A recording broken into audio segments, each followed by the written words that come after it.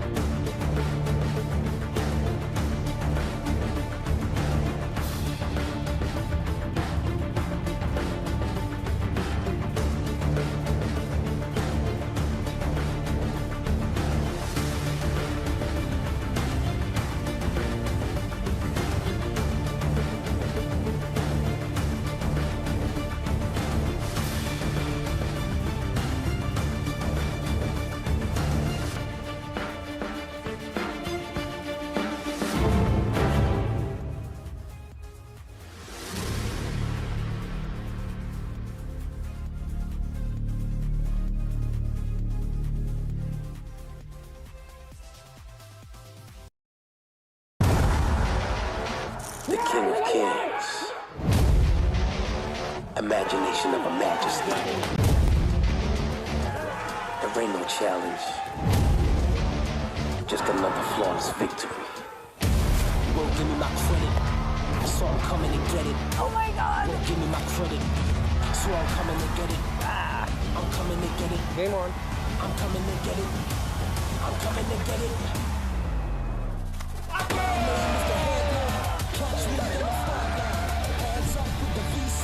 Victory's gonna be mine. Had yours, now it's my time. Hit different like a fine wine. Hands up with the V-sign. Victory gonna be mine.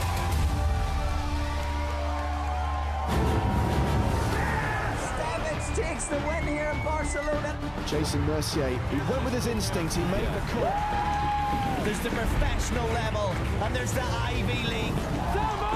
Sebastian Pauli coming to terms with what he has just achieved. Nicky Corrin has done it! 2 main event titles! Sebastian Malletz has gone from poker fanboy to poker champion. This is why people love the EDT.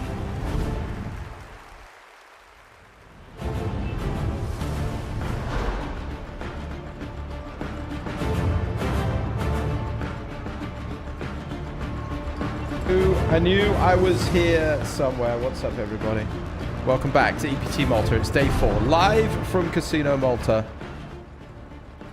And we are down to just 36 players in this main event. It's great that you could join us again as we once again sweep over the ports and the rooftops. The European Poker Tour back in Malta for the first time since it was here last, which I believe is 2014. Here's our schedule for the next couple of days. I believe we're playing 4 levels today. Once again, no dinner break. They decided that my Google Maps game was so bad, its implementation so poor, that they've no longer given the main event a dinner break. They never want to see that content again. So we're restricted to just 20-minute breaks. Today we will have all of the action. Saturday we'll return and play down to final table, and Sunday will be your final table. Do follow all these channels. Do be happy and don't be sad. YouTube, Twitch, X, Facebook and Instagram. But of course. And here, make sure you're following me, this channel, Twitch, YouTube. If you're here already, you're probably already following. Nice boat, that, isn't it? Well, yesterday was the Tom Axel Badell show, wasn't it? And indeed, it shall continue in similar vein, we hope. Tom Axel Badell bagged 2.7 million chips, 226 big blinds. Alexei Boyka, who, interestingly enough, is looking to go back-to-back with a multi-year gap. Last time EPT Malta ran, he was your main event champion. He's second in chips. Roman Stoico, who's been up there over the last few days, he rejoins us in third. Reminder of your payouts. 760,000 euro for your eventual winner. Current payout, everybody guaranteed 16,000 800 euros. But this is the point where you're going to be disappointed to go out. The main event pay jumps are in sight, and they are large. We've got a lot of money to play for on this final table. And it is within sniffing distance. Here's your feature table then to kick us off today. 2 familiar names, 3 familiar names. We've got Ben Heath, top high stakes professional from the UK. We've got El Matador, of course. It's Adrian Mateos with 1 million chips. We've got Tom Vogelsang with 1 million chips. And I believe the last woman standing in the field is Emeka Sender, 336k. It looks like a tough feature table. It looks like a tough field down to this point. And I believe, sports fans, that action is just moments away. We crave it. And here we go. I believe that is Emeka Sender. It's Juan Pardo, Gerard.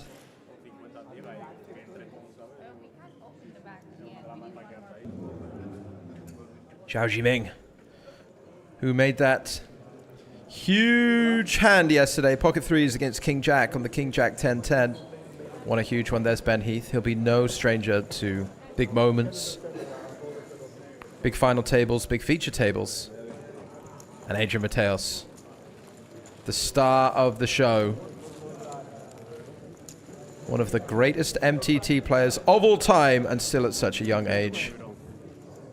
And there's a man looking to go back-to-back. There's the man who's done it before and wants to do it again. It's Alexei Boyka.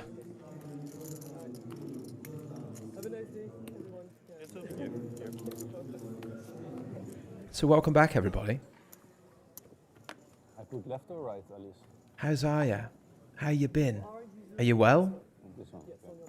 Are you? Blinds are 6k, 12k. 36 players remain in the field.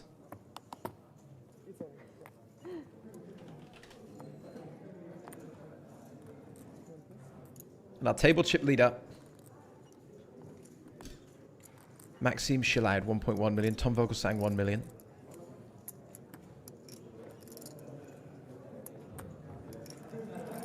Guglielmoni is all in the first hand of the day. No waiting around. Pocket fives. Time to make a move. 6k, 12k. Short stack. Kick us off with a nice bit of action, huh? Kick us off with an all-in. Everybody folds as a glance at our table chip leader. That's Maxime Shilaud there folding in the big blind. That, of course, is Ben Heath. So Luca Guglielmoni, shorter stack, 10 big blinds. He'd be looking for a spin, looking for a quick double up. Gets one through.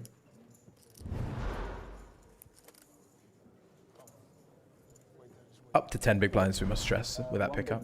But a good start for him. Thank you. Welcome back to the road coverage. A big bottle of no sparkling water. We've got lots of fun and games lined up for you today. We've got special guests lined up for you today. Hopefully we've got some EPT call-in lined up for you today. We're interactive in the chat across both Twitch and YouTube. I can see Fade to Silk says, let's go Spraggy, hello. Guglielmoni once again picking up a good hand. Yeah, he's doing it again. He ain't messing around, is he? He ain't messing around. It's like 120, right? Oh, Ben Heath might have a hand that wants to call. We just saw him shove in a similar spot with the fives. So the sevens normally going to be in quite good shape. Ben Heath won't shy away from it. Standard stuff. Far too much hand to be in the bin. But it's nines versus sevens. I take my pride back. And Guglielmoni, our only Italian player at the table, is looking in great shape for a double up. But you do know what they say, don't you? Latte the Lion nailing it. A 7 is always coming. You've got to believe in something. And around here, we believe in the 7. Guglielmoni 5 cards away from a short day or a potentially long day. High energy start for him. Tournament life on the line. EPT dreams on the line. 35 away from lifting the trophy.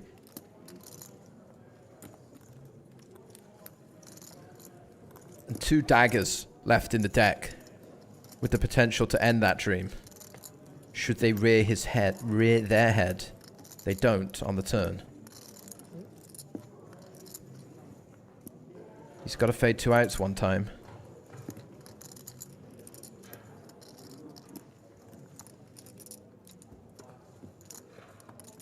Easy enough. Forza. Forza. Forza, indeed. Vamos! You sleep well today? 2 all hands, 2 all in? Yeah, man. I didn't sleep so much. It was a long night. But maybe. But good preparation? It was good, yeah. The swimming pool this morning, maybe. Swimming pool might be working wonders for him. He's 2 for 2. 2 hands played, 2 hands won. Let's see if he can keep up that 100% record.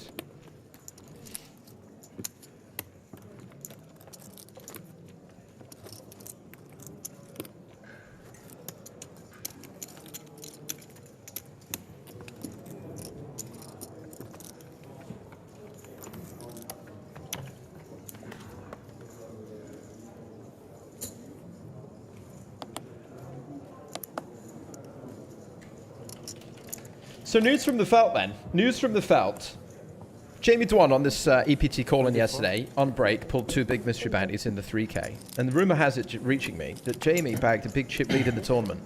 There are 11 players left in the 3K mystery bounty. So we will be keeping abreast of that as well. On this stream, we're going to try and bring you coverage from around the European Poker Tour. So we'll have, potentially, we'll catch up with Jamie on his breaks as he heads towards that final table, which is exciting for Jamie, not for me.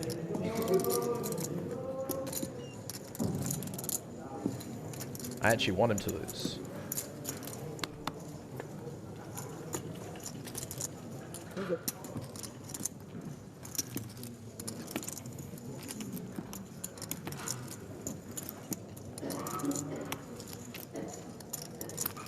As we see Sender enter a pot for the first time today, defending the 5s in the big blind 22. against the ever-dangerous Adrian Mateos. She's operating with around 25 big blinds to start. And versus some later position opens, we'll see the shoves of pocket 5s, but versus the under-the-gun early position open, under-the-gun 2, 25 big blinds. A little bit thin to start getting all the money in with 2 5s. 9-7-4, not the worst board. She won't hate it. She's sticking around versus a C-bet. One does wonder. It might have already been difficult for Sender to take her hand to showdown.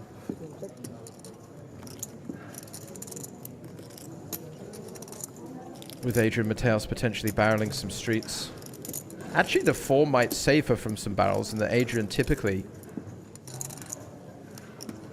might consider checking back with a 1-pair hand, but there'll be no checking back anymore. Adrian Mateos turns trips.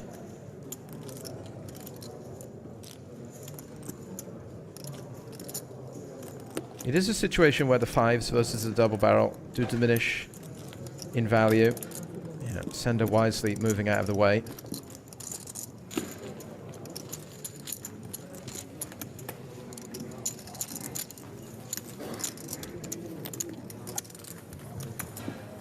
Sorry, I'm pulling anguished faces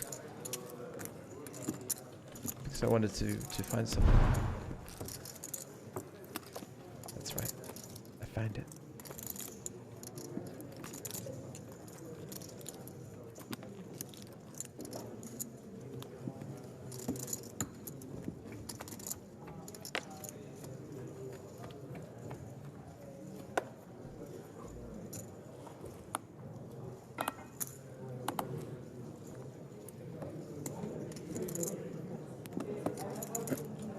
Thank you. It was a post about Emeka Sender. I saw Steve O'Dwyer replying. I know that Steve is very in touch with Japanese poker scene. Plays out in Japan fairly regularly and is friends with a lot of the Japanese players and involved in the Japanese poker community. I recall him. He replied to something on Twitter about Emeka Sender's run. I'm just reading now. Japan's highest ranking in this tournament. Last Japanese player remaining. Last woman remaining in the field.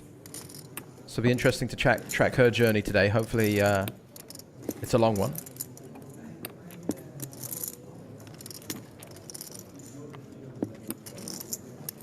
It's Brzezinski. Excuse me. I'll go with Brzezinski. Raises it up in the hijack. Ben Heath on the button.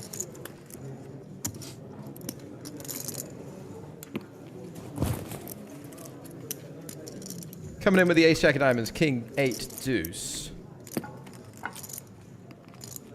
We spoke a lot yesterday, but if you knew, we often speak about proximity to the button, how close you are to the button when you raise, and how similar the ranges might be in terms of the strength of hands that you're going to have. Sometimes when you're closer together, similar ranges and strength, you might do some more checking. If you're further apart, you might do some more betting. Here we see hijack versus button. Brzezinski starts the check.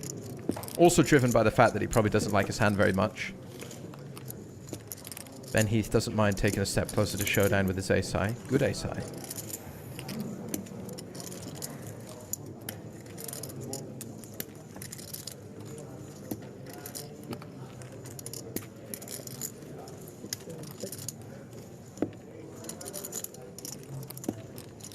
Hi Spraggy, I was on the feature yesterday with the Red Kings at the end. I appreciate your kind words in my direction. Is that so? Is that so? What can you do? What can you do against such reckless turn card behavior? Just finds the queen out of nowhere. We were sorry to see you go.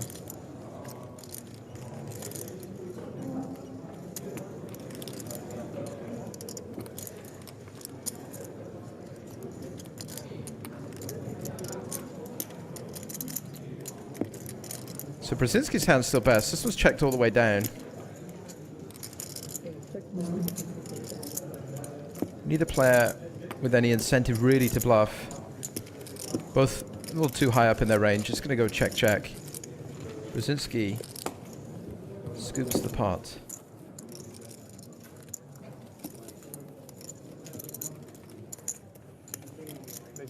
And I was supposed to be joined by a broadcast partner to start the day. My worry was that you guys would be getting bored of me here on my own. My TV time. My TV time.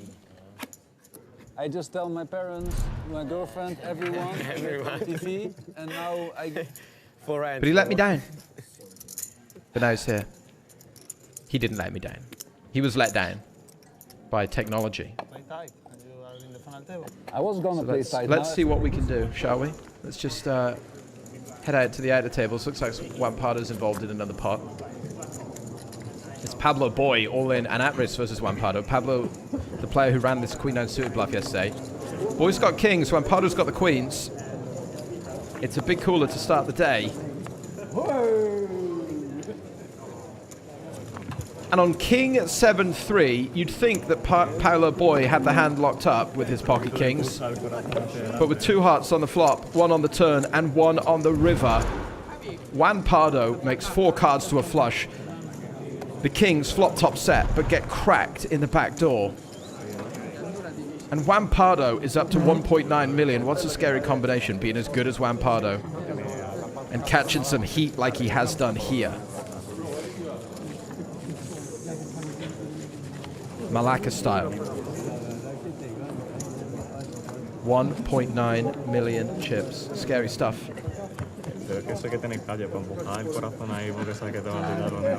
He seems pretty happy about it. Oh my goodness, look at all those chips. Look at that stack. Be afraid, EPT main event players. Be very afraid.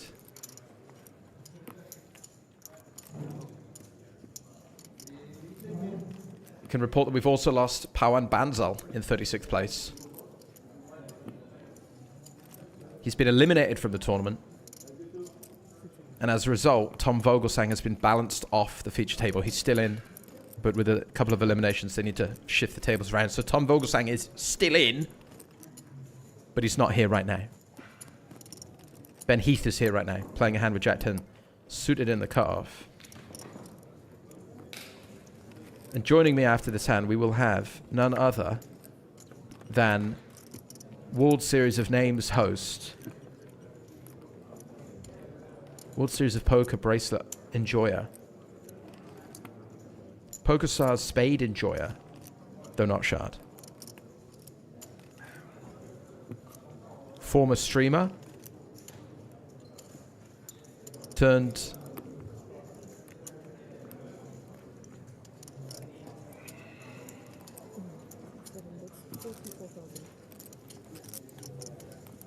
Instagram game show host, my friend and yours, Jamie Walden, aka Shaleven Poker. How exciting! Isn't that good? We got Jamie in because he's articulate, not because he's anything else. I thought, who's the only person I know who can string sentences together? Jamie will do a job. Jamie will be okay. So he's coming up. Most likely right now. We'll see how this one finishes. Brzezinski with the ace and the king. 166k in the middle. Hearts and diamonds brick out. I think he'll like his hand well enough to try and eke a little bit of value out, potentially. We'll see if Ben Heath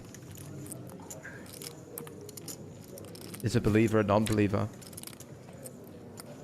Doesn't seem like he might try and turn his hand into a bluff. Pretty difficult to at this point. Won't have any full houses in his range. Might be some consideration for a bluff catch. Will not rule anything out. But once it goes check on the turn, excuse me, Ben Heath checks back the flop. Once one of the streets is checked through, it's really hard for him to rep something like King 10, right? So he's in the bin. Are you ready? You ready for some Discord calling?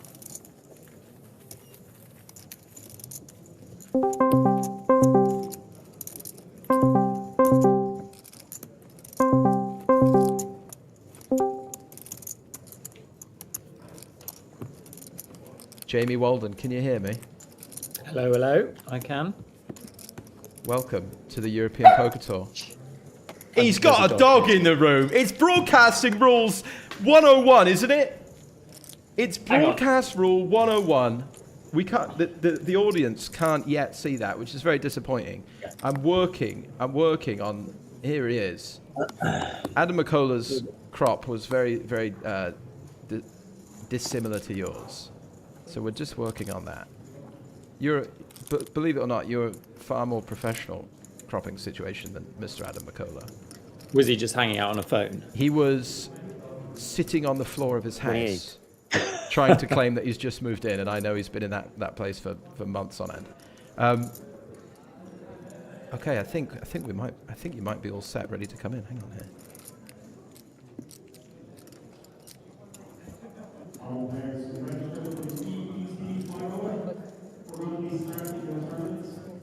Jamie Walden, there he is. How are you? Here I am. Hello. So, introduce yourself for the people at home. I introduced you. I'll tell you what they already know. I introduced you. I heard. What, you any thoughts? Well, first of all, thank you for the articulate reference. I enjoyed that. I didn't enjoy the subtle, slightly passive-aggressive dig at lack of shard. Lack of shard. Which way do I have I'm to trying. swing? I'm working on that one. In fairness, the tournaments that you have won, they are quite good tournaments. I mean, I have a shard, but I won what, like 70k.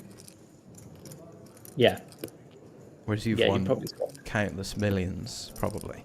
Well, not true at all. Probably. Probably. Let's just say probably. Benjamin, thank you for having me on. I'm just a little technical thing. Yeah. I'm gonna need to be able to see what's happening. That's so important, actually, if we're going to watch. It is a watch-along. One of us is watching along, and one of us is not. What are your thoughts on this hand at the moment? Carvalho with a raise on the flop. Think that's the sort of hand he should be using? Yeah.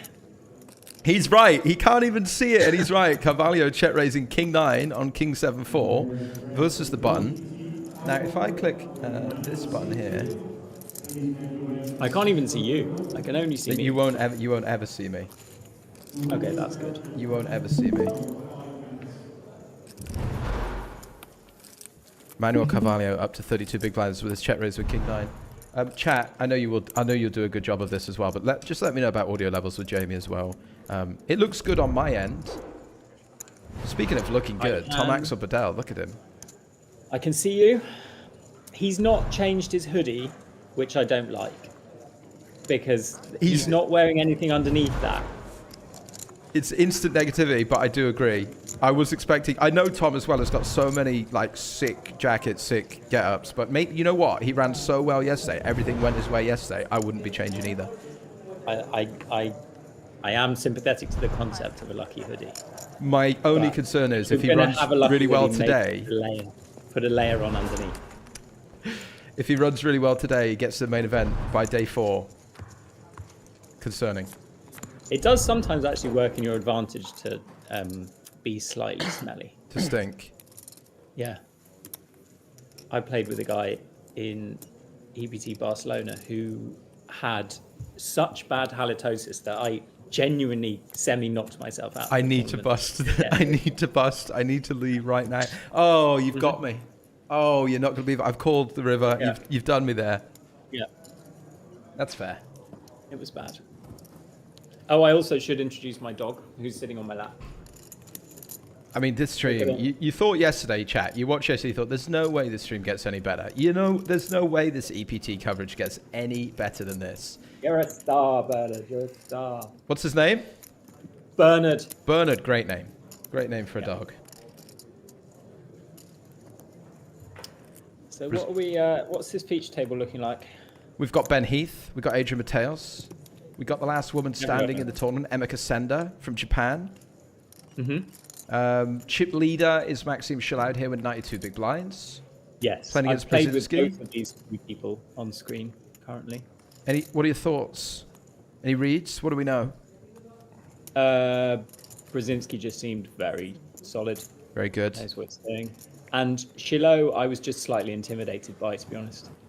He's got quite a mean face. Wow. Stern. Yeah. Focused. Yeah. Intense. Apart from him looking slightly intimidating, I don't really remember anything else, I'm afraid. Well, it's a check from Brzezinski again on the turn. He's defended big blind. Is it 6-12 blind? 6-12 blinds, Shiloh with the c-bet. And now Brzezinski checking again, and one would imagine I'd be quite happy value betting my ace-queen here. Versus the big blind. Obviously the stack depth, honestly at these depths you probably will mix some checking with top pair. Queen 9-8-6, they're very deep. I think 80 big blinds deep, you actually are going to want to check some like queen jack certainly, like king queen certainly. Maybe even ace queen at a mix. Because these one pair hands you get raised on turns. It ain't a happy time, is it? It's not a fun time. It's not. This is actually a lot of misplaying going on here. As compared to what Theory wants to do. Like Theory wants to check a lot of top pairs, but I think most humans just continue to bet all the time. So it could be a funky spot for check raise. We don't see it. Brzezinski lets go the Jack 9. No need to get super out of line early. Deep stacks, 34 left. ICM starting to rear its head. Jamie, we're getting towards final tables. We are, what, at 5% field left or something? Yeah. Yeah. 100 big blinds now for Maxime Chalaud. Who Jamie's scared of. Yeah. I probably would have treated myself to another little call with the Jack 9. I think so. It's nice to have, we spoke about it yesterday as well, but like Jack 9, infinitely better than 9-5, right? If you're in jail, you can get out. You've got a little potential there. Yeah. So we've got Heath, Sender, Mateos. We've also got Manuel Carvalho and Luca Guglielmoni. Guglielmoni. Molto bene. Do you speak Italian? I did Italian A-level. Oh my goodness. And I will. There might be a point where I regret bringing you on because people are gonna Spraggy, do you mind can you just take an hour and leave Jamie? He's got a dog. He's won big PokerStars events. He's a bracelet holder. He speaks Italian to A level. Standard, maybe better. A level is now probably more like the kind of 11 plus level, I would say. Parlez-vous français or non? Oui, je parle français aussi. Ah, jeez. I thought that was a little ace up my sleeve there. I was like, let's test him. And he's gone, pardon? Huh? No, I also have a degree in Spanish, I'm afraid. A degree in Spanish? Yes. Unbelievable. I know. Good job, your air's shit, One thing I'm good at. One thing. Something here. Little 3-bet. Carvalho with a raise. Brzezinski with a 3-bet from the small blind. King 7 off. Not going to cut it. Not going to cut it. Nope. Don't want to be messing about with those offsuits, do we? Thomas wants to know, what bracelet event did Jamie win? I won the 1979 Hall of Fame bounty. Which, for those unfamiliar, we must stress, Jamie, this isn't a tournament that played out in 1979. He's not. He wasn't in the Binion era. It's basically a vanilla tournament, but it has Hall of Famers playing in the tournament, and if you knock one of them out, the year they were inducted into the Hall of Fame is their bounty value. It's a very convoluted. Seems crazy unnecessary. Crazy unnecessary. Did you knock any Hall of Famers out? No, I had Eric Seidel on my table for That's a good Hall of Famer. 3 hours, which was excellent. That's a great Hall of Famer. I've played with Eric Seidel at the EPT, and he's just great. He's just so cool. He is. He's one of those poker players where I still think, when you're in poker for a while and you see and play, but then Eric Seidel was at my table, and I was like, oh my god, it's Eric Seidel. Yeah. He sat for 3 hours. I'm just gonna have to tilt my screen to try and show you. So he just sat like this. The whole time, just chill. Just with his legs crossed. You know, he's so tall, with his legs crossed, like halfway across the underneath of the table. One arm on the side of his chair. Just max relaxing. Oh boy, we got trouble brewing. Emeka Sender, last woman standing in the field, raising off 20 big blinds. Ben Heath defends the big blind. And she's flopped incredibly well. King 6-4. But Ben Heath has made top and bottom pair. And at these stack depths, Jamie, feels like we're in big trouble. Yeah, we're in big trouble. Check raise from Heath, do you think? Probably. Most likely. I mean, there is some like slow play of top and bottom sometimes, right? I think could go either way.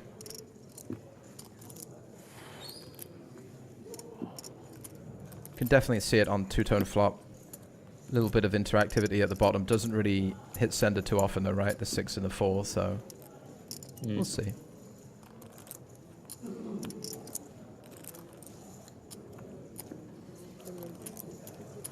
Whatever Ben Heath does, I'm going to say is the best play. Raises to 55.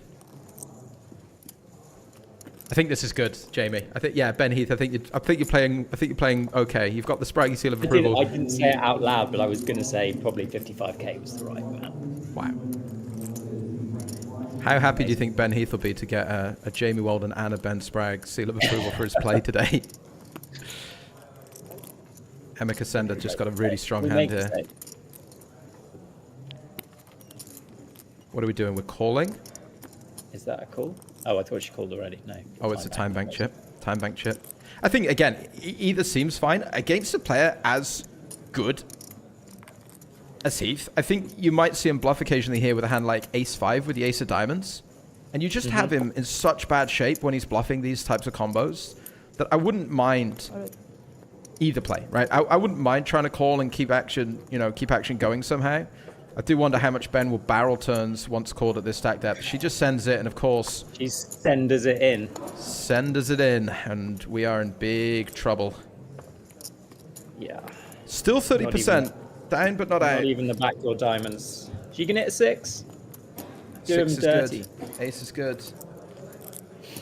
Be hoping for an overcard to the 4 as well for a little bit more counterfeit backdoor opportunity. I'm actually feeling the suck out here. You're feeling good about it? Yeah. That's one of the most miserable turn cards that Sender could see. 6 or an ace. We're losing Emeka Sender in 34th place and a 7. Cooled out of the tournament at the start of day 4, unfortunately.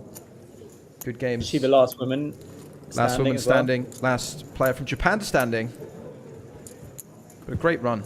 Great run here at EPT Malta. She leaves the stage with a smile. Do we need?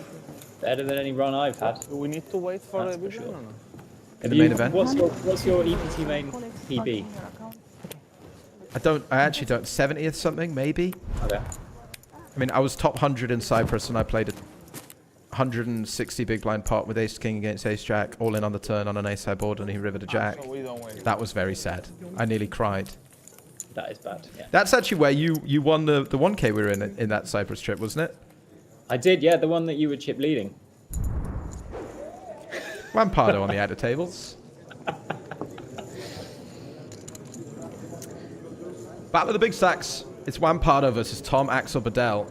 And this is the situation that Tom Bedell feared yesterday. He said he didn't want to see Wampardo at the table. The board reads 10-9-6 deuce. The river is a queen. Tom Bedell checks. 10-9-6 deuce queen. Flush draw. Sorry, monotone flop. So 3 clubs on the flop.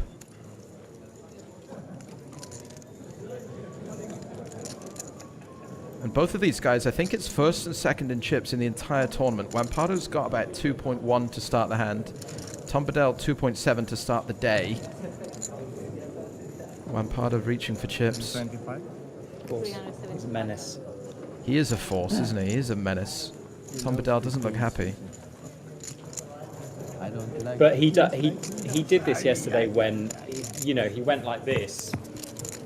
In that, what was it, King 9, when he had King 9 against, same with the guy with the red hair. He had that hand with King 9, where he rivered the king. He rivered the king, yeah. And he did that thing on the turn where he leant back in his chair and put his hands on his head. And 99% of players, you're like, okay, he's folding. And he just calls. And then he just calls. Yeah. Spikes the king and then went for like 125k value at the river, I think. Yeah. And the guy actually did very well to fold. Yeah, that was Gerard, who folded ace queen, wasn't it? Yes. Yeah. Who is a coach for Bitby. He is. He's very good. He's very strong. Good. I've played with him many times. This is actually... Yesterday, there was some really elite hands. Obviously, we had some really, really strong players, but there was some very good poker being played yesterday. And the field is quite strong, isn't it? Yeah, the Stacked. field is super strong this year, I think.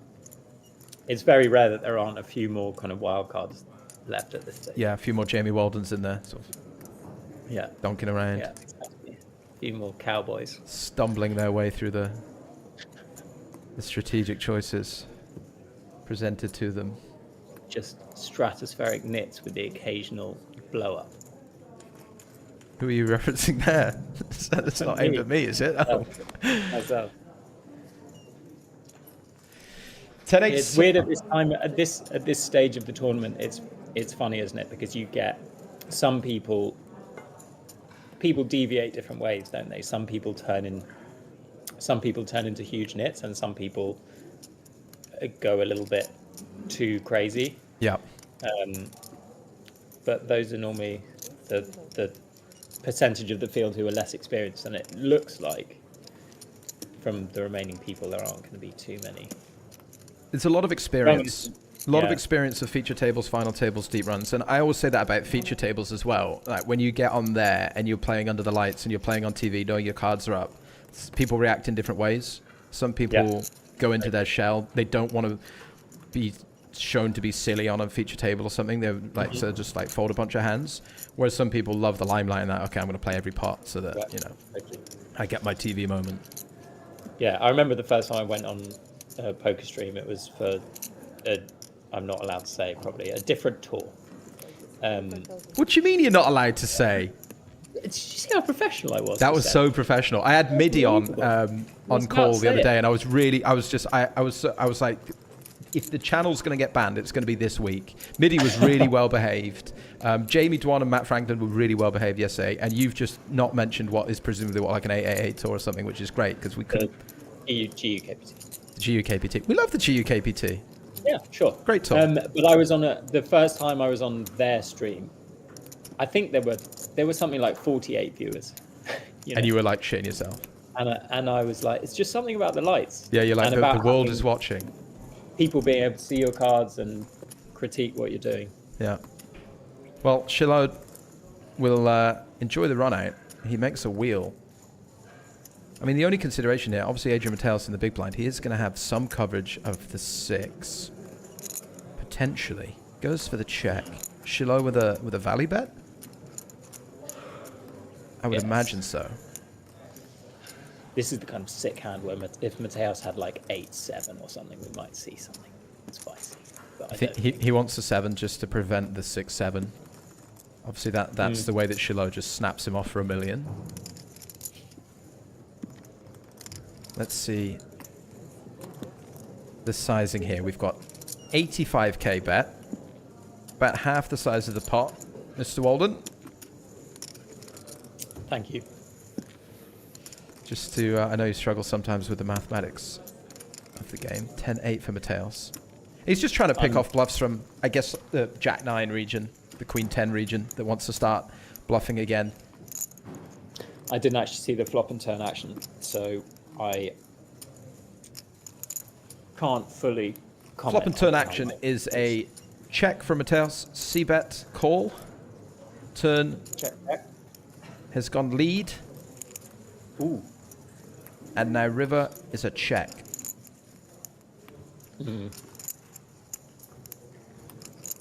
So a small lead on the turn from Adrian. It seems to me unlikely if we're leading 6x that we might check on the river, but I suppose you definitely can with ideas of an ace value betting itself, and then we pop him with the check raise.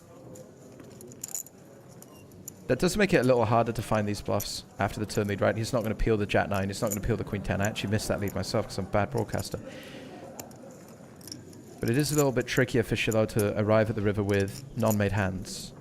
A lot of his turn calls are going to need to be ace-high. Obviously pairs.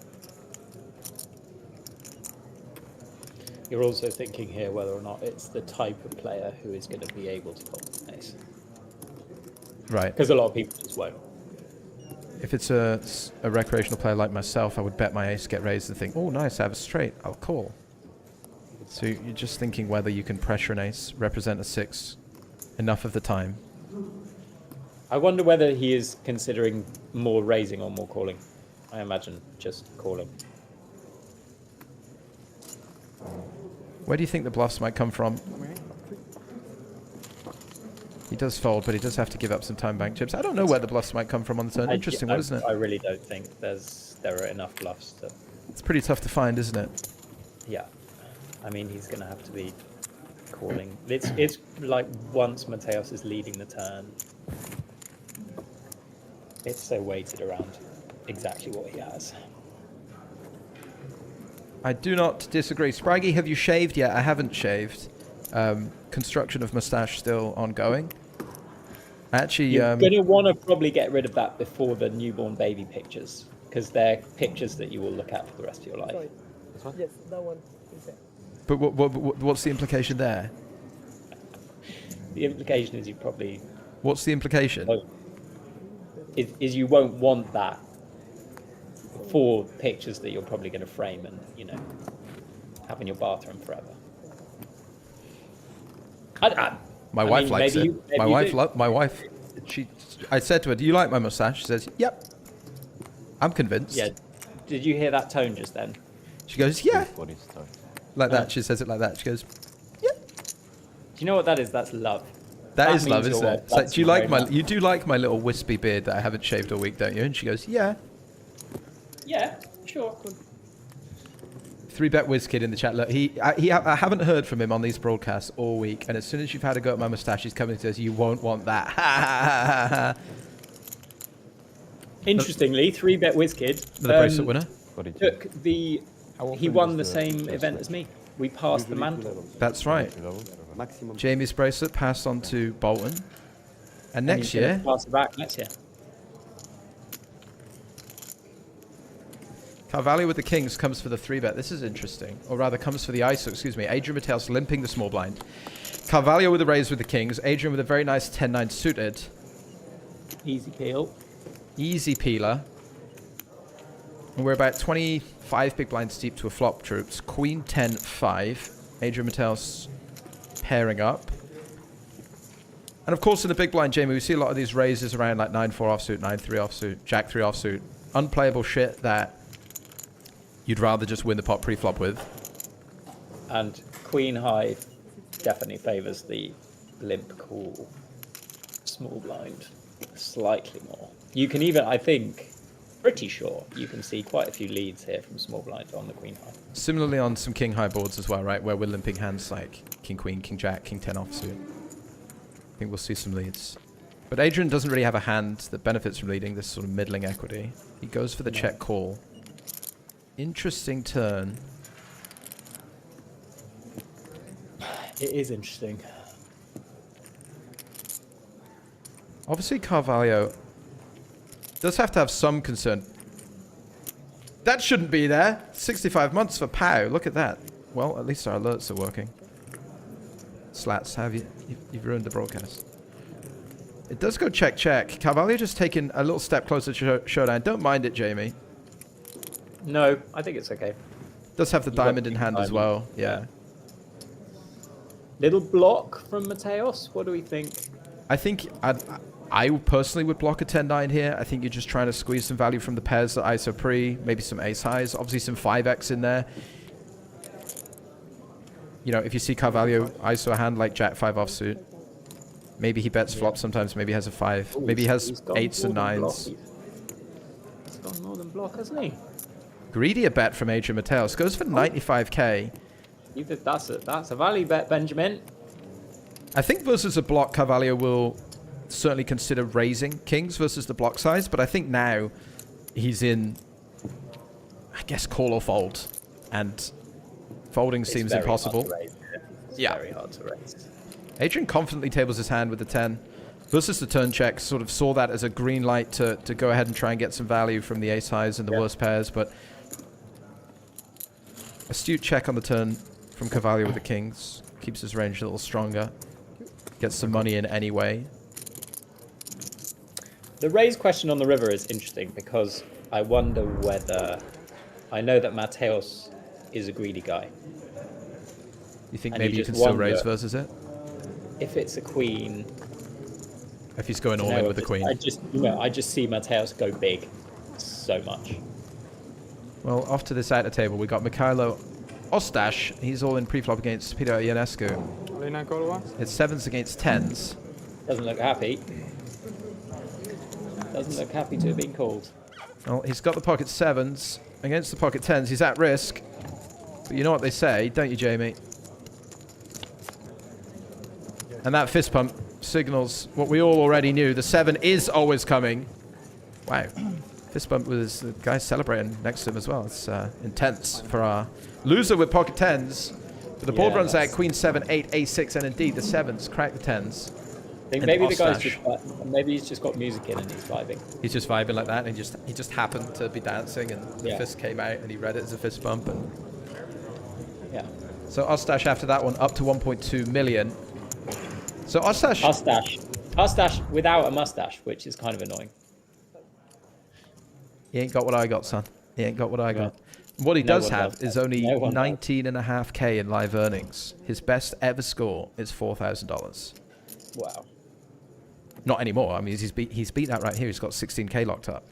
Hello, we've got a big blind situation here. I can see it's gone up. The sweat has gone onto the chin. What's Brzezinski got? Brzezinski must have a hand. Gonna be ace jack or something. Something 4-betty. So Mateos with a raise on the button with Queen 10 suited. Carvalho with a 3-bet to 105k with queens. Brzezinski is just Hollywooding. He's not involved. Oh. Some read from Walden this. God, I'm good. But it's once again Carvalho versus Mateos. These two just clashed blind versus blind. Now they shall clash. Carvalho 3-betting out of position. He's not going to be too keen on the flop. King, Jack, 5, 2 hearts. No hearts with those queens. And Adrian Mateos flopping open-ended. What do you do here, Jamie? What do you do here?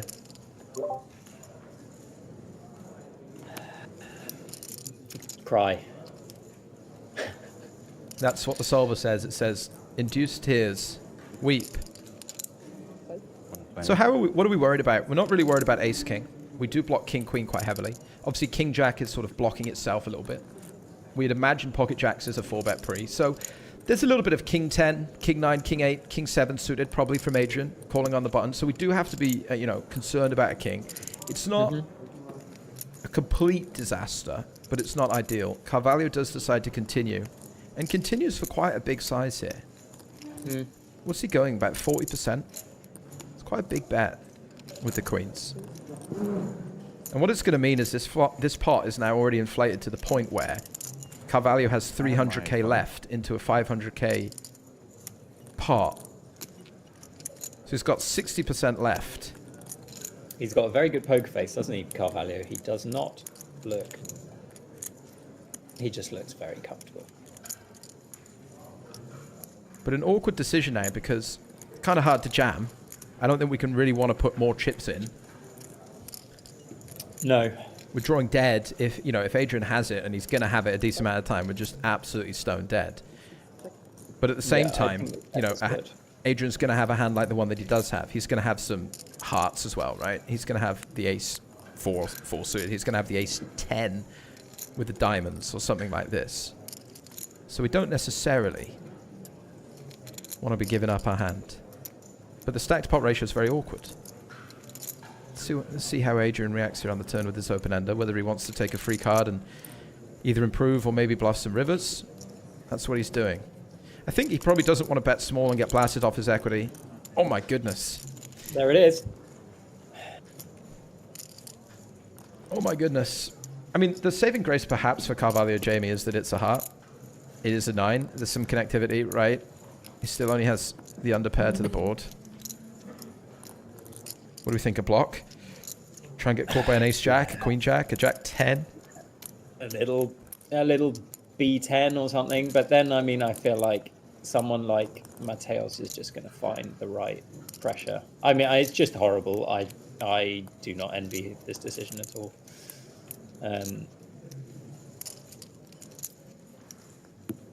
All of our options suck. And Adrian's going to make every decision we make an uncomfortable one. Because as you say, let's say we try and get a block in here. We try and use the block size to get the queens to showdown. If Adrian arrives at the river with ace 10 of diamonds, he's going to bluff it sometimes, right? Yep. So Carvalho opts for a check, and now he faces an all-in from Mr. Adrian Mateos. And as Jamie just alluded to, Adrian's a player who's always going to find the right pressure. So if Adrian arrives here with an ace 10, he's all in. If he arrives here with... He can be turning like a 5, you know, he can have 5-6 or something. Yeah. He just decides that you are trying to check to get to showdown. And that means he has to bluff. Absolutely. And now you can level yourself into thinking that, oh, I've got the queen. I've got two queens. I block queen 10 really hard. I've shown weakness. I've checked turn. I've checked river. I've sort of opened the door for Adrian to fire all of his bluffs, and I've blocked some of the ways he's going to have good hands.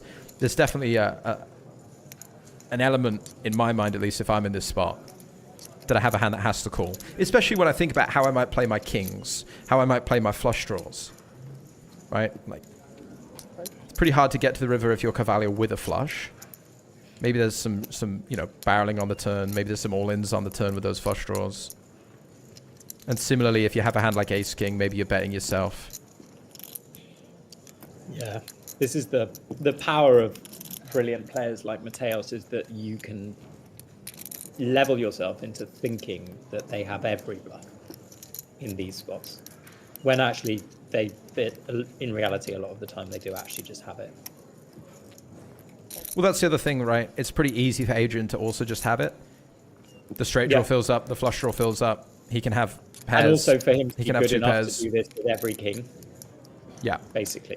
Agreed. We've just seen him be greedy with the 10-9 blind v blind. So if he gets here with a king and he's against two checks, this isn't someone who's going to be worried about you know, the flush getting down straight. He's very, very happily shoving king 10 for value here, I think. Yeah, 100%. But as Jamie nailed it, I think How many? Carvalho's, all of his options suck and it's very uncomfortable. And there's no thought in my mind that a call here is going to be a horrendous misstep. Like, it's a very, very close spot. Yeah. Yeah, it's probably one of those ones where if you run it through a solver, it's going to be like, you should call here. But you're 33 people left in an EPT. You've got, if you fold, you've got, what, 25 blinds still? Yeah. Yeah, 20 bigs still. If you, yeah, 25, excuse me. Yeah, 300k. 25 bigs if you fold. So you're still in good fighting shape.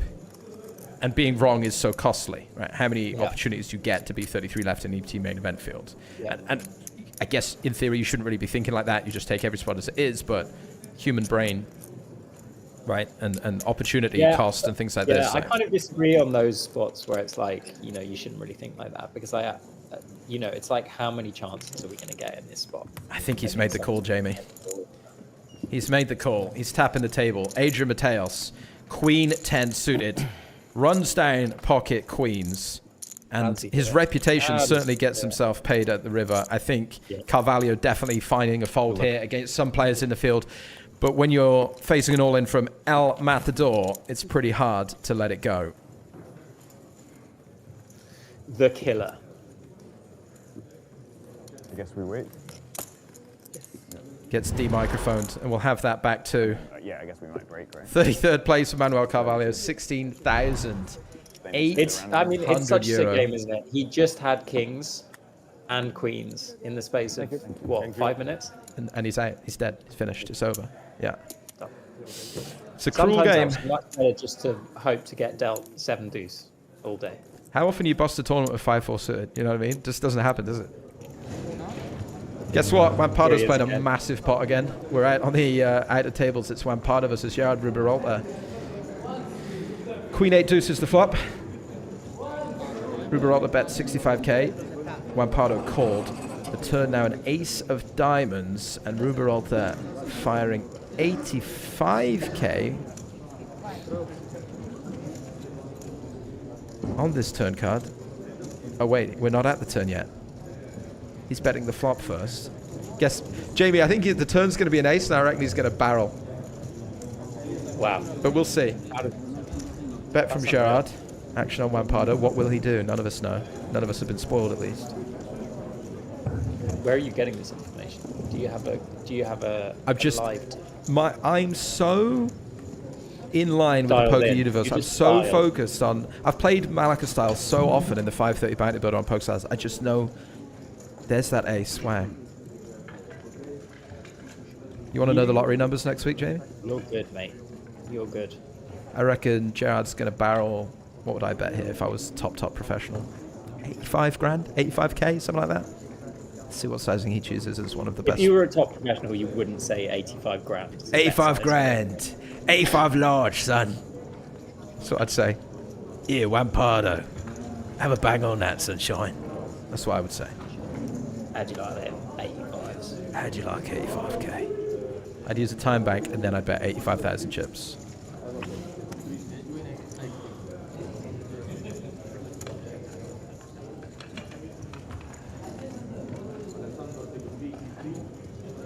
Is there a way of me being able to see the chat?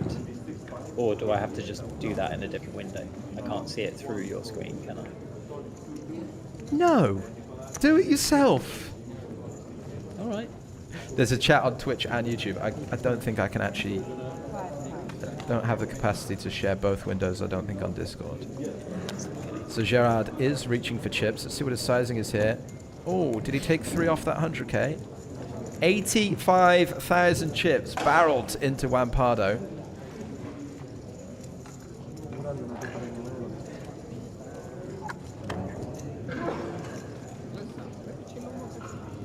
I've just opened the chat and the first thing I've seen is a message saying, "No, Jamie, go away."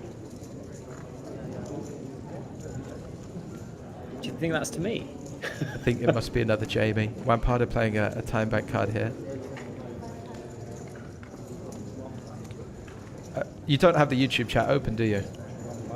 No, I think Twitch viewers are superior. So if I'm gonna Oh choose my one- goodness, YouTubers, are you hearing this? Someone on YouTube just said YouTube chat better than the Twitch rats. It's a war. Fight. Rampardo lays down his hand. Gerard's barrel gets through. Gerard will continue to chip up. And again, as Jamie said earlier in the broadcast, just a very, very strong player in this field. He's got a good. I like his thinking face. The hands under the table, head slightly cocked. He looks like a kind of sad spaniel, but with much more going on behind the eyes, I think. Jamie's such a big live reads guy. You know? He's such a big posture guy. Eric Seidel leaning back in his chair. Gerard's got a good thinking face. Although you did blunder with the Brzezinski, thinking he had a hand in the big blind because he was all. Yeah, what was that about? He was just chilling, man. He was just chilling. He was just vibing. Fine. The red-headed guy who just won the pot is Gerard Ruberalda. Very, very strong regular player, coach. Good experience. Plays a lot of live. Plays a lot of EPTs. Played with him first a few years ago in Monte Carlo. Jamie, have you got a position on the PokerStars Live League? It wasn't long for. I didn't go for Triton 1. You've been playing many PokerStars events this year? I probably have I went to some Taipei form of position, for, but like, it is not a holiday. position I mean, I guess if you play to a full 3 be in weeks, any contention. To brag about. Now let me see, because what I can do, if I open my PokerStars Live app, I can bring up the leaderboard. Now, there are 3 leagues, Jamie: high, medium, and low stakes. So I'm on the high tab. I'm going to move away from that. Presumably, you are in the low section. Let's go here, and it says type search for player Walden. I think I probably had. You're here. You have points. Yeah, I think I've got some points. Chat, would you like to guess Jamie Walden's position on the PokerStars Live leaderboard so far this year? How many runners are there? Yeah, I think safe. At least 1,667. So Jamie is currently 1,667th on the PokerStars Live low leaderboard. There were maybe 20 pros that didn't. It's big. Over under for my position. And in the weather as well. I think there were some people. You must be over. I've only played like 3 stops. You've played them all. The weather was nice. Well, if you're in Southeast Asia where it's warm in February, do you really want to go to Jeju? These guys are talking about the Triton schedule. The high stakes schedule, the jet set lifestyle chat. That's what they're talking about. Ben Heath and Adrian Mateos. Where are they flying next to play for hundreds of millions of dollars? But are either of them? I think maybe they only do one though, right? 241st on the low leaderboard for PokerStars Live. I don't think so. Do you get anything? What do you need for prizes? Top 50 or something? I believe it's top 10 from each. Yeah. You have all the chips, Alex. You don't even get a little, PokerStars Open Manchester ticket. There are tickets. Do something. There are prizes. All I know, the top 10 from each get to It's not possible to check audition to become a member of PokerStars Team Pro. Without phone. So I like how you say audition because that makes me feel like there's singing involved. Audition, yeah. I play the Simon Cowell role. I'm in there and I'm just like, yeah. There is the jump now. No, there's an audition because if, for example, let's say you won the league. Yeah. We are joined by Alexei Boyka, by the way, on this feature table, who's got 2 million chips. And it's the current EPT Malta title holder from many, many years ago. That's João Tomás as well coming in. 42 big blinds for him, 500k. 32 players left in the field, Jamie. That's why we're reshuffling the tables because 8, 16, 24, 32. We're balancing, Ben. 4 left, isn't it? 4 tables left, folks. Hello, We're in the thick of it. But what I'm saying is, if you won the PokerStars Live League, we didn't want to set up a thing where we'd be forced for you to become a PokerStars Team Pro member. No, of course. You have to go top 10 from each, so you could choose someone who's going to do well. You know, some inarticulate fool. Exactly. I think they did that thing, didn't they? Where wasn't it a what? Maybe like 10 years ago or something. If you won the W Cube main event, you got a. You there? You became a Team Pro? Year or something? And then there was one year where it didn't work for various reasons. That's how Tonga got his Team Pro status, probably. won a tournament. It could never have been a conscious hiring decision. He won it in a tombola. I think the system should be each current team pro gets 5, like X Factor style, judges' houses. So Stapes has 5 people, Artigan gets 5, you get 5, and then you've got to really push them. And then there's a live show every Saturday night where they do promos for Power Path, and you judge them on their ability to try. One kind of poker themed song. You're very keen on the singing element of this. I've been with PokerStars for 8.5 years. They've never asked me to sing. Although we do karaoke nights. Because I've heard you sing actually on stream, and you've got actually a surprisingly good voice. Compliment. Thank you very much. All right, we are back in the action, and after that rebalancing, let's take a look. New players at the table. We've got Nicola Spallanzani and Jair Tomas joining us. I think everyone else remains the same. Alexei Boyka in, of course, and Alexei Boyka will be the new table chip leader, folks. He's got 2 million chips. Thank you.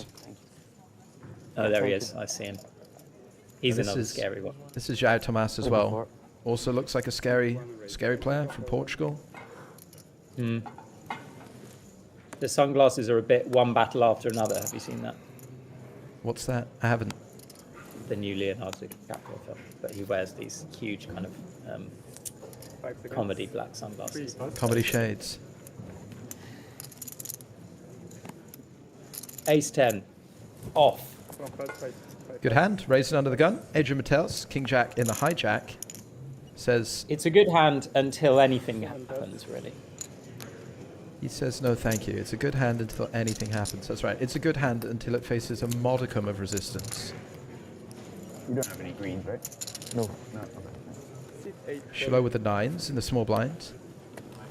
Electing to just call. So Tomas raising here are 40 big blinds. 9's pretty awkward versus 40. Don't want to 3-bet, get it in. A little bit thin. Don't really want to 3-bet fold. So call it is. So heads up to a flop.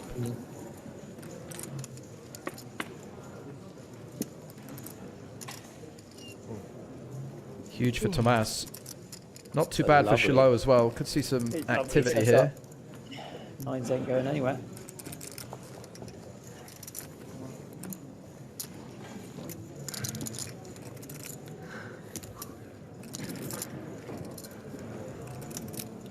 Shiloh starts with a check. Tomas continues with a continuation.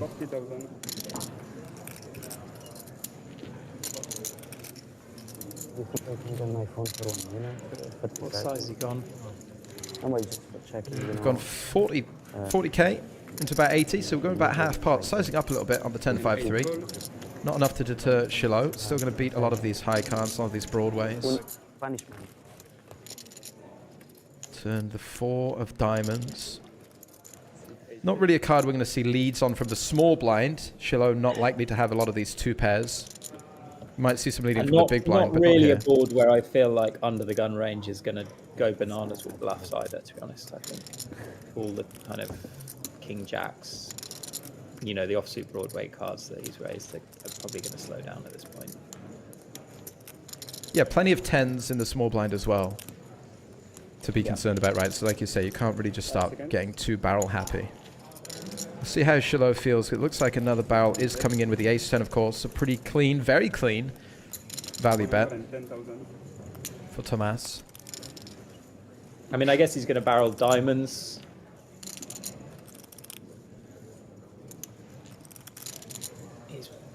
Yeah, I'd imagine some bluffing around diamonds. I mean, the problem for Shiloh is his hand very static. He's very dead against a 10. It's almost nicer to have a 5-6 suited here than a pocket 9s, isn't it? But he is going to stick around for another one. I mean, his problem as well is that he does have Jack 10, Queen 10, King 10, Ace 10 himself. So 9s, it's not like he's completely struggling for calls. 3s and 5s here. Less so now, but under the gun definitely doesn't have. I think he's probably making this call just praying that people don't fire enough the third barrel with the bluff. And I think that's a pretty fair assumption on this run out or these boards. Like once you call twice, a lot of the bluffs are going to have to shut down just because you become very 10 heavy. This run out couldn't be more perfect for Tomas, who's ace 10, obviously could get into some trouble down the streets, but this is about as clean as it gets. got to find the jam here. I think he'll absolutely be looking to win it all. Got 334k left into a pot of 372. I think there's only one play, Mr. Walden.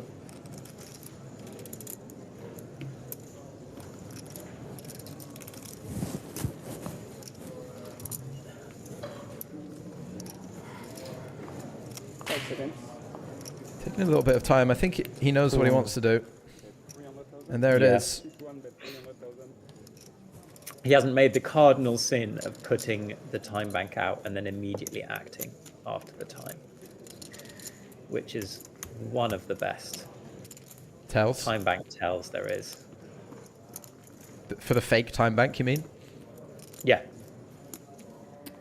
You're giving up so much. Listen, I'm here to provide content. Insight, golden knowledge. Nuggets. How do you think about this if you're Shiloh?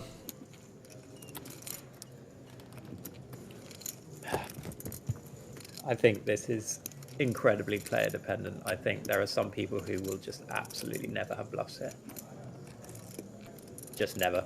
And we're not saying that Tomas isn't necessarily a player like that. Obviously, we can see he doesn't have a bluff in this instant.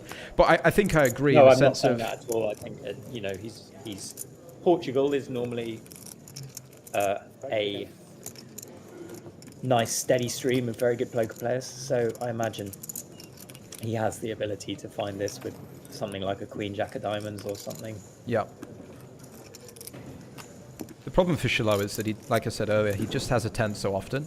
I wonder if your opponent is bluffing enough that you also need to call when you have 2 9s. It's probably enough to defend here when you just have a 10, right? He has 10-9, Jack 10, Queen 10, King 10, Ace 10, all at some frequency. And as you said as well, he does, you know, occasionally have full houses and things like this. So the 9's just one of the weaker hands you're going to get to the river with. No need to be particularly heroic. Yeah, he's in you the also bin. block his worst opening range, Yeah. which is fairly important. Because he's going to bluff his Ace 9 off, his King 9 off. Certainly. So Tomas picks one up. Shiloh loses another, but does fade, losing it all with the fold at the river card. 32 players left in the field. A reminder, we're playing 4 levels today, Jamie. We're playing 4 levels of 90 minutes. We've got 30 minutes left in this level. And so far today, we've lost, I believe, 4 players. The aim How's my today... buddy Greg doing? Is Greg still in? Greg is still in. We saw a little bit of Greg yesterday. Let me check on Greg. He's around the 1 million chip mark last time we checked, so... Go on the Greg. Greg. The Mammoth. Greg. Known as Mammoth online, and used to run a coaching kind of seminars group that I was part of for about a year and a half. Kozija? Yes. Greg Kozija, still in the field. And I played against him on that final table in Barcelona recently, and he was really good. Jamie warned me that he was really good, and then he raised the cutoff and I shoved King 7 suited against him. And he just snapped me with Ace King, and I lost my chip lead and gave it to him, and I was like, why have I done that? Yeah. He played really strong FT. He's just going to... He will open everything he's meant to, so it's probably a good shove. As they say in poker, bad timing, which is something I always find really annoying, because that indicates that there is some kind of skill. That you should know which part of his range he's opening with, yeah. No, it indicates that timing is not just luck. Well, exactly. It indicates that you should know which cards he has, Yeah. Greg did say to me on the... Great timing with that squeeze. It's like, no, you got dealt a good hand to squeeze with, and the other person didn't have the top of their range. Yeah. That was not you being great. Greg told me on the final table, he was like, "Oh, I really like that jam." Should be 30. And I couldn't work out whether that was sincere or he's like, "Let's keep this whale happy. Let's give this guy a belly rub." He was like, "No, I think it's really good. I think it's really good." No. He definitely would have been sincere in that. But then afterwards, he was like, "Depends how wide I'm opening." But I don't know. It seemed fine to me. And you were the chip leader, right? I was chip leader. He opened cut off, So and he's I shoved opening king 7 into- suited. Yeah, he was. I was in the small blind. So I've just seen a message on Twitch that says if Wiltshire played Gloucestershire in a poker tournament, who's coming out on top? please. What a silly question. We're on the outer tables. I don't know many other poker players from Wiltshire. You're standing alone. What have we got here? Pierre Chevalier has 5-bet jammed. The decision was on Roman Stoica. Stoica folds and shows queen, face up. Chevalier shows the kings. Also queens? Oh, kings. Queens folding face up against the pocket kings. Incredible fold from Roman Stoica. Chevalier with the 5-bet jam. And he's able to get away from it. He's able to lay it down. Huge. It's a big fold. It's a big fold at this stage of the tournament. Again, though, that is what I was talking about in terms of player dependent. Because I guarantee you he wouldn't be doing that against Juan Pardo. Absolutely. A lot of player dependence at this stage. You've got to find out people's incentives, people's thoughts, people's feelings. Like who wants this, who doesn't ever want to bust this tournament because it's the only time they're ever going to be here. And who's an Adrian Mateos, a Ben Heath, a Juan Pardo who's been here and will be here, 100 times. And is just playing every spot that they need to take, finding every bluff that they need to find. I think this is the stage of the tournament. A Ben Spragg. A Ben Spragg who's just going to play perfect poker in the moment and not worry about razor sharp this coming to an end. But this is probably where you can deviate most, right? Like this stage of the tournament, you start making big deviations against players. Yeah, 100%. As Andrea says on YouTube, some guys just do not bluff. Absolutely, and especially at this stage when that money starts coming into vision, when the final table starts coming into vision, and they're just very risk averse. Very afraid of the dream ending. And they'll just tighten up enough where you can really have at it with them. Shiloh here raising in the cutoff. Ben Heath defending button with a 7, Queen Jack 10. 8s won't like it. Ben with no connection. Good stab opportunities here for Heath. Little 25%er. Put exactly this hand class in the bin. Although he does have the gut shot. He does have the gut shot, and he does have the look at the backdoor club. It's not a gut shot you really want to hit. I would take it. If the turn was a king, I wouldn't be upset. But you're not going to get paid. I know what you're saying. Interesting for Ben Heath as well, though, right? Even though he doesn't stab on the flop, the sort of hand class, like you say, the 8s, the 9s, the 5s, that he's trying to put in the bin, he can easily do that on later streets. This check back isn't a white flag to never take a stab at this. Sometimes the delayed c-bet, you get more information, right? Versus a double check, your opponent's range weakens again, potentially. You can still have a hand like Queen 9 that wants to check back and now look for some value. You can even check back Ace Jack, King Jack, and maybe some value bets on the turn, or even river, right? So this isn't a complete surrender, I wouldn't imagine. Ben Heath just getting a little bit more clarity about his opponent's holding. I would not be surprised to see him. It's an awkward river perhaps with a 10. Maybe he is just taking a step closer to showdown. I think his double check back gives Shiloh a little bit of confidence in his own pairs, right? What do you think, Jamie? Showdown or bluffing? Once he checks, I think Heath will probably go for this. I think Shiloh with the 3rd check has signaled showdown value, signaled he has exactly the sort of hand that he has, really. I just don't really see what we're beating now as ace high. Yeah. He goes for the check, giving it up. Pocket 8s for the showdown. Wonder if Ben Heath will feel like he might have been able to steal that one away. Yeah, it seemed like a nice one to stab on the flop, personally. But again, let's not question Ben Heath. I certainly won't be. Spud is questioning the Wiltshire poker player pool, though. He says, potential players in the mean streets of Wiltshire too busy sipping Pims and playing croquet.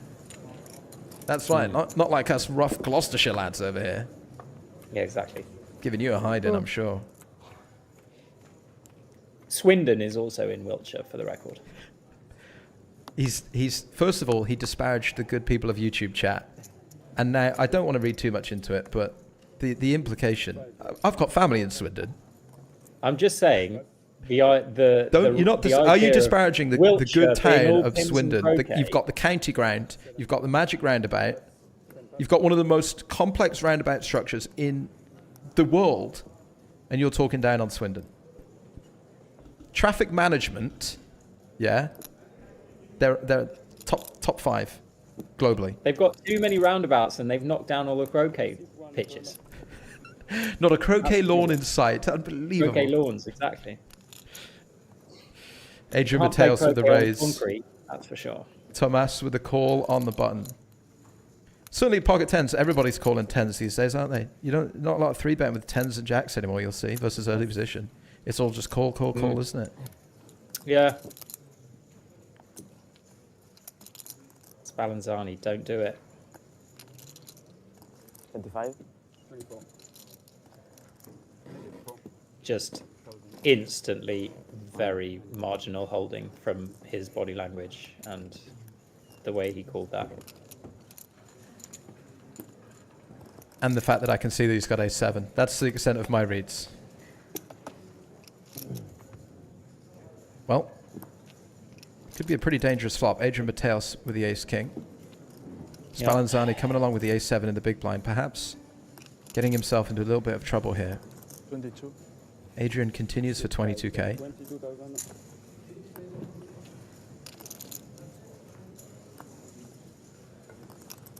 Not much of a checker to the buttoner, Mateos, I've observed. We saw a lot, and you do see a lot of out of position checking, especially more so even in the 3-way. But Adrian just continuing with his betting lead here, 22,000. And this is the problem for Spallanzani, right? You've got Adrian Mateos open, C-bet ace-king jack, called by Tomas on the button. And actually now, top pair, no real chance to improve if you're behind. Like making a 7 isn't fun. You don't have any backdoor suits. So this peel in the big blind is just really dangerous, right? When I was saying don't do it, I just, at this point, I think under the gun with the button calling, I'm very happy just to pitch A7 off here. You are going to find yourself in these marginal spots. And we are 3 ways to turn. That graphic is not a king, it's a 9. That's right. We'll see how Adrian Mateos wants to continue on this turn card. I do think a lot of his value bets or his thinner bets, like an ace-queen, ace-10, are going to want to check now. It becomes very thin to go with ace-queen, ace-10 into 2 opponents. But we'll just see if he wants to balance out the ace-king for a check as well, or whether he's content just to try and build a pot with the top 2. That's what he's going for, 85,000. Yeah, he's not going too mental. Obviously, queen 10 is very much in range for button and big blind. Yeah. But so is king jack, ace jack, ace 9, king 9, jack 9. So, you know. Yeah, and even hands, for Tomas, even hands like ace 10 and ace queen with gut shots with top pair, you know, likely to stick around and call another street. Tomas gets out of the way. And Spallanzani. It's actually really nice to bet here because you're folding out all of the stuff like jack queen, jack 10, king 10, 10s that have a little bit of equity.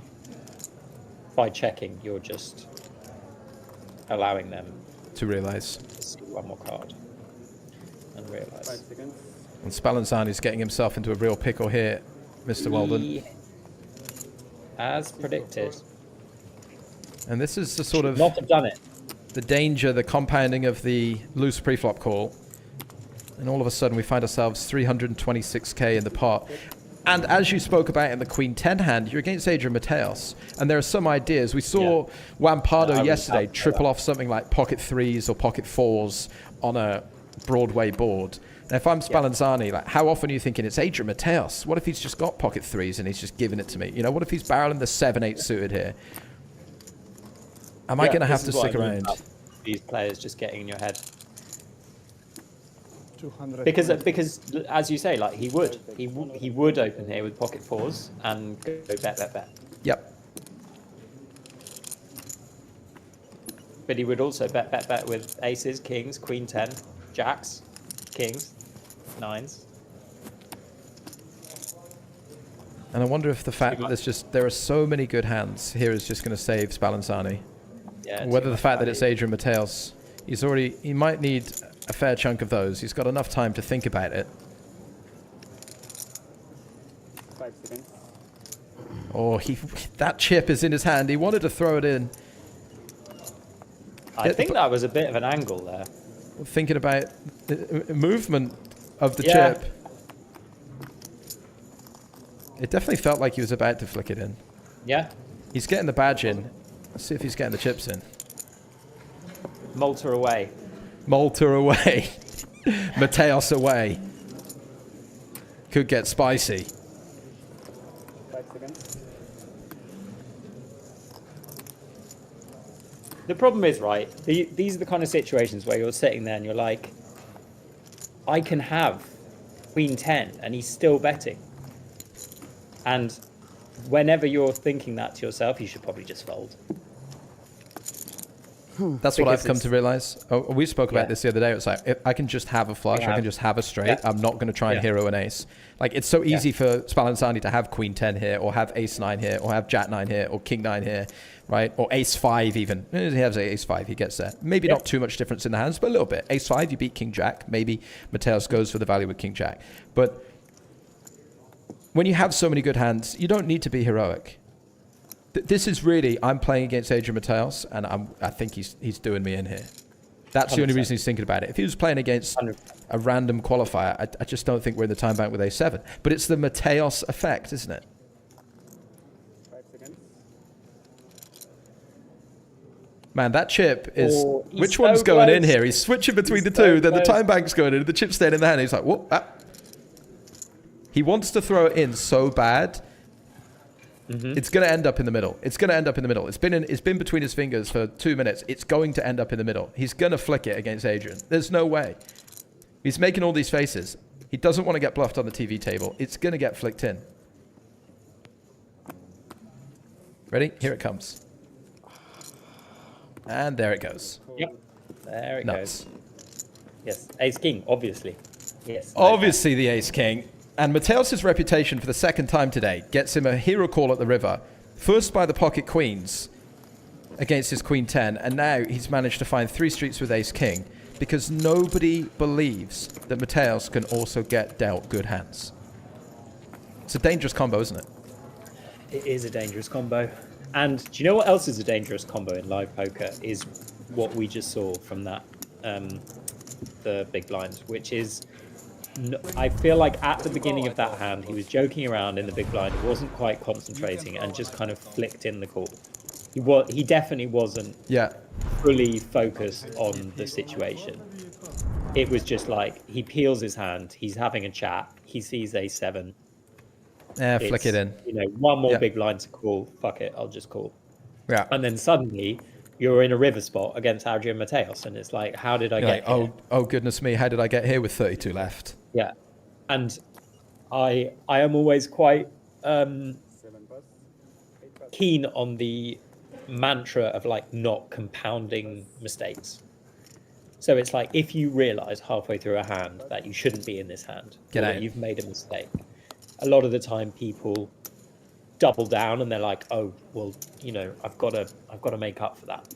But actually, so often it's way better just to be like, okay, made a mistake. He's going to bust on this hand now. Yeah. I mean, even going back to the flop, right? It's ace, king, jack, and it's gone bet call. Even there, you look at ace 7, you think, I can never improve if I'm behind. Like, I've got a crap top pair. I think there's definitely some argument. Even in theory, you look at this, and there's going to be some folding of ace 7. But he just got himself 100%. In too deep, some 41, and all of a sudden, he's lost a big one. We also just lost there on the outer tables. We are losing a player. We're down to 31. Jamie will be very upset to have seen that because we've lost a World Series of Names participant. Oh. Marcus Bonus. Marcus Bonus. Eliminated. Unbelievable. Eliminated by Tom McNutt as well in the World Series of Names. Eliminated by Tom McNutt in the World Series of Names and now out in 30 seconds. Spallanzani getting away from the king-queen suited this time. Ace-king all in from Italian A-level. Take it away. Guglielmone. Guglielmone. Yeah, the L in the second L is a bit tricky there. Not for you. Probably. There's probably some Italians in the chat who will tell me that was terrible. Guglielmone.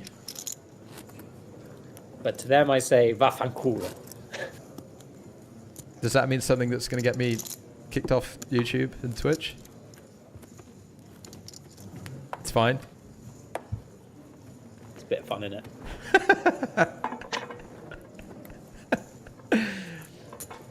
The opinions expressed by the gentleman in the frame beneath me do not necessarily reflect the views of anyone at twitch.tv or youtube.com/Spraggy. I feel like we could have some good kind of physical comedy fun with this camera setup. Like you could pass. What do you want me to do? Pretend there's like a trap door and I fall through it, and then you catch the dog and I've turned into a dog, or some sort of routine. Like you could pass your phone. 5 seconds. And I could take it. Hey, take a look. Did you guys know that there's a scent roll running today, Jamie? Take a look at that for me. Oh gosh, thanks. God, there is. That's amazing. That's right, folks. There's a scent roll running. PokerStars are adding $1,000 in tickets to the EPT Malta Spraggy Invitational. It has been deployed in the client right now. You can sign up. You can register. Yesterday we had 420 something. Day before we had 399 runners. So you'd think, Jamie, you say, I'm not playing poker for a penny, Spraggy. I don't play for 1 cent. If 400 people play, we'll be playing for $4. What's the point in that? No, you'll be playing for $1,004 because PokerStars are adding $1,000 in tickets every single day. Mamma mia. And there's that Italian A-level rearing its head again. Mamma mia indeed. EPT Malta 2025. In for a penny, they say. In for a penny, in for a grand with pokerstars.com, the greatest website in the history of websites, maybe ever. We've had seamless and top-notch production regarding that phone pass. Oh, that was an incredible shout from you. The physical comedy element isn't something that really entered my mind, but that's the creativity that you bring. And we're blessed to have you with us. Well, it's lovely to be here. Do join the scent roll. Not necessarily you. I mean, you can play if you want. I don't know if that's something. It's much better than getting ignored by Stapes in the chat box. In the chat. Now look at him now. Oh, he's had his vengeance now. He's going, oh, look at me now. He's probably banned in there. He's probably banned in there, and he's here. Look at me now. Thought you could ban me. What's going on here? Another multi-way. Another very interesting multi-way spot. We got 3 ways. We got Shiloh with a raise. We got Mateus with a call. Firing. And we got Boyka with a call. We got Shiloh with a C-bet. And Adrian Mateus has got 60% of a royal flush. Mateus in the sandwich can't really do anything. Been a little bit strung by his position. Shiloh will take it down. You know they had a limit here. It would be good if it was chill out, and then we could be like chill out. Like, chill out, mate. Was Boyka leading the way? 2 million in chips. Been quite quiet on this table so far. We haven't seen very much. Mateus with the 1.8 and the Guglielmone short of stack 170k. Spallanzani down to 400k after his misstep. Like after the What's Ben Heath? Let's listen into Ben Heath. It's crazy. Like that's why some people didn't play the big stuff as well. And they didn't say beforehand. Oh, I think he's some organizational chatter. I'm going to turn that down. I don't know why they increased the limits last minute and then reduced the payouts. Like, we're going to leave that. They told me at the payouts, like, you can't have it. He's still thinking about it, isn't he? Spallanzani. Spallanzani will not forget that hand in a hurry. And I definitely feel like it's going to affect him for the rest of the day, potentially. Guglielmone all in again, Jamie. Ace-5 diamonds. This one. Yeah, what do we think? He's got how many big blinds? Yeah, I just 14? back on the way I bought 15? Yeah. 14? Prefer the raise fold here, I think. They said. Think could definitely go for a 2 big blind and fold to further action. Going to get it through though. They said the rest normally within 2 weeks. Like, what the fuck? Like 2 weeks? It's like other games and my money. I don't get it. Or you raise and you know that Mateos and Boyka are both Yeah, I going mean, to it's hit crazy you with not a to little announce it before 4.5 bigs. people enter. What was the reason? And you didn't give find a the reason. 4-bet jam. Like a ace-5 suited boss. Yes, give your money. Off the 15 That's the other bigs one. Yeah. versus the click. Just give it a rebang. Yeah. That's the kind of stuff that regularly knocks me out of online tournaments. That kind of behavior. You and me both, brother. And don't the Yep. chat know it. They've seen it far too many times. Who is the guest? He looks familiar, but I can't remember. Sir, do you watch Panorama at all? You may recognize the face. No, this is Jamie Walden, aka Shalavan Poker. Former, now semi-retired streamer, fully retired streamer here on Twitch. Yeah, we're done with that. I gave you an introduction. Give yourself an introduction. How would you describe yourself? Maverick, Renegade. I mean, yes, I am as professional a poker player as I can be with my structural limitations, which involve having a child and having a very busy partner. But I do what I can. Interesting. Includes, He led with the excuses, chat. He led with the excuses. He didn't lead with the don't prowess. You have to, isn't that how life works? Just lean on that. Yeah, I'm just trying to think what my excuses for being terrible are, because I've devoted my entire life to this. But I would say from an entertainment perspective, you are the opposite of terrible, Ben. You're very entertaining. That is very kind, but you just kind of accepted that I was horrendous at poker, which is a little bit upsetting. Heath with the razor under the gun. You know what, though? Do you know what? Everyone is terrible at poker. It's just who's least terrible. I'm a firm believer. I'm a firm believer in that. It's like no one is actually that good. Yeah. Everyone is once you get to the real nitty gritty. Everyone's bad. People aren't finding the things that they need to find. Everyone sucks except for us, I think. Even us. I'll go with that. Surely not us. Surely not the chat. What about people in the chat? Do they suck, Jamie? I think there have been studies on them sucking the most. That is not me saying that as science. That's all right. just science. For the second time today, Jamie Walden is attacking our audience. I feel like I can attack the chat because I am normally in the chat. He is so the I chat. feel like they're my people. He gives the tests. 24. He gives the tests.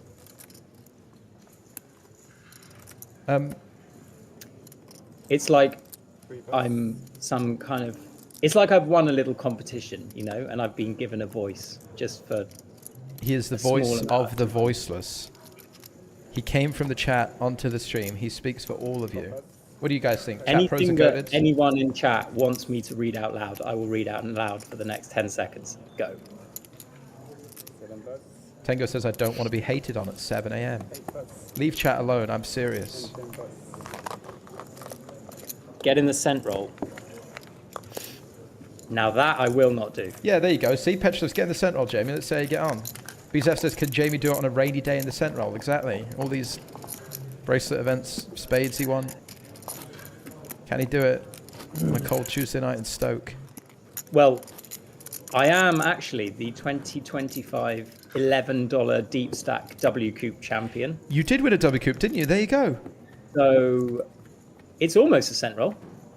W Coupe 2025 champion in our midst. But we between us, we won one W Coupe this series.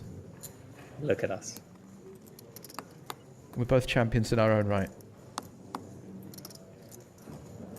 David says, doing all of his talking on the screen. Let's see how big you are in the chat, Jamie guy. Yeah, exactly. You wait till you're out there typing. Yeah, exactly. See how you get on then. King Queen for Spallanazzi. Let's see how he recovers from his A7 offsuit. It's definitely not Spallanazzi, Ben, but it's fine. We'll let Is that what I said? one. Yeah. Spallanzani. It's a whole different thing. Spallanzani. Raise it up with the King Queen. Shiloh on the button. Keith in the small blind with Jack 10.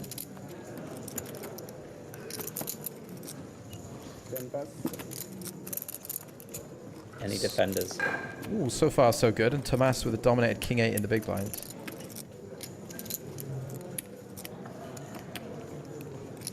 Lucy Shaw says it hurts to hear my highest spine being compared to the cent roll. Exactly. Well, he's part of the jet set elite, Mr. Jamie Walden. You know, he's lost touch with the common man, common woman, common people. Spallanzani flopping very well. Queen, queen, deuce. It's all right up there. Would you get a private jet when you go to VPTs these days, do you? I got a private jet from my kitchen to my office to the play study with the to be a part of this. Yeah. He won the $11 swilling champagne on my croquet lawn. On his croquet lawn. I bet that dog eats better than I do, doesn't it? I bet old Bernard over there is eating steak and salmon every night. Is it lobster this evening for Bernard? No, he's just on the classic wet food tins, I'm afraid. Do you want to see him? He's looking very chilled. There he is. He's looking very chilled. Is he enjoying the broadcast? I think as long as he's within about a metre of me. I was just saying that they should rotate the tables every break. Jamie, have you been watching the stream at all over the last few days? Yes, I have. Are you familiar with the new segment that we have? Let's just check in on and out a table here. Let's see what's going on. Davide Marci. Italian pronunciation on point? Potentially. Very nice, actually. Thank you very much. He's been eliminated from the tournament, which is no good for him. He's walking off. He's out in 31st place. We're down to 30 players. As we do rejoin, this will be, I believe, we've got 3 minutes before the end of the level. We could be on the last level before the break, Jamie. It's not normal. Are you familiar with the new segment that we've brought into the stream here called Hit or Shit?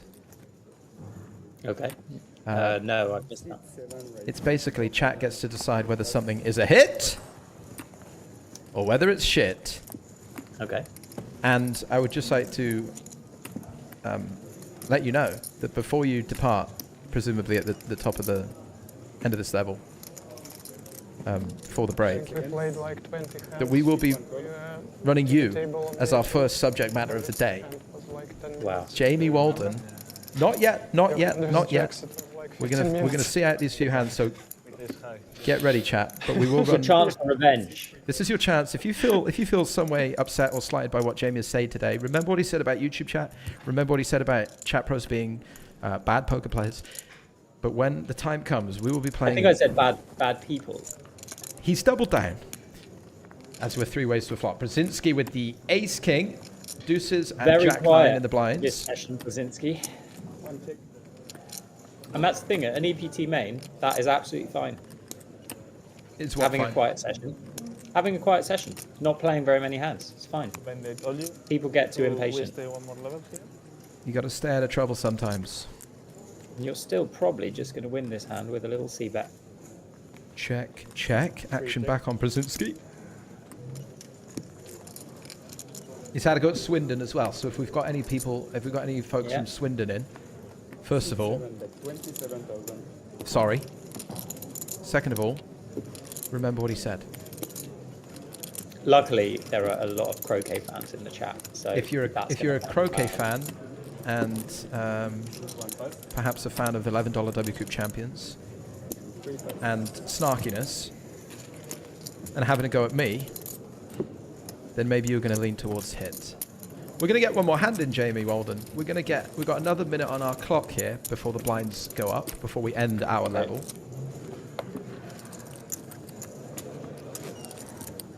I want you to pass me something else.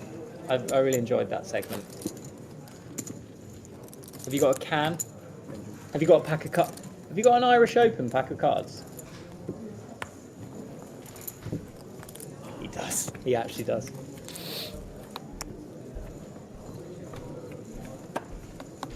I do not. God damn it. Would you like a mug of coffee?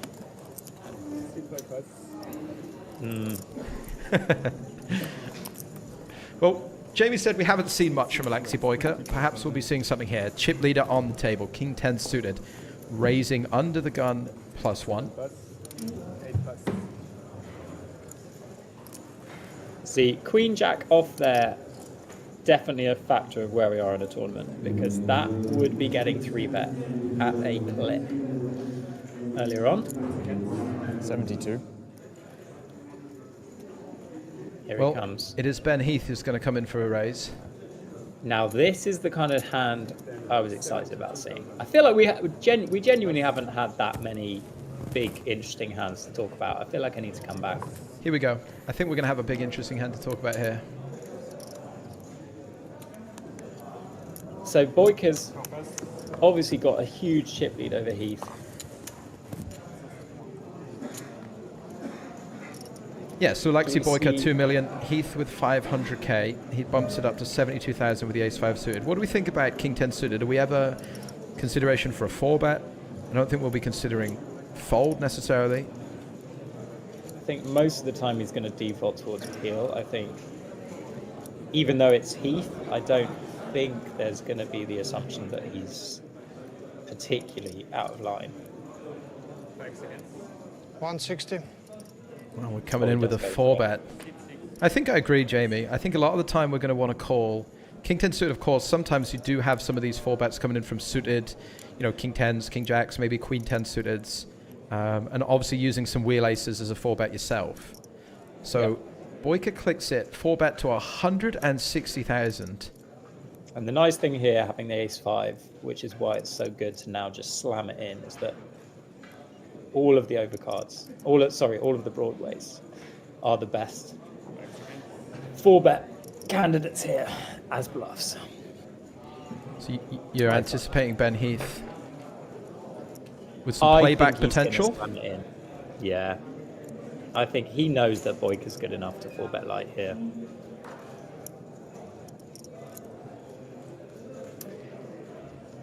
Big moment for Ben Heath's tournament. Ben Heath, you start 3-betting 8-5 suited with the thought of folding to the 4. He's folding. He's folding. This is a classic. He just wanted to go on his break. Everyone plays tighter when the break is coming up, and the break is coming up. Jamie Walden, this is your moment for the first time today. Welcome back to another exciting edition. As we see players go on break, it looks like someone might not be coming back. Dancing man is gone. That's karma from the poker gods there. Burger Larson, no more fist bumps. Burger Larson eliminated, which means we are down to 29. Jamie, thank you so much for joining us. Here's your moment in the sun then.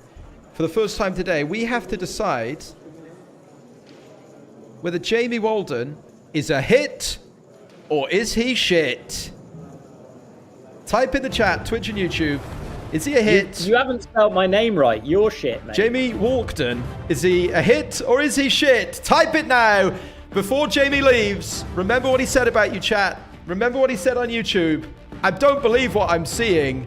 Guys, I am far too Look kind. I don't believe what I'm seeing. I would happily vote shit. Just seconds remain, but it's a resounding victory, it looks like. Jamie 50. Walden, he's a hit! Unbelievable scenes. Jamie, thank you so much for joining us. Mate, thank you for having me. It's been an absolute pleasure. Actually, I am available for weddings, bar mitzvahs, and tomorrow if you would like me back. Oh, he's trying to leverage himself into further opportunities. The 50 people who voted hit should also definitely follow me on Instagram. He's gone into business for himself on the break here at the top. Yeah, he's gone into business for himself. How do we follow you on Instagram? Ch11 Poker. Ch11 Poker. CH11. Can I ask where did that come from? It's a quite a convoluted story. Don't worry about it. He doesn't want to tell it. It's something awful. He doesn't want to say it. My little brother's friend thought that my PlayStation Live name, which is CH11PO, because one of my nicknames is Chippo, he thought my name was Ch11Po. So now you're Ch11 and then Poker. began calling me Ch11. So now Ch11 Poker. So, yeah. There you go. Jamie, thank you ever so much. Have a lovely day, and we'll see you when you're older. Mate. Enjoy yourself. Who you got coming on later? Come on, let's. I can't tell you that. It might just be me for the rest of the day. It might just be me for the rest of the day now. Don't believe you. Why? You're busy, you said? I'm actually not busy later. Well, I'm driving back to my croquet establishment. He's got a croquet committee meeting at 2. They're going over some new seeding for the lawns. He could be back with us by 4 o'clock, but he will have to dip out by 5. You've got a watercolor class, haven't you? This evening? Was it a brandy tasting? Life drawing. He's on the hunt. He's going out with the hunt this evening, is it? Yes. Okay, well, we'll let you know. We'll contact you. Mary from the parish council is posing for us. We'll contact you, okay? Don't contact us. I'll wait to hear. You were a hit, though. You were a hit, so we might bring Jamie back for later in the week. Only 3 haters. But for now, goodbye. Cheerio. Thanks a lot. Get him gone. You guys are very soft. You guys are very generous.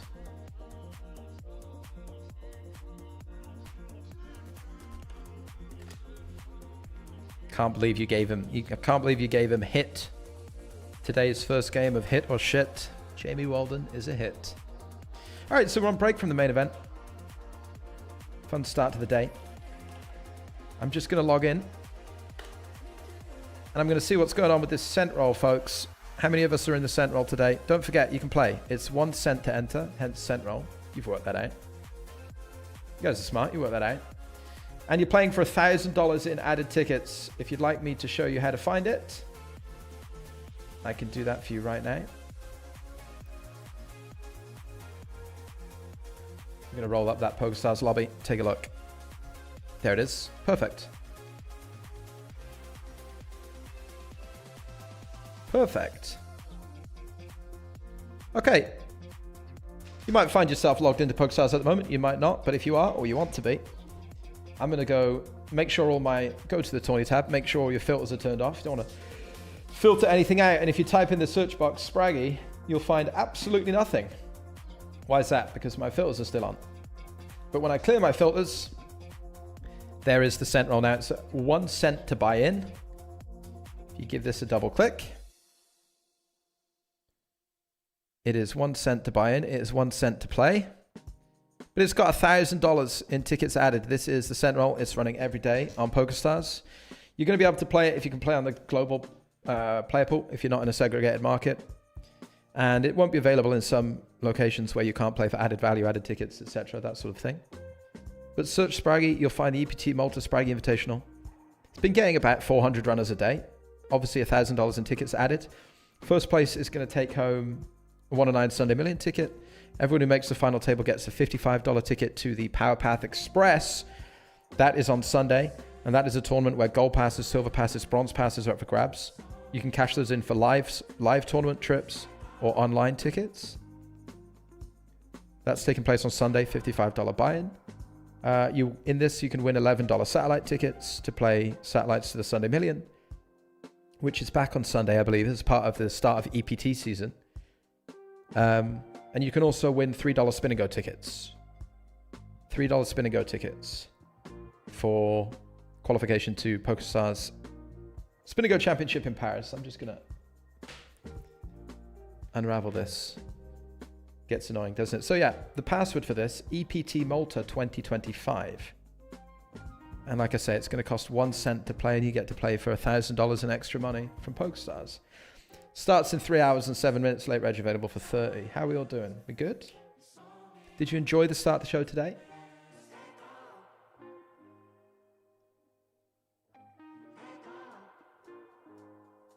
EPT action will resume in about 10 minutes.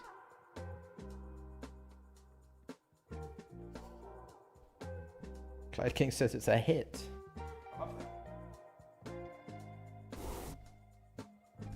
Jamie Walden was a hit. I agree. A lot of time for Jamie Walden. Good lad, isn't he? Knowledgeable fella, good poker player. Don't forget as well, guys, that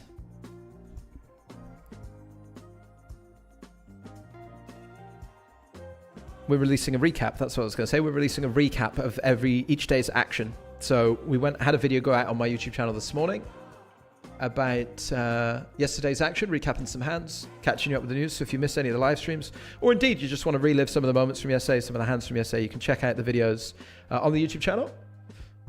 Old School Poker Pro runs Super Pros over. EPT Daily Episode 2 available now. Episode 1 available there as well if you want to catch up on some hands that were played on day 2 of the main event between Juan Pardo and Adrian Mateos. Those are available on YouTube. If you're watching on the YouTube channel, do make sure that you're subscribed. You can like the live stream if you're enjoying spending your time with us today. You can like the live stream. More than welcome to do that. Don't like it if you don't like it, but like it if you like it. I say. I've always said it. Take a look at some of the comments, shall we? What are people saying on the YouTube video today?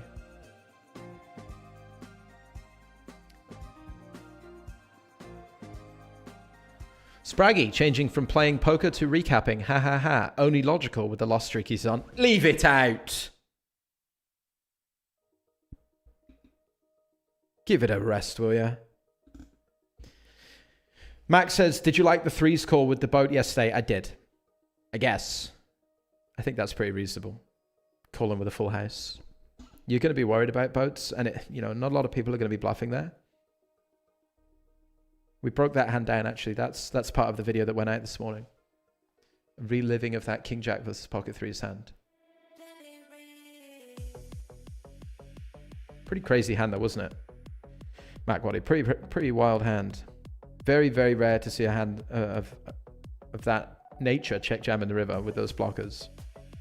It's one thing to understand how this is going to work in theory, the King Jack, but just a whole different thing to be able to execute it in the moment.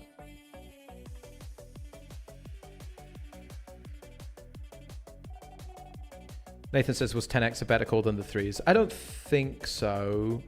I think 10x would be a better call than the straights. But a lot of the boats that would include a 10 weren't really going to be in the range. I mean, maybe there's some King 10 check raising going on the flop, but I don't think he would check raise Jack 10. Because he check raised the King Jack, right? But I don't think he would ever check raise Jack 10, so you're not really worried about Jack 10. You are worried about King 10 some of the time, but even King 10 check raising three ways on the flop is a little thin.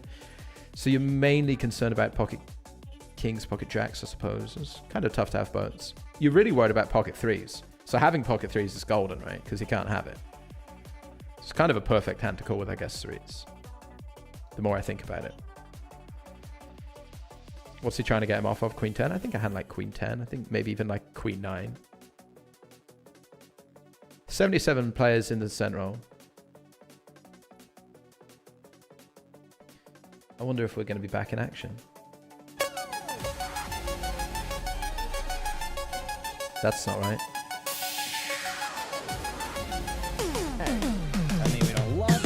Can't fold it. There's way too many semi-bluffs. We got 10 minutes left. Yeah, you guys want to play a spin and go? Flush draw before. We saw him get it in with 10-9 pre-flop before.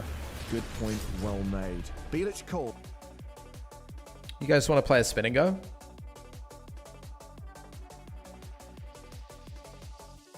You guys want to play a $100 spin and go quickly? What do we got? We got about 8 minutes. We got 8 minutes to play a $100 spin. If we see enough yeses in the chat, we'll do it. We'll do it live. Better get my card blocker out, hadn't I? Yes, we want you to play one. Yes, yes, yes, yes, yes. $100 on the line. Shall we? Shall I do it? All right. We've got yeses in the chat.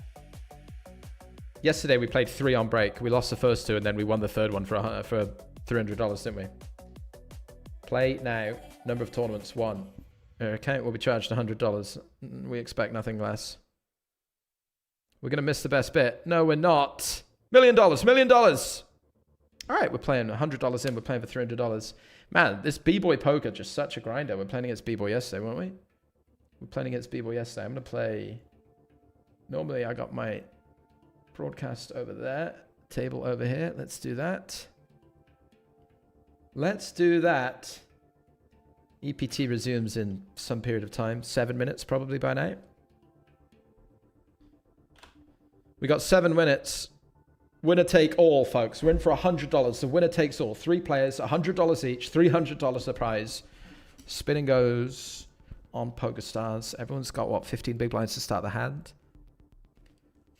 Blinds up in 1 minute. Hyper Turbo. Focus in. Laser in. Queen 4 drags 1. B-Boy's definitely a rag. We played with B-Boy yesterday. This is a Select Plus, guys. So this Select Plus is going to be a... this is PokerStars loyalty. Top level loyalty. I'm on PokerStars Select. I've not got Select Plus. So this guy's going to be a big spin and go regular. Can't fold on the flop to the min bet with the backdoor hearts, backdoor everything. Plus EV decisions is a very... doesn't sound like a casual player to me. Someone called Plus EV decisions. I mean, I'm playing the board, right? We're probably both playing the board a lot. I can't really represent too much my king's bet turn. Naughty. Naughty?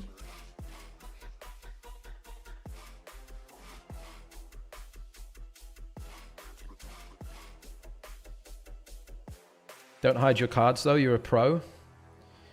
You think because I'm a professional, I should play with my opponents potentially being able to see what I'm holding? It seems like it would hurt my chances of winning quite aggressively.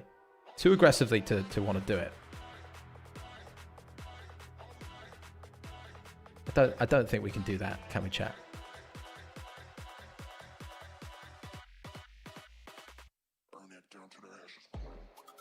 Ooh.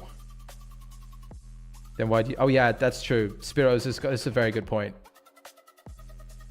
That's a very good point. Why do you say that I have backdoor hearts? I probably shouldn't mention. I'm just so used to streaming and talking about what hand I have. That's a very good point. When I was like, oh, I don't think I could really fold with my 10-9 suited with my backdoor hearts. That was a big giveaway. All right, and now focus up here. Think, Spraggy, before you talk. Think before you talk. Nicely done. Good shout. You're right.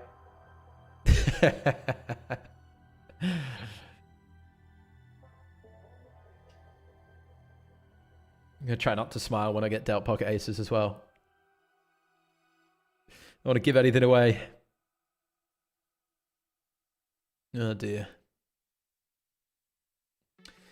Hi Spraggy, serious question. Why aren't you playing the EPT yourself? Did you not qualify? I didn't even try to. I've played every EPT main event for the last 4 years. This is the first one I've missed in 4 years because my wife is pregnant and she's due to give birth in 5 or 6 days. But yeah, I haven't missed a main event for quite some time. But we're here today.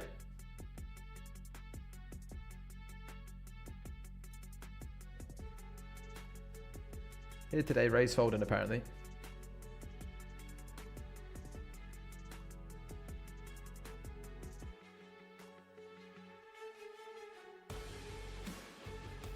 Folding again.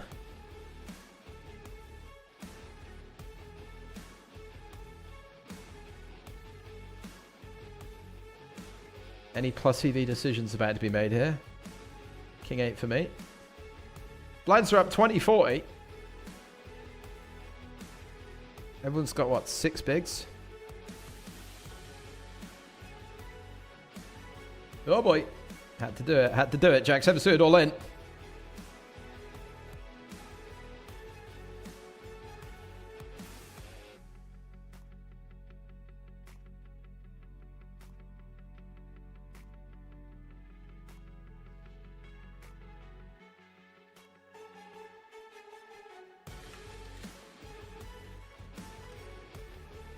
I'm doing something again, chat. He's doing something again. Oh my goodness me, would you look at that? Now we are cooking. Huh? Now we are cooking. Uh-oh. I got 6-7. Come on, 6-7. Come on, 6-7. Oh dear. Now we really are cooking. By the way, did you see what's just happened here? My spins stats have come into play. What have we got? What have we got? We're out of this one. But we've got games played today, total buy-ins today, total cashes today, net profit today. Down at the bottom is the total number of spins we've played during EPT broadcasts. So yesterday we played the 300 ones, right? So now we're down $97. Oh yeah, yesterday we were plus $3 by the end of our session, weren't we? Spin and Go Championship technology. The technology is light years ahead. How about this for technology? We love a little tracker for our spins on break. We're going to play more spins on break when we get another 20 minutes. And we'll see if we can turn this ship around. This is very cool, isn't it? What's that over there on the left-hand side? What does that say? Flops one, flips one, flips lost. Oh, it's a flip counter. It's a flip counter there on the left-hand side. So it's going to move up or down, I suppose, as we get it all in with flips. We've got Chippy V graphs, we've got profit graphs. Very cool. Let's head back to your EPT main event.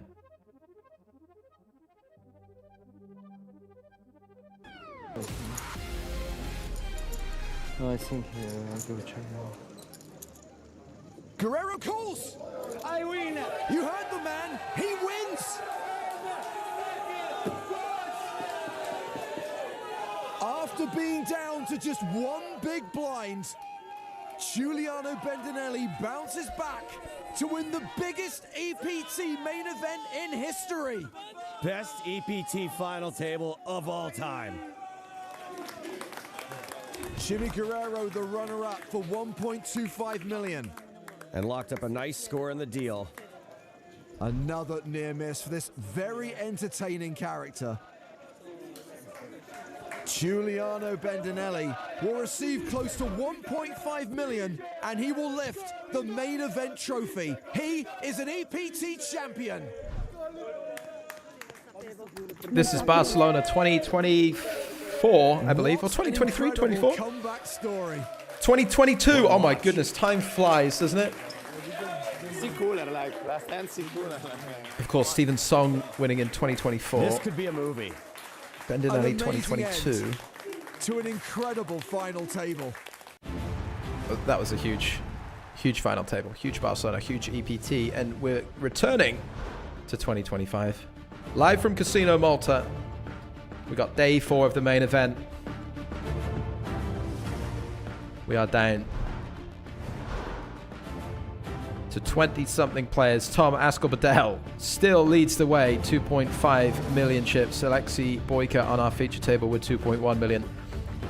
Chased by 2 Spanish behemoths, Mateos, Pardo.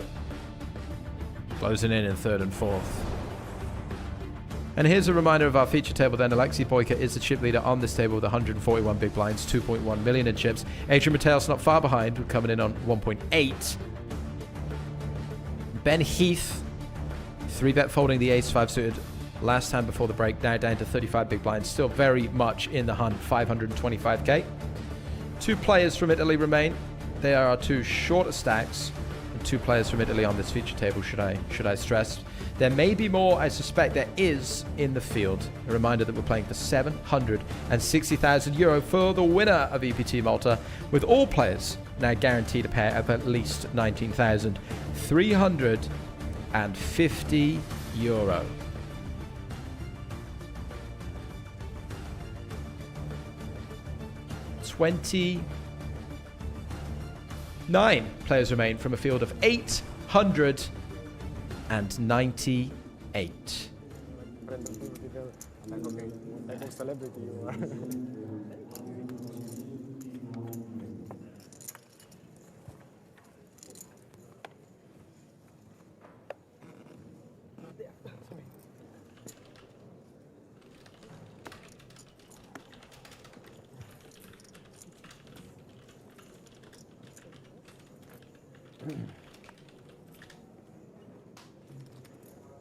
And we're back. We're back in the room.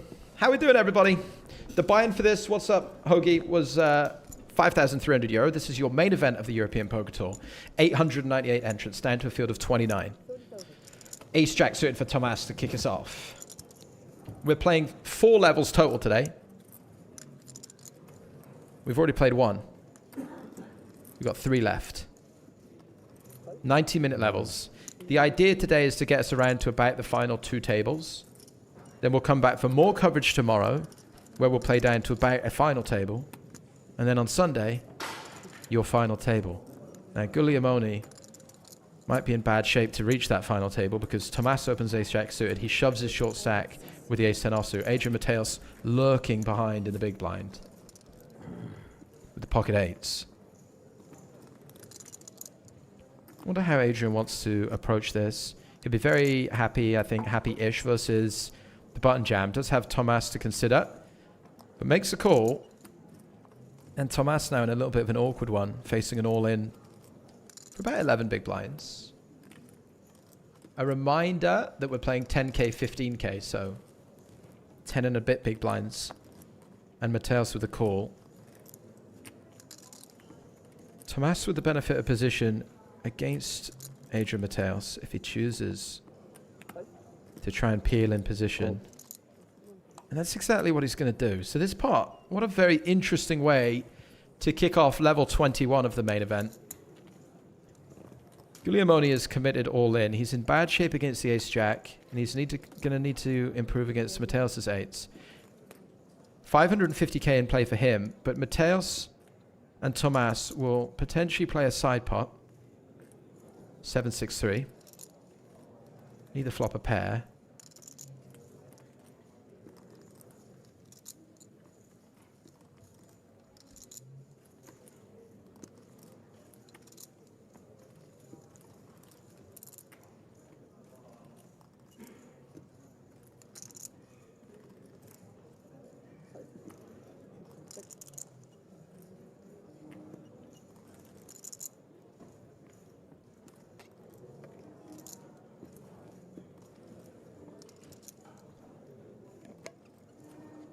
I wonder how much incentive there is or how much desire there is going to be to take a bet at this side pot. There might be something to be said for trying to deny your opponent equity. Then you only have to beat... You only have to beat Guglielmone in the pot to scoop the 500k. So Mateos... Excuse me, Mateos with the pocket 8s. He does have a pair. It's Tomas who bets 100k at this at a dry side pot.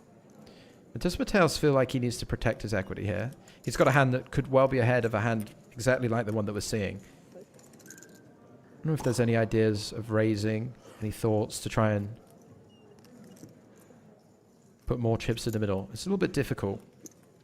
Tomas with only 300k behind. Kind of an odd bet, odd decision to bet with ace-jack suited in my mind. Not really sure what he makes of Adrian Mateos' cold calling range. Raise, all in pre-flop. Adrian Mateos making that cold call with the 10 bigs. And Adrian Mateos, let's go with the pocket 8s. And indeed, Tomas is going to be able to deny him his share of the pot. And it's worked out perfectly because he's getting the 8s out of the way. And now is able to show down ace-jack against ace-10 for 505k in the middle. But certainly a rough spot for Mateos' 8s. Tomas still going to play traps pre-flop with aces and kings, given that the stack-to-pot ratio is very low. He's just going to call a lot of these big pairs still, and then betting 100k into a dry side pot. Pretty strong showing of strength. A strong showing of strength. As strong as it gets. Guglielmone at risk then. Needs a 10, and there's a little 5 for a chop possibility coming in. But he is in very bad shape. Just 8% to stay alive.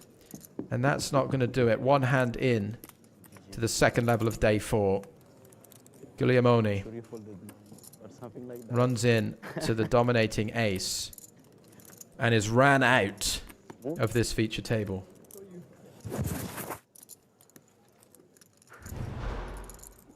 29th place is good for 19,350 euro.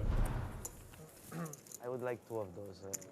He left. 2 of those he left. We're going to get visibility on when the next pay jump is, chat. That's what we're going to do. We're going to see when we can expect to be making some more dollar bills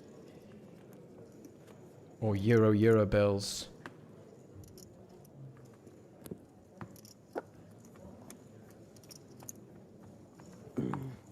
$27 is the next pay jump, and that would take every player up to 22,250.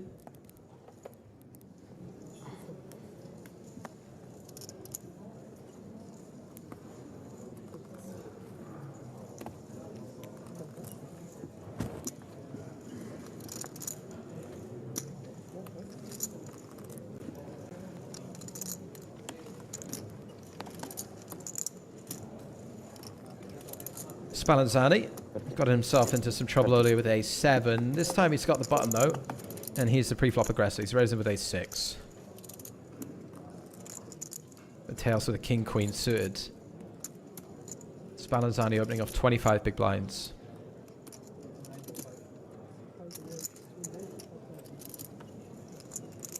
It's a 3-bet to 95k from Adrian.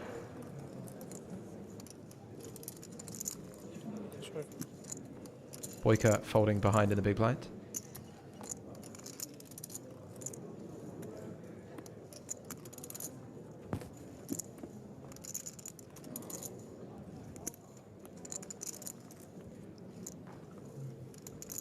And again, a very awkward situation, very delicate situation. I think with the offsuit hand, there's going to be a lot more folding. Spallanzani. Previously very suspicious of Adrian Mateos, calling him down with that a7. Not suspicious enough this time to make a move with it. I think a6 suited we call, a6 offsuit we fold. Something along these lines. Professor Cunning Fox, what's up, says, am I correct in thinking that tomorrow is the anticipated final day or Sunday? It's going to be Sunday. Sunday we're going to play a final table. We played 4 levels yesterday. We're going to play 4 levels today.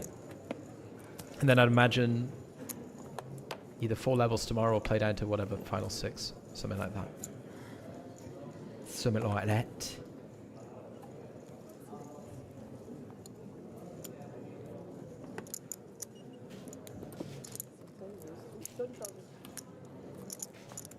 If I open this packet of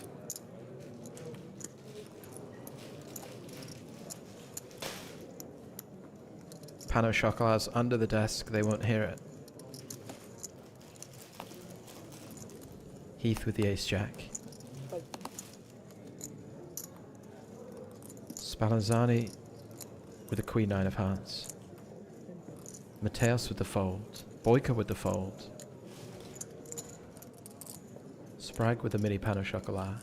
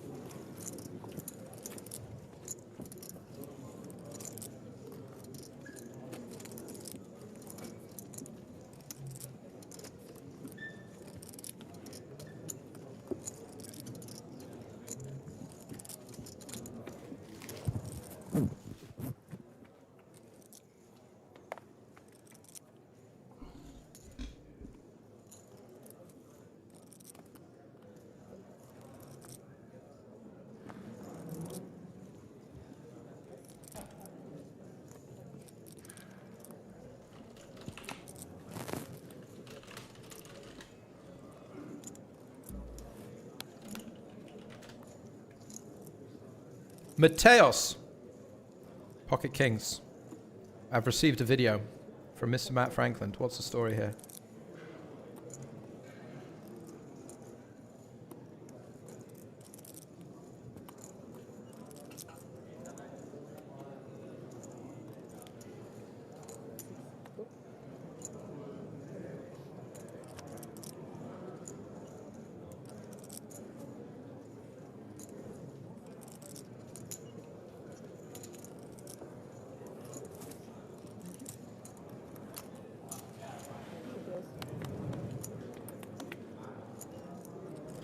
Three ways to a flop, and what a flop it is. What a flop it is. So Mateos with the raise, Boyka with the call on the button. That was Matt Franklin, by the way, who's also on the final table with Jamie Dwan in the 3K mystery. We'll hear from those guys, I'm sure, later on, but right now, Our focus has to be here. Shiloh with the call in the big blind. And Jamie mentioned this earlier, actually, that a lot of players playing this check out position, especially in the three ways. But Mateo seems a lot more happy to bet some of his hands. Obviously, he has a very strong hand here. It's a very clean value proposition most of the time. But as Amped points out in the chat, it is an action flop. It doesn't get much more action than this. Boyka, flopping top pair, good kicker, against Adrian Mateos in the cutoff. Got to imagine Adrian's range is going to be very wide. Going to have hands like 9-10, King-10, Ace-10 for straight draws. So no reason for Boyka to think that his King-Queen isn't best a good percentage of the time. We have the privilege of seeing that he is currently in third place and drawing stone dead. This man not drawing dead, Shiloh, has got the top two pair, and he's going to slow play as well, which means that we're 3 players to a turn card, which is a 9. A 9 is a very impactful card. We just spoke about Adrian on the flop, having some straight draws. I think all players capable of making King-10 here. Adrian also capable of having a hand like 10-8. I think the big blind also capable of having 10-8. Under 60. And I think player on the button can have King-10, 10-8. So all players potentially making a straight here. At the moment, Adrian Mateos is undeterred. He wants to extract value with his kings from exactly the sort of holding that Boyka has. From that King-Queen, from that Queen-10, maybe from a Jack-10, maybe from a 9-10, right? So Mateos very happily betting his kings for another street of value. It gets very awkward here for Boyka, not only considering that Mateos is betting again, having been called twice. That's a big signifier of strength. But also has to consider Shiloh behind him. But Boyka does make the call.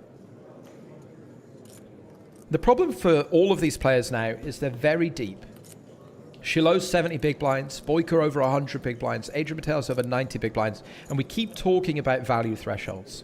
If Shiloh raises the turn here, I do think that he's isolating himself against sets and he's isolating himself against straights. So even though he has this top two, I think it's far too thin to think about ideas of raising. If you're asking someone to put in 100 big blinds on this board, they're gonna call down with straights and they have plenty of them. So Queen Jack unable to raise, and I think this river card is really gonna slow everything down. All players still have a 10 in their range some of the time. All players still have Queen 10, 9 10, Jack 10, because they'll want to call the turn with these hands that can improve. So I would really not be surprised. I think Adrian's hand has shriveled up quite significantly. I don't think he is even going to look at even block sizes. I think far too thin into 2 players. I think he'll obviously be very aware of that. I think Boyka likewise. So this sting has been taken out of this pot. And if Boyka bets here, it will be with the intention of trying to fold out 2 pairs. If Boyka bets here, it's in the understanding that his hand is no longer good once Shiloh overcalls the turn. And he's going to try and bluff somebody off of a 2-pair holding. That's the only reason that you would consider betting King-Queen, is to try and fold out aces or kings, or indeed Queen-Jack. Because he is the player that can now most credibly rep a 10. You've got to think about how he would otherwise bluff this spot. He has to have a hand that would call the flop, call the turn, and then be able to bluff. Really, his selection is going to have to come from pairs, because it's really hard to him to get to the river with an unpaired hand. This would be a very sophisticated play from Boyka if he chooses to go for it. He chooses to take the showdown. He's going to be seeing the bad news, but in a way, some good news for both Mateos and Boyka, that the river and the turn in the river ran out in the way that it did, because after the flop, that pot could have been a lot uglier for either of them. But still a very significant pickup for Maxime Shiloh. Player from France, takes the chip lead at the final table. He's up to over 123 big blinds now. It's good, it's good. No, I would just, when you receive your cards, please put them in that box as soon as you receive them. This was my warning for not scanning. I've been told. Please call them.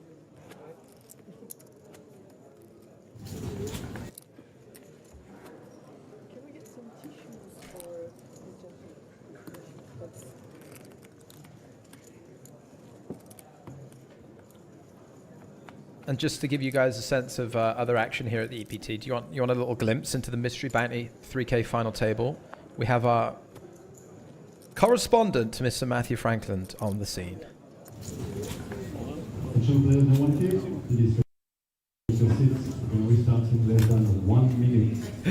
There he is. There's a look at your pets. I hope you guys can read in reverse. Looks like there's 7 left in the 3K Mystery Bounty. And there's Frankie. JB Dwan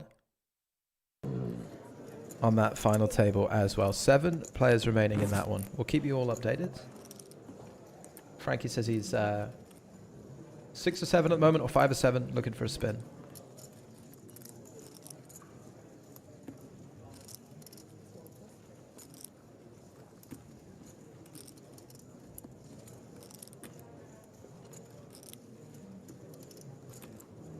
Unfortunately, most of my correspondents, most of my friends that I'm able to get in contact with for these updates are, we're all of the age now where we do the selfie cams and things like that, and we're all like the age of dads. So it's, you know, you look at the camera like that, Frankie's face like full screen. Look at that, tap, you know.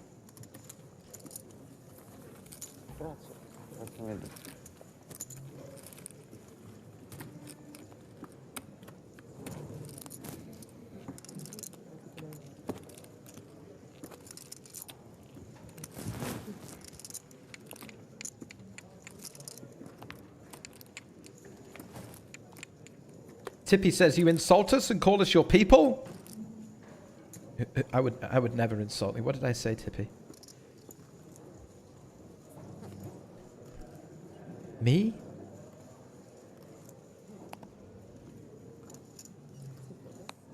Was it because I implied that you might not be able to read numbers backwards?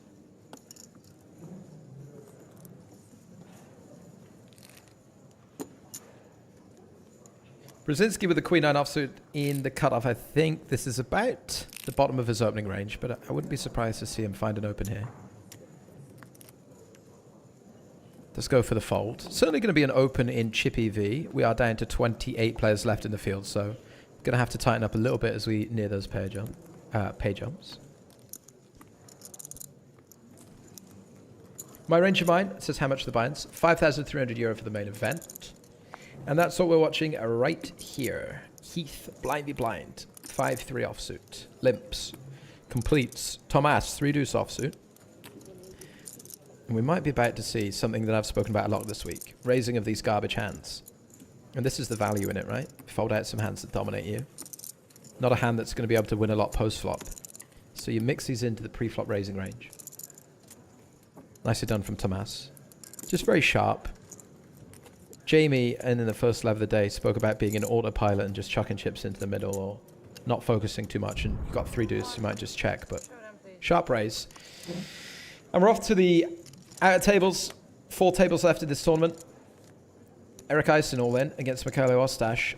Ostash with the 9s, Eisen with the deuces. It's good. It means that we lose Eisen. It's his first EPT main event cash ever, Eric Eisen, and it's a good run. Good start to life on the EPT main event tour. 28th place for €19,000 and change. Ostash, who we saw earlier, I think this was the player who had about 17k in live earnings. Spiked to 7 against pocket 10s, if you remember. Well, he was motoring on up to 1.7 million. We got a new chip denomination in play, by the way.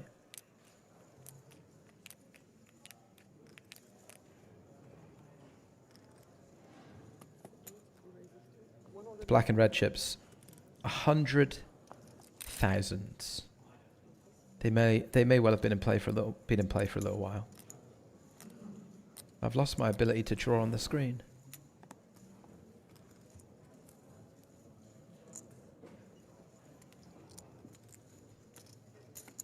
So we rejoin the action on the feature table. Shilo now just picked up some chips. Now putting them to good use. 3 bets to 130k with the ace-9 in the cutoff. Brzezinski having raised in the hijack. Brzezinski's just been very quiet. And anytime he has managed to find a hand, come in for raise, just ran into it a little bit. Nice 3 bet from Shilo with the ace-9. So here we go. So these ones right here. Oh, no, no. They are now 100k chips. Confirmation of Shiloh's new position as chip leader on the feature. Mike W, I'm not reading that out. YouTube chat, behave yourself.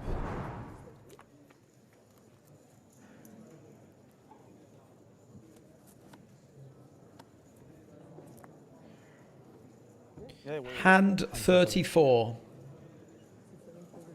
A hand.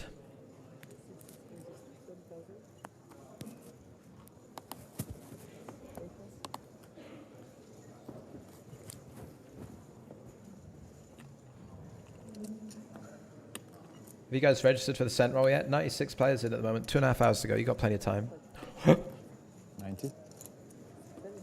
Ben Heath's got pocket aces. Boyka raises under the gun. Heath with the 3-bet. We saw him do this earlier with ace-5 suited. This time he's doing it with aces. It's called balance. In the words of Gennaro Gattuso. Sometimes maybe good, sometimes maybe shit. Cam in the chat. What's up? Cam says, my money is still on Longman Fan to take down his first major title. I played with Longman Fan in Barcelona. I know good friends with Jamie Walden, who was just on. Regular in the EPT streets, UK poker streets. Longman Fan, still out in the field, yeah.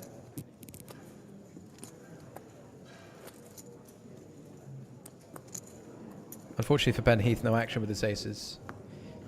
He got all the action in the world when he 3-bet ace-5 suited. But nothing when he got the stones, huh? Classic. Classic. Jamie Walden says, thanks for having me, mate. Really enjoyed that. I'm free tomorrow and Sunday if you need any additional company at any point. This seems a bit desperate, doesn't it? He says, I'm chuffed with the 50 versus 3 result. It was one of the most resounding victories in hit or shit history. We will give him that. We will give him that. We wouldn't mind Jamie back on for a session, would we, folks? Bit of chat, bit of company. Spud is suggesting rigged voting. You think he hacked into the mainframe?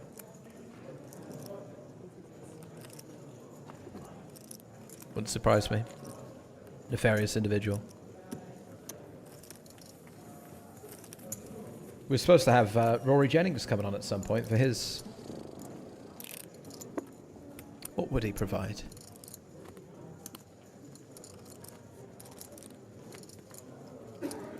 Yeah, the more I think about it. Charm. We'll get Rory on at some point, but Rory said today, in our little group chat here, he said, fellas, to myself and Mr. Adam McCullough.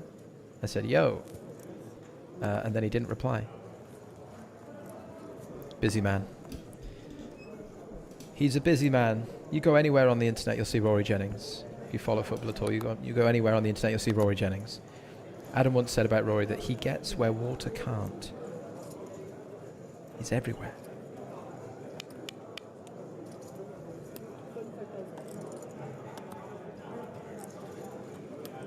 Unseen Monkey says, Rory wang on about going to the Ivy show. This is what he did last time, didn't he? He was on here. He was talking about his reservation he had at the Ivy. We've already had a croquet player on today. 120.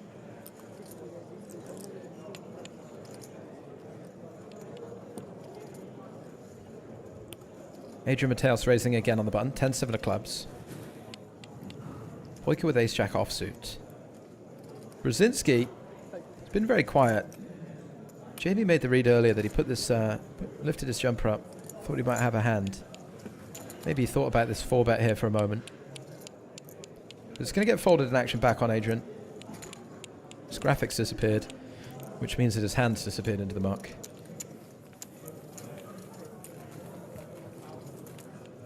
Crymaniac says Erling Haaland will not do well in the Premier League. Rory Jennings, there you go. That's the sort of analysis level we're looking at. Although I will say, Rory Jennings does talk a lot more sense than people give him credit for.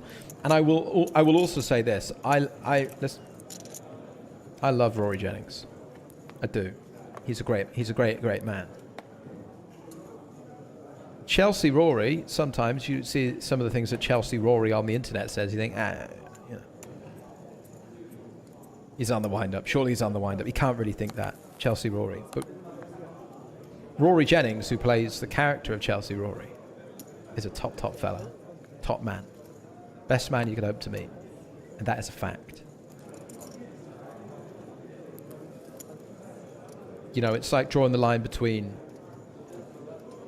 Dwayne Johnson and The Rock, right?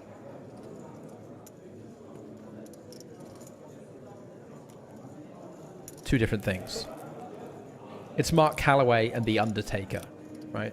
Chelsea Rory and Rory Jennings, two very vastly.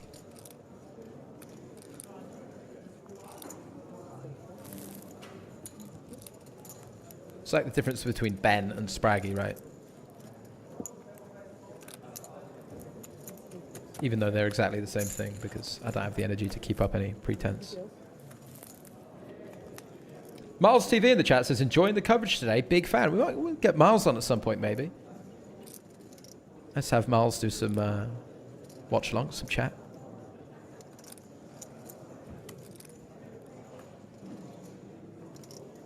Go into labour on the broadcast. Boyka with the best of it. Heath with the betting lead. Raising under the gun. Going to have a lot of strong hands on ace queen 7, Ben Heath. That's why we see him bet a hand like pocket sixes. We saw similar from Adrian Mateos earlier, betting ace king on ace king jack from early position, and we suggested at the time that he would be barreling off and bluffing with hands like 4s, 5s, 6s. We see Ben Heath start to implement that strategy here now.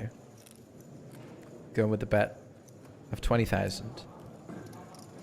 Unfortunately for him, Boyka gonna be at the top of his range. That's to say, he's got one of the stronger hands he's gonna have here. He's got top 2 pair, and he's clicking it to 40,000. Just a min raise. Heath got a fold, of course. You thought you called, right? He bet 20. You raised to 40. Yeah, the bet was 20,000 and you raised to 40,000. He thought that he bet 40. By the way, you're going to love this. You're going to absolutely love this.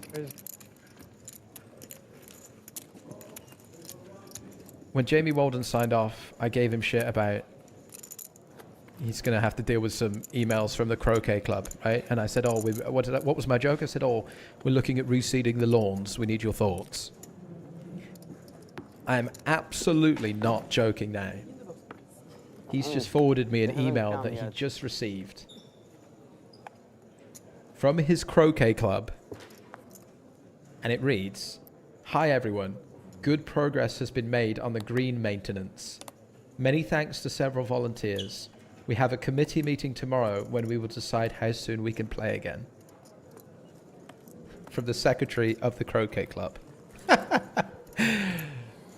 So I was on the wind-up saying that he'd have emails from the croquet club about the reseeding of the lawns, and well, there it is.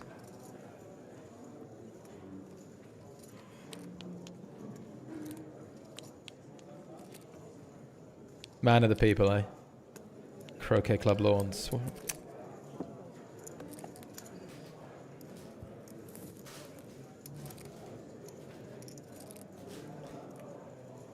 Blind v blind. Shiloh with a raise. Heath with a very powerful ace-jack in the big blind. All in. Announces all in. I think with the offsuit ace-jack here. Gonna like some shoves. Maybe does something different with the suited portion of the deck.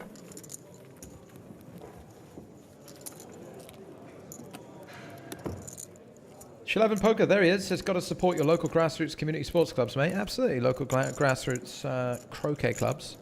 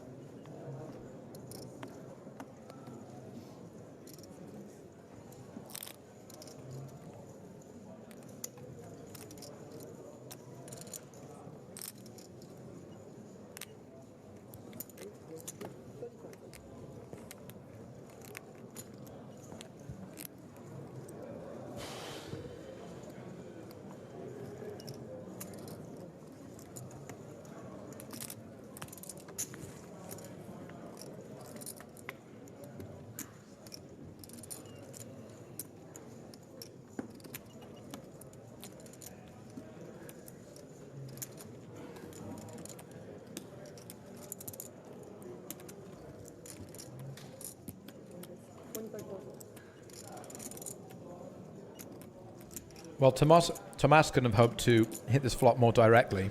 7, 6, 3, 2 spades. And we're going to see him use a lead here. And this sort of board, these low connected boards, you'll see the big blind lead a lot. And this is because you have a lot of hands that do very well here that your opponent does not. Hands like 6-3 suited, 7-3 suited, 4-5. And so when you have a lot of good hands, your opponent is very incentivized to just check back.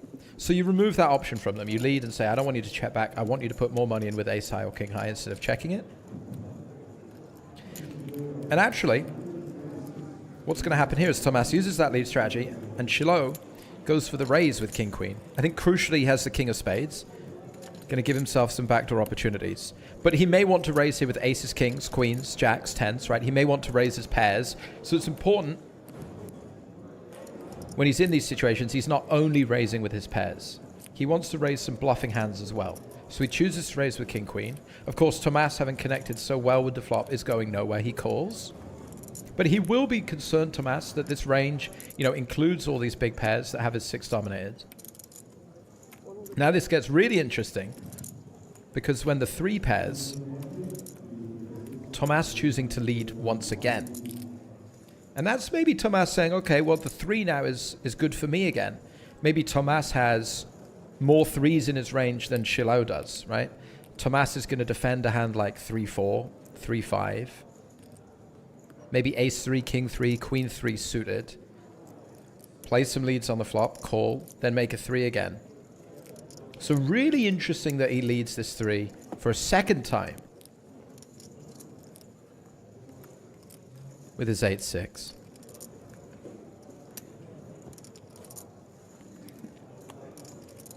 It's particularly interesting because it could be perceived to be a good card for Shiloh if he has something like aces, kings, queens. Because he now beats the 6-7, right, with aces and 3s. So I wonder if Shiloh wants to keep up this pretense, having raised the flop bet as a bluff. He's going to move out of the way. Kind of a very unorthodox line, unorthodox hand. Lead on the flop, raise, then another lead on the turn.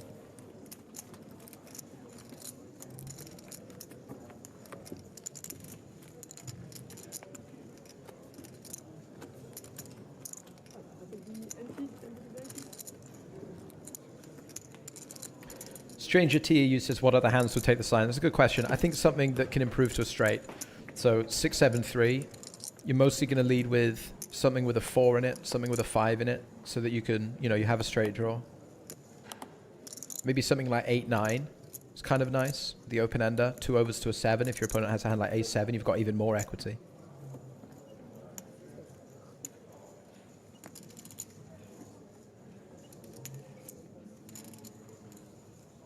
I'm again says, is the call pre-flop the right decision by the 8s, given the fact that he gave up on a pretty decent board for his hand?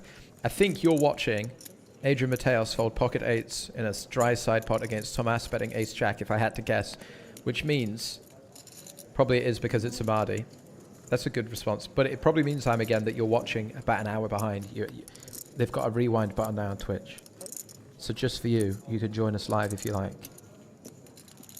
Wait, hang on a minute. He's not going to be able to hear that because he's watching an hour ago. When he catches up in an hour, he's going to be very, very, very spooked.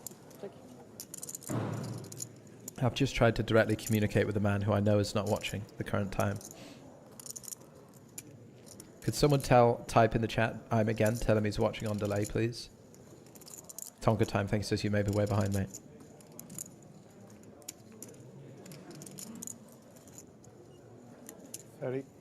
Spallanzani defending the big blind. Flops really well. He's got himself into a sticky situation against Adrian Mateos earlier in the day with the A7.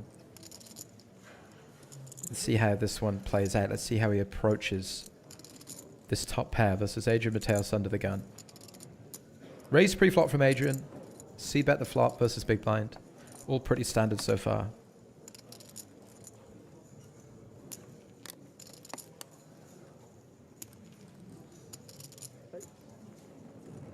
Spallanzani chucks in the 30k. Really intrigued That's going to take some of the stress away from Spallanzani's shoulders. Yeah, not too much going on. Just have to. He makes top 2 pair. Checks again. Definitely the weight of that previous hand playing in both players' minds. You know, Adrian aware that he got called down pretty light with the 3 streets previously. Maybe there's an aversion, especially on this card, which seems to favor the player in the big blind more with this sort of middling connected to the flop sort of turn. Perhaps it's going to, you know, create some aversion to barreling turns, barreling rivers. And this whole run out, once the turn goes check, check, Adrian's kind of signaling that he has high cards. And having called on the flop, the big blind's kind of signaling that he has these low middling cards. So a 9 and a 4, more beneficial for Spallanzani. That's why we see Adrian decide to slow things down.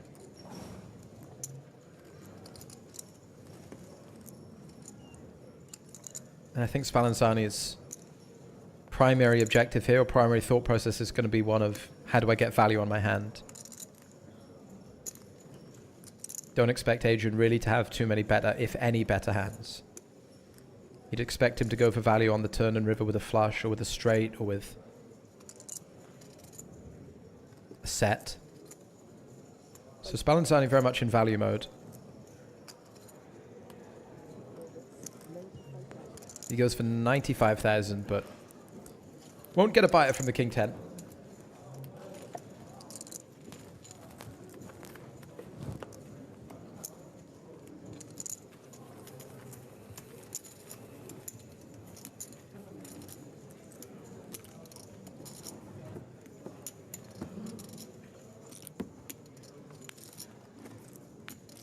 Everywhere, whenever but nice on YouTube says that King 10 off under the gun, not really standard. No.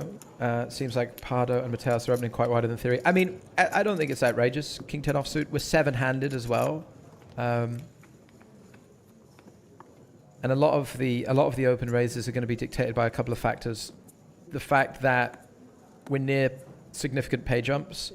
Some players are going to have to play tighter than they would ordinarily because of those pay jumps. And Adrian Mateos has been amongst the chip leaders. So when he covers a lot of the table, they'll have to play tighter against him.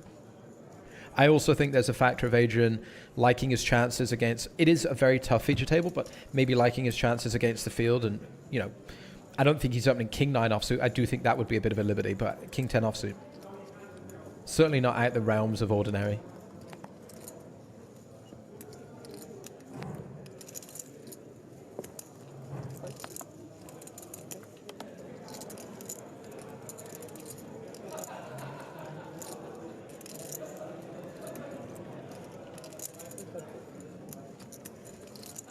Boyka this time with a raise of ace 10. Adrian into the big blind and defending. Off to a flop. What's he got?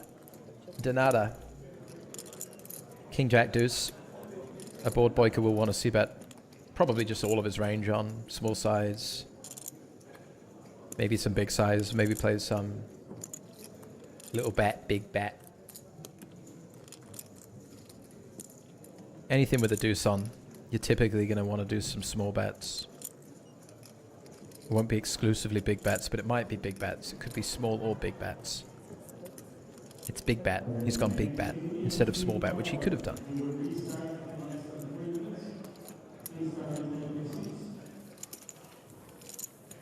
Either bet would have worked this time.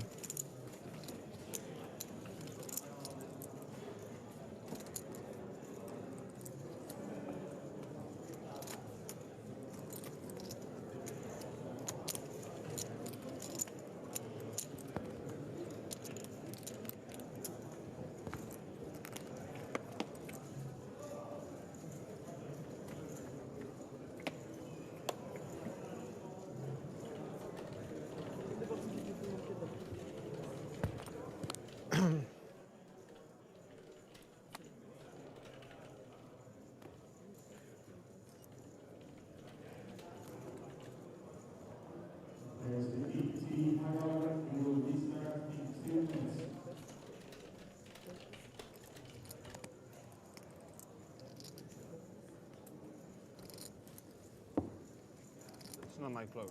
No.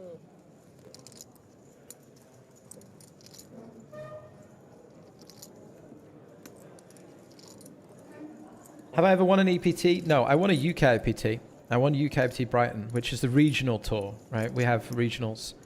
That was the UK, what's now known as PokerStars Opens. But I've competed in the last... I've probably competed in the last like 15 main events in a row. I haven't missed one for about 4 or 5 years. But not playing this one because my wife's very pregnant. So you'll find me here in commentary doing a watch along with you guys instead. There's these two guys, take a flop, blind v blind, king, queen, and ace 6. Adrian Mateus with the most interest on the flop. I don't know about my best finish. We'll find out. I've had some really nice stacks. I've run up some really nice stacks. As I said earlier, I don't want to roll out another bad beat, but I did lose 140 big blind pot with ace king against ace jack. 100 players left. All in on the turn, jack on the river. Not to go on about it. Jack on the turn here for Mateus. Excuse me. Makes a straight. Probably going to have a bet. Ooh, you never guess what Adrian Mateus is going to do. He wants to be greedier than having a bet himself. He wants to try and induce a bet from his opponent and perhaps go for a raise. This is obviously also going to open the door sometimes for a bluff from Boyka. Not on this occasion. Just wonder if Adrian tries to elicit a bluff once again, or whether that ship has sailed and it's time to put some money in the pot himself.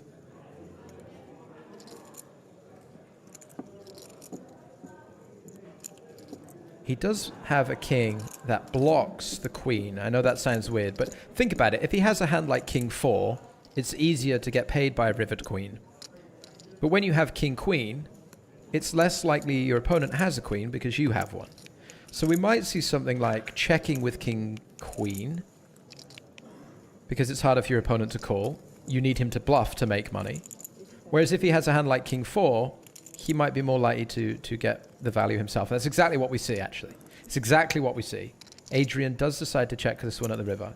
And I think that decision to check is informed by the fact that he has a queen. He blocks the way his opponent will call a bet, so he needs his opponent to make a bet.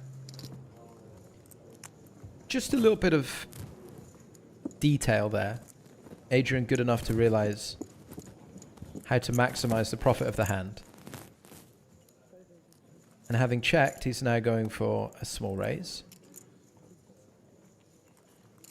And picks up an extra 80,000 with the river check. Turn and river check.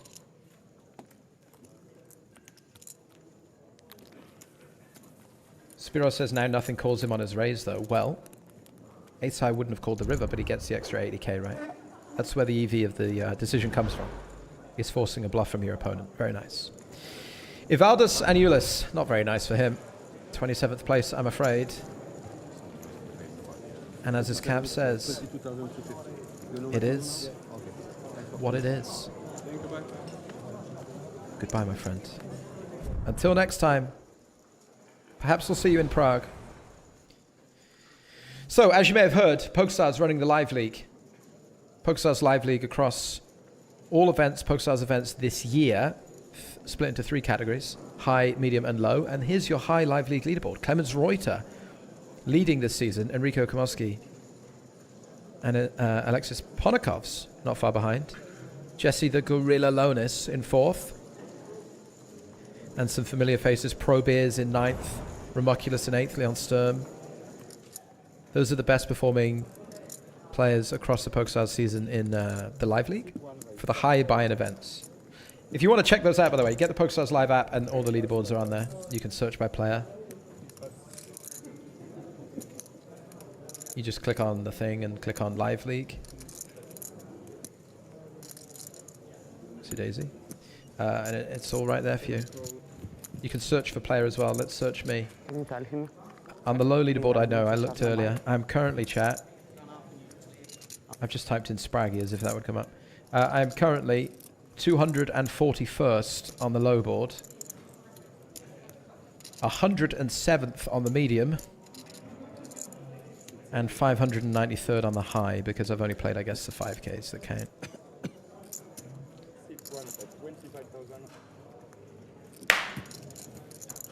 Rubbish. Rubbish. I won't be able to interview for Team Pro now.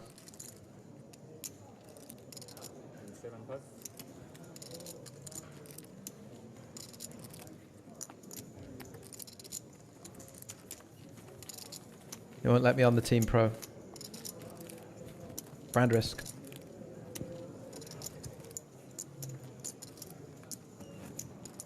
So Clem 90 is still number 1. Clarence Reuter still holding down the top spot on the high leaderboard. What are the prizes? PokerStars Live League. What do you get if you win in the high tier? First prize in the high tier is worth €62,400. 4 EPT main events and 4 EPT high rollers. Second place gets 4 EPT main events and third place gets 2 EPT main events. For the medium tier, first place gets 4 EPT mains and 4 PokerStars opens worth 25,600. Second gets 6 PokerStars opens, so 6,600. And third gets 3 PokerStars opens, so 3,300. And in the low tier, the winner gets 15k, which is 10 PokerStars Open entries and 10 PokerStars Cup entries. Second place is 10 PokerStars Cup entries, and third place is 5 PokerStars Cup entries. With the top 10 from each leaderboard, you get to audition to be on. There's a selection process, and one person will become the latest member of PokerStars Team Pro. Like me. So Brzezinski getting trappy here. Brzezinski going for the limp with pocket kings. Shiloh with the ISO of 9-6 suited in the big blind. And here comes the deployment of a 3-bet. A little limp raise, blind v blind. Now back in the day, when let's say you're playing, let's take you back to the 1980s. You're playing at Binion's Horseshoe or something. And you limp and you raise. You're going to have aces, right? You play live poker, you play 1-2 or something, someone limps, then there's a raise, and then limp raise, you think, this guy's got aces. But in 2025, there's a lot of strategy. We spoke about the player in the big blind ice-swing all these trash hands, ice-swing a load of garbage, right? Now, if that's going to be the case, you want to play back sometimes. So there's a lot of limping, waiting for the garbage to raise, and then re-raising them. And it's not always going to be aces and kings. There's a lot of strategic decisions about bluffs and things like that, so... We don't often see a limp 3-bet, but when we do, don't get out there in your games and think it's kings or aces all the time. It's certainly not against good players. But love to see a little bit of a limp 3-bet. What's old is new again, eh?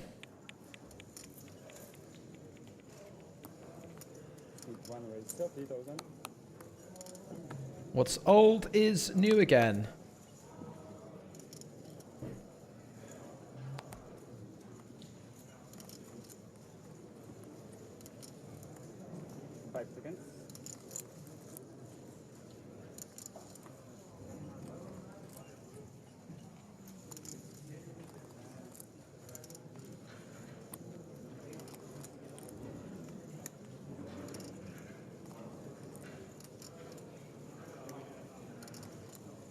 Sevens this time for Tomas. Spallanzani with ace-queen. He's not got too many chips in front of him.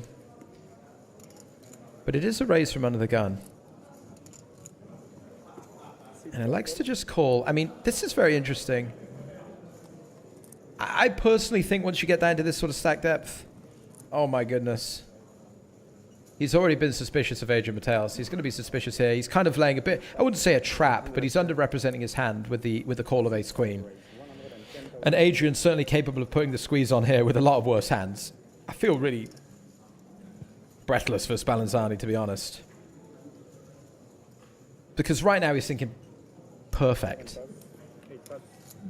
I've flattered my hand pre-flop. I've laid a little bit of a trap, a little bit of an underrepresentation. I've got a hand that is really, really strong that I shouldn't normally have.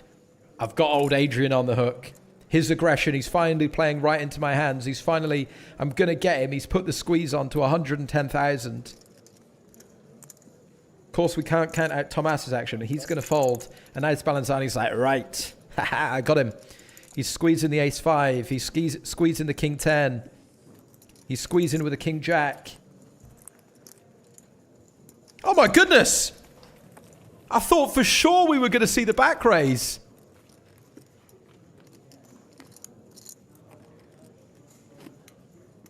What have we just seen? I thought for sure he's called the ace queen and now he thinks he's getting Adrian's aggressive squeeze behind. He doesn't even think about it.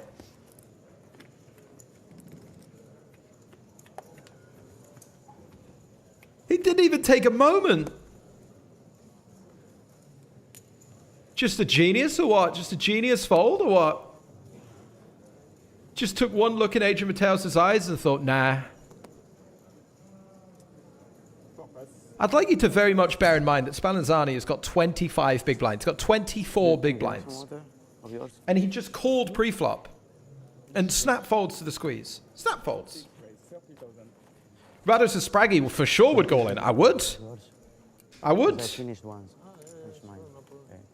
I would absolutely be all in. I think Adrian Mateos definitely going to be squeezing here with some ace 5, some king queen, some king jack, some king 10.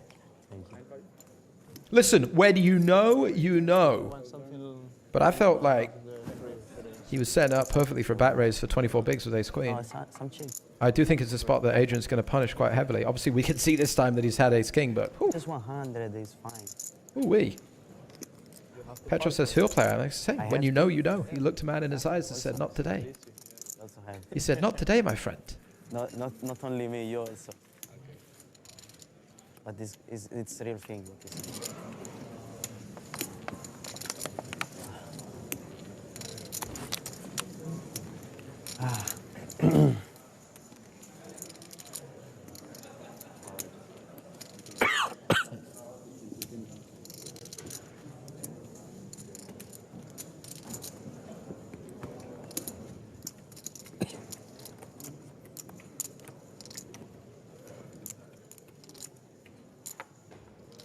Scott Higgins says, is there a pay jump soon? That's all that would make sense, surely. I mean, there are regular pay jumps now. Oh, of course, yeah, we're going to be playing for, you know, a lot more money coming up. But I think there comes a point. My bad. Right. It's just because I never touch cards until it's my turn. Habit. My bad. 6, 7 pass, 8 raise 30,000. You know, there comes a point where you just have to 24 big blinds, you know, pay jump or no pay jump. I do think it's a spot that Adrian's going to be taking quite a lot. So I was just trying to listen in there and get a sense of what Spallanzani might be saying about it. But I think he just said about he doesn't touch his cards before the action's on him, just out of habit or perhaps some sort of superstition. So no insight into why he might have folded this ace queen. But it's a good read. What can you say? It's a good read. He's off to the flop, defending with 5-4 hearts. Misses the flop very aggressively. Shiloh with the double gut shot. A 7 or a jack makes him 5 in a line. And with the betting lead versus a wider range in the big blind, just going to c-bet. And can't imagine that Spallanzani is ready to take a stand. Defending quite wide, so just going to have a lot of better candidates to continue with, right? 2 spades, 1 spade, any pair, any straight draw, anything that isn't 5 high.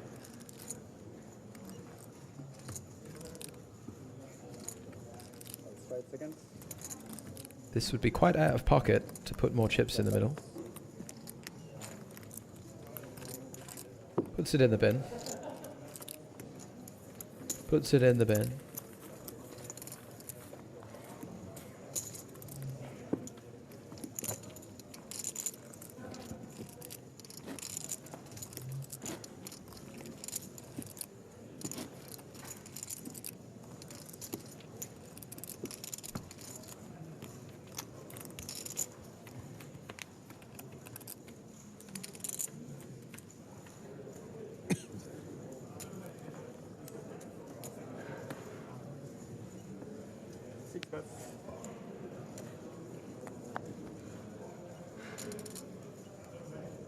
Seven pass, 8 pass,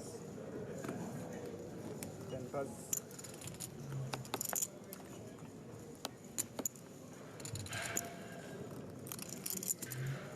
one raise 35,000. EPT away, get the badge in, indeed. I don't think Spallanzani is going to get folding anymore. I don't think this hand's going to end up in the muck. C4 raise to roll in. Rip it. Ship it. And Tomas, no interest in looking it up with the 8-6 of clubs.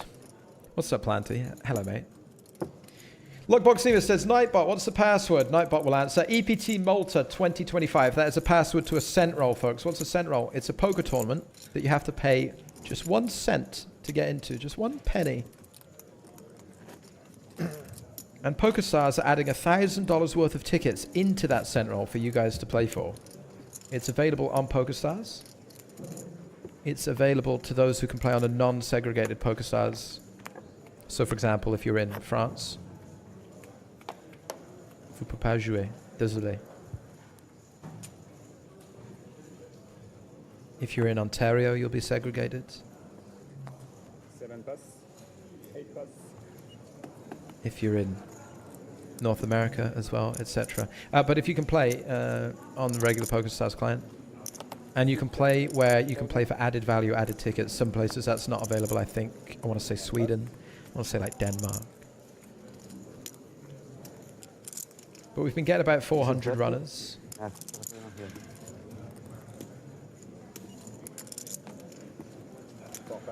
Today we have 114 so far.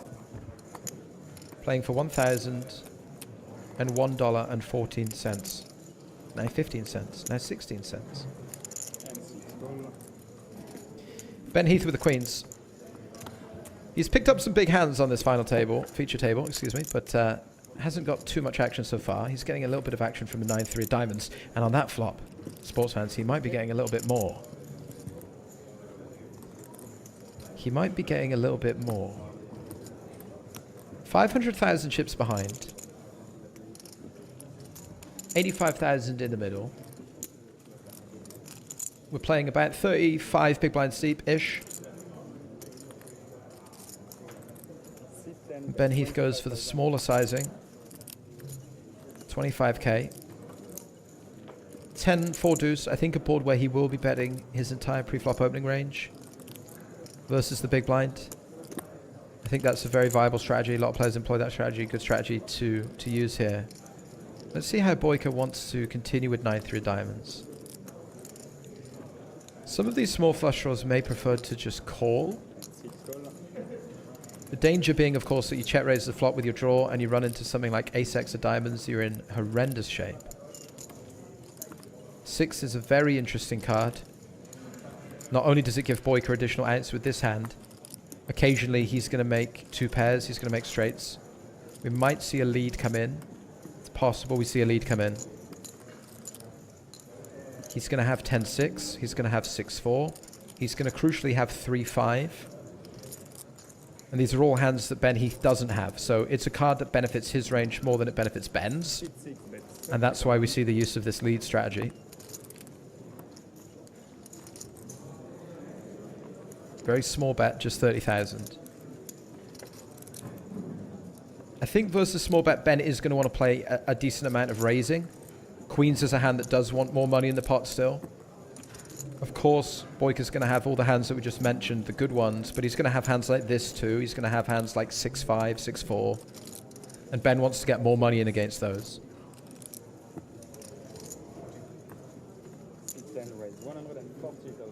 Yeah, Ben's going for 140,000. Do you remember, for those of you who watched yesterday, do you remember a similar spot where we saw a lead on the turn from 6-7 of spades? Yeah, 140. And Enrico raised with ace-9. And Kaladajevic ripped all in with the 6-7 of spades with the combo draw. I don't think that is necessarily off the table here. 5 seconds. Boyka being out of position. I think all options are still on the table for him. Because let's say that Ben Heath, obviously he's going to raise queens for value, but let's say Ben Heath is bluffing something like king-queen or queen-jack. Boyka really benefits from jamming with his 9 high and folding out that. We saw Enrico yesterday fold a top pair that had raised. I don't know whether Ben Heath would raise something like Queen 10 and fold to a shove, but not impossible, potentially. So let's see how Boyka chooses to continue with his hand. He just elects to call on this occasion. He'll be looking for a diamond or a 5. With 415,000 chips in the middle, it's an 8. So Boyka's hand does brick out.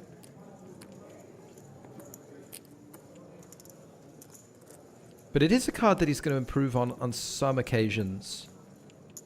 Think 5-7 of diamonds.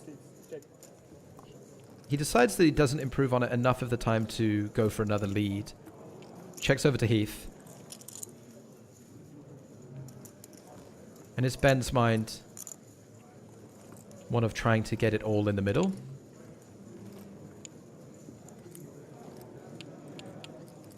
Are there enough combinations of a bear 10 or maybe even a heroic call from something like 6-5 that Ben wants to go for value here?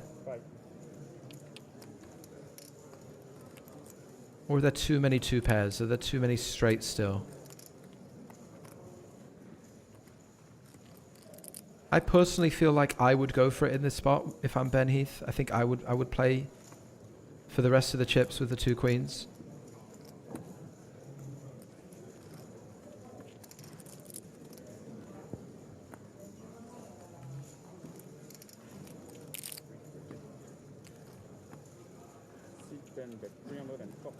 Yeah, he's going for it. He bets 340,000. It's an effective all-in. He's got just 5,000 chips behind.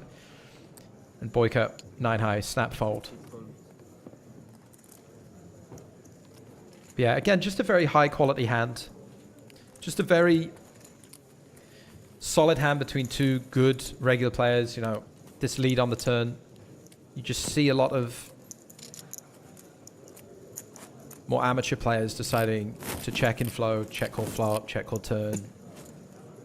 But you'll have noticed over the last 2-3 days, if you joined us here on the broadcast, there's so many of these leads coming into the game now. Not just on flops, but also on turns. And it really complicates the strategies and the way you think about each street, right? Because 5 years ago, you'd have to learn how to deal with a check call, a check call, a check call, or maybe a check call, a check raise. But the decision tree gets a lot more complicated if your opponent is also playing a check call and then a lead, a check call and then a check call, then a check raise. Right? All of a sudden, we've got lots more to think about. It's very high-level poker on display in Malta. I will say that. I think the field is as tough as we've seen at this stage of an EPT for quite some time. I think the quality of play is as high as we've seen at this stage of an EPT for quite some time. And that's probably, as a result of a smaller field, 898 in Malta is smaller than we'd usually get in an EPT main event. And I think in these smaller fields, obviously, it's easier perhaps for the pros to sort of make their way, or more of the pros made their way through this, less of a minefield. I see more of them rising to the top here in the final throwings.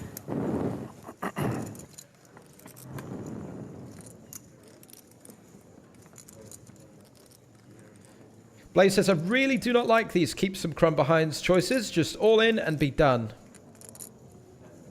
But think about it. Why is it happening? Think about why it's happening. I feel the opposite. To me, it's absurd that more people don't do it. What's one of the most famous sayings in poker, chat?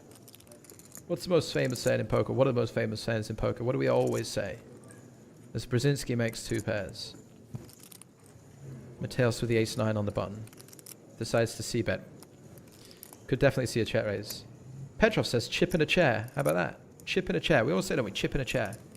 So what if every time you go to be all in, you just leave yourself a little bit? You don't really lose that much value because you're only just not getting paid like an extra half a big blind or a big blind or whatever, right?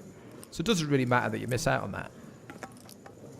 But if your opponent has the nuts and they shove on you and you're bluffing, and you get to keep that,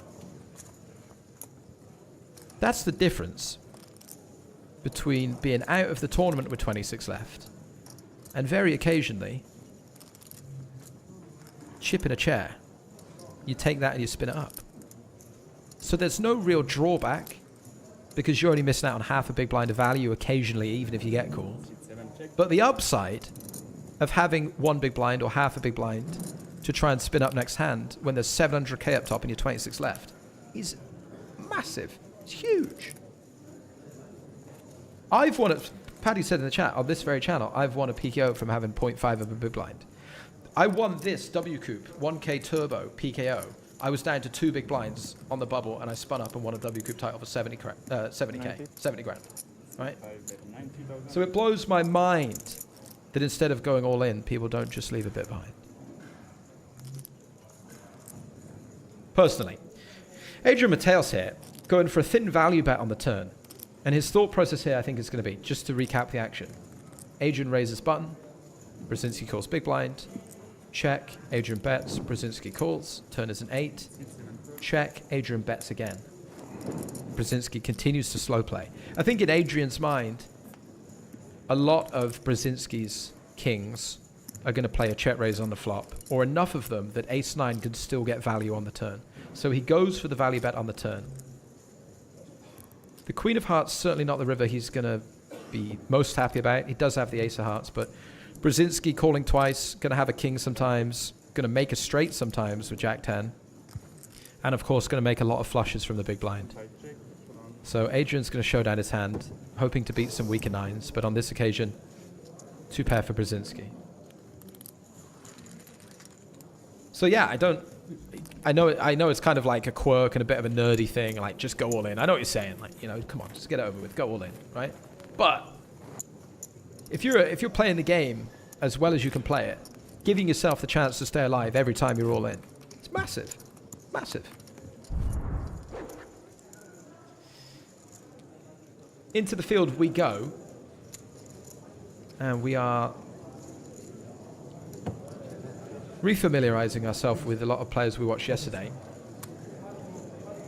Cologne has opened. Zhao Jiming here. It's gone Cologne raised to 30k. Zhao Jiming 3-betting here to 100k. Cologne then 4-bets to 260k. Stay with me. Action now back on Zhao Jiming, who has just 5-bet to 470,000 chips and got a fold. So we've got a 5-bet pre-flop. Cologne going with a 4-bet fold on this occasion. As you see, Mr. Graftekel in the field. That's Jan Zarens with the shades in the background. But that is Zhao Jiming counting up his chips, and he's up to 1.4 milli.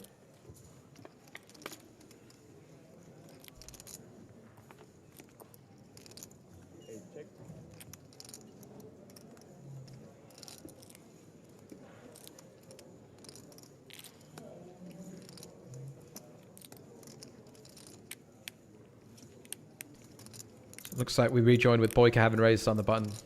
Shilao having defended big blind, and he's got 7-5, and Boyka can bet or check, but I'd anticipate some betting, some checking. Good anticipation by me, isn't it? I think he's going to use one of the 2 options that he's got available. He does use one of them. Very insightful. Check back.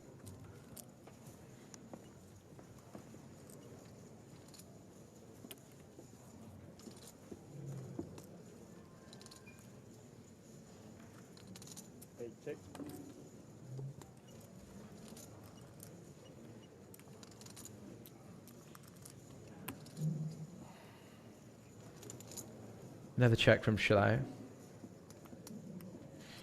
I think Boyka quite happy, just hand's got a lot of showdown value.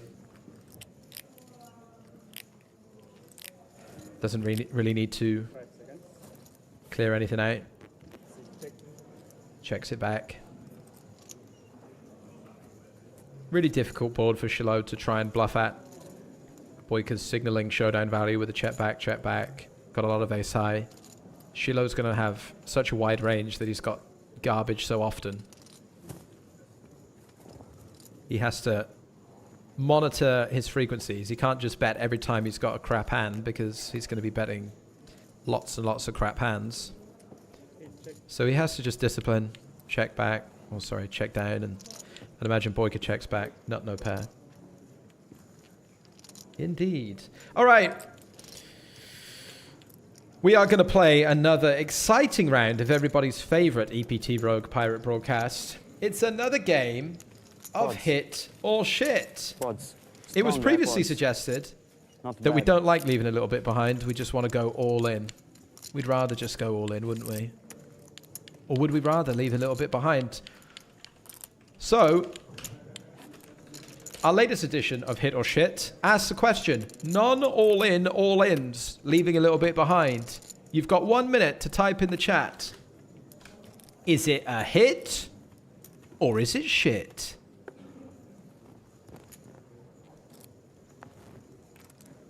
Now, remember what I said. Remember the explanation. Chipping a chair, leaving a bit back. We don't want to stay in tournaments when we're bluffing.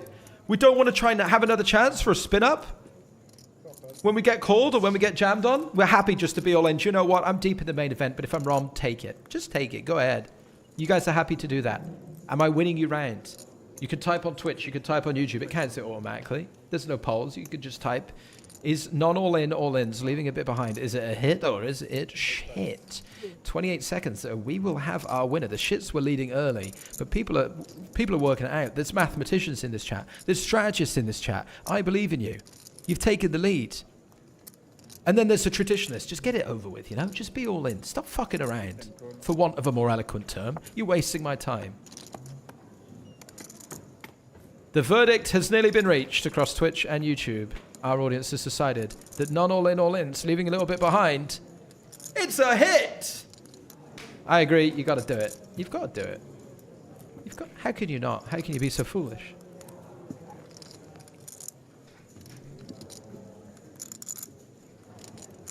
Gummy says the host pushing for hit is kind of unfair for a fair poll. There's no pretense of impartiality around here. This isn't the BBC. I'm allowed to be biased. It's a hit. JK says I can obviously see why it's plus EV and a hit, but it's still shit. And that's absolutely fair. That's absolutely fair. Ace Queen against deuces. It wasn't an absolute landslide like Jamie Walden. The first episode of Hit or Shit today. Jamie Walden won out really well, didn't he? Very clearly. Ben Heath's defended with the deuces. Let's see if Boyka wants to take a stab at this. Or whether, just like in the previous hand, he's happy to show down his Ace Queen high.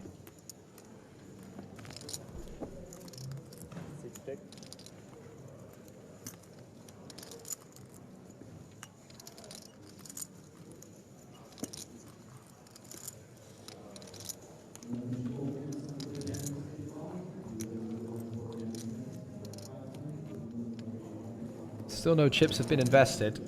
Wonder if Ben Heath is deciding to show down his deuces or take a stab at it. 4 spades on the board.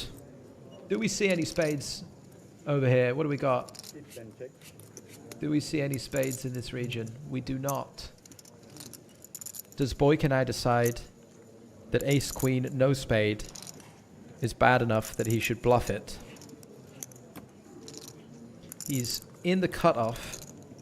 How many worse hands does he have in the cutoff? Something like king 9 is worse. But not too many, right? Certainly fewer than he has on the button. Yeah, so he's deciding. It's time for him to bluff his ace queen. And think how sharp this is. Think what happens if he's checking this one back. He goes for an overbet sizing. And that overbet sizing is going to be used when he has the ace of spades or the king of spades. And that makes sense for his hand, right? Checking back a lot of ace high and king high. Now making the high spade. And now he wants to get max value. So we would bet the ace of spades, king of spades in this size. But think how sharp this is. How often do we just check back ace high here, lazily? And we'd have lost to pocket deuces. But Boyka, not content with mediocrity, able to turn his ace queen offsuit into a bluff. Obviously, Ben has to fold his deuces, no spade. Don't think that's really a question. But Boyka correctly identifying that he's too low down to check back. Bluffs his hand, picks up the pot.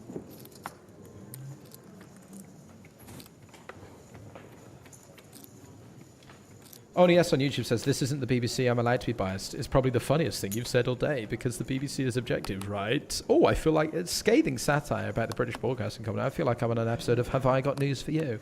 Is Paul Merton and Ian Hislop about to jump out from under the desk or what? No, we're not going to do these on this chat, but it's great satire, folks.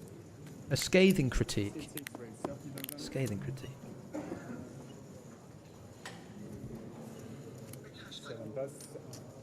Got James Hartigan on my feed doing a hashtag fun fact. We're auto playing videos apparently.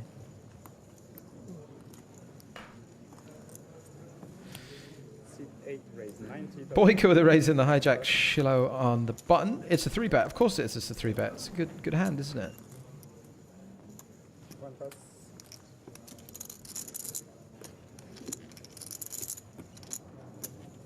Dennis says, it's beautiful to see the one time he checked down with ace queen and winning, and directly after bluffing with ace queen on the river, making the right decision. Exactly, same hand.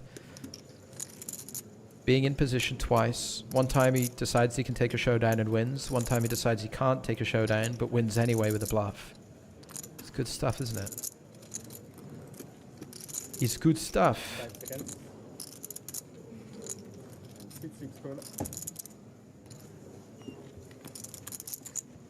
And here comes Boyka then, out of position, but decides at this stack depth that he wants to take a flop with king 9 suited. He's up against ace king.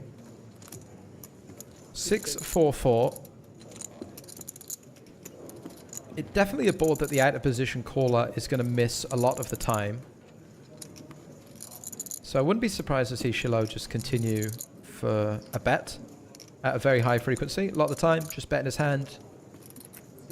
If his opponent's got something like Queen Jack, he's going to deny some equity. If he's got the overpair himself, he's going to get some value from smaller pairs, from some flush draws. So a lot of benefits to just being in position, betting your hand. Let's see how Boyka might respond to this. He doesn't mind the fact that he's got hearts. I think king 9 of diamonds, king 9 of spades are snap folds. King 9 of clubs, snap continue. King 9 of hearts. Folding this time. I need our hand, real hand. Give me a good one. We've got to the point where Nicholas Spallanzani is requesting a good hand. He had one, he had ace queen, but he folded it. Correctly, might I add. Here's two guys who don't necessarily need good hands to play. Juan Pardo once again versus Gerard Ruberalda once again. Looks like we're at a river. Gerard immediately doesn't seem too happy about it. So the board reads King, Deuce 10, Jack, Ace. So any queen is a straight. Ruberalta raised on the flop, Juan Pardo called. Ruberalta bet the turn, Juan Pardo called. Ruberalta checks the river, and Juan Pardo bets. So that's King, Deuce 10, Jack, Ace. 3 hearts at the turn. And it looks to me like Gerard doesn't like his hand. Looking at Gerard's stack there, seems like he's down to about, he's got one red, 240,000 for Gerard. Whereas I don't have time to count Juan Pardo's stack. It continues to grow. Juan Pardo up to 2.4 million. I think he started the day 3rd or 4th in chips. I think it was Adrian Mateos 3rd, Juan Pardo in 4th. Well, Juan Pardo's up to 2.4 million, and Adrian here on the feature table with us. Still at 1.2 million. As Shiloh opens the cutoff, Ben Heath 3-bets the button with kings. And as previously mentioned, we've seen Ben Heath with some big hands. He did play a nice pot with pocket queens. Shiloh decides to call, as well he might. Good hand, ace-jack suited. And a really safe flop for Ben Heath. Similar idea as before. Definitely a board that your opponent is going to miss a lot.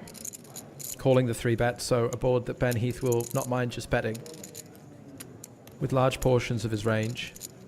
Very interesting point here that Ben Heath will also sometimes bluff pre-flop with a 9. Some of his bluffs might be around King 9, Queen 9, Ace 9, maybe on occasion. I can see some 9s for Ben. So the 9-high board is kind of fun for him. And as Petrov in the chat points out, it's a very dead flop for Ace-Jack, isn't it? Really dead. And again, suit's not playing a good part in this. Shiloh does have the ace high though. It continues to stick around for one. Small bet, 60,000. Really small bet. So Ben just using that small bet to manipulate his opponent into some wider calls, which works out really well for him when he has kings, right? You want to keep your opponent on the hook.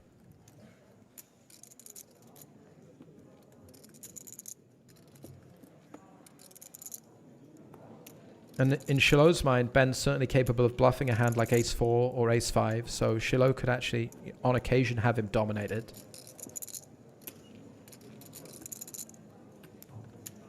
Checks again on a 7 of clubs. 180.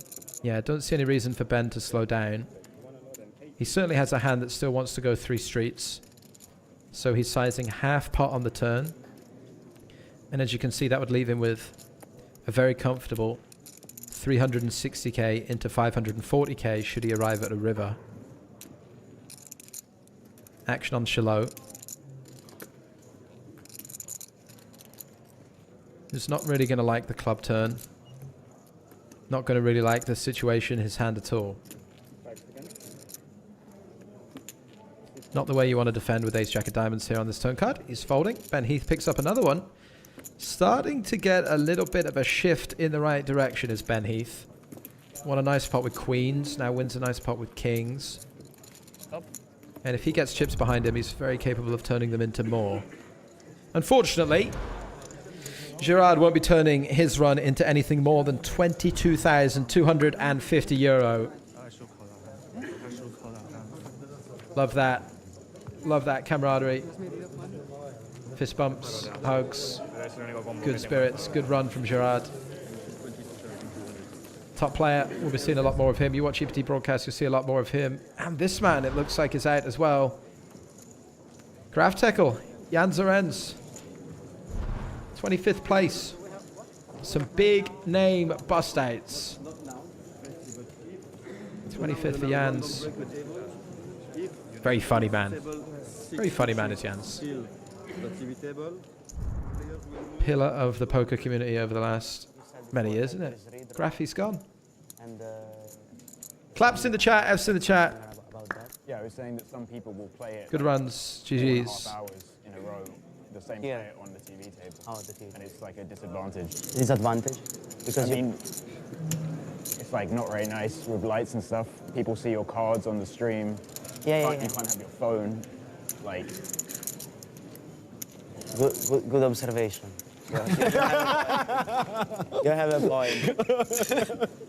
No, I agree. I'm saying it's not the best. Next to break. But did they listen to us? So now we're going to break to the other tables, and two or three people will come back. This is good. You saved the small blind. So folks, with those bust outs, of course, you'll see right here, and for those of you who can do your 8 times table, 8 players per table, we're down to 24, which means 3 left. Final 3 table situation here in Malta. And Dinis points out it's crazy how many big names are left in the CPT. Yeah, I was saying about that earlier. I think just a smaller field, right? Higher concentration of pros who've been able to make it through. As we're down to 24, this table's still playing out hands. It's Ostash versus Onisforu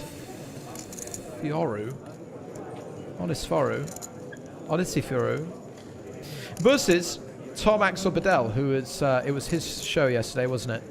He couldn't put a foot wrong yesterday. He won just about every pot that he played. We pick up the action on the turn of Deuce 3, Jack 6. And Tom has raised on the turn. Been called by Ostash. Action now on Onisifuru. Easy for me to say. And we're off to the river. The river is a 9 of hearts. Jack 3 deuce. 6-9. Ostash, who called a raise on the turn. Both players called a raise on the turn from Tom Axel Bedell.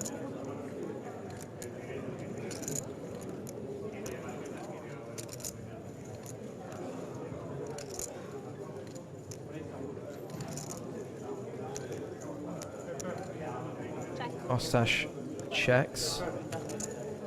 Another check. Tom Axel Bedell. He raised the turn. Let's see how he plays now in position. Checks it back. What do you got? That looks like a winning hand to me. We got 1 in the bin.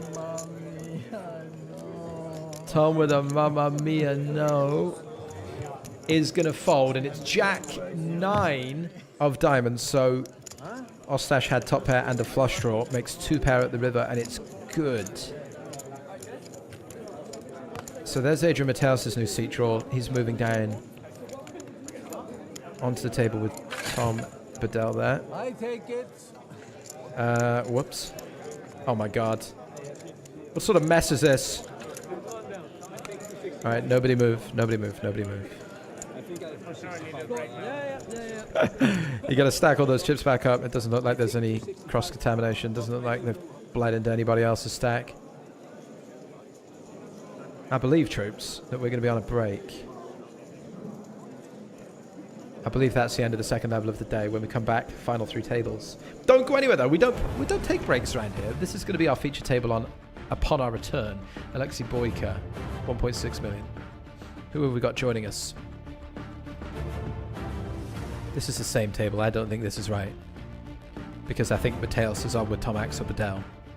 This is a recap of the feature table that we're just leaving, isn't it? No one particularly short. Ben Heath in much better shape now with 60 bigs.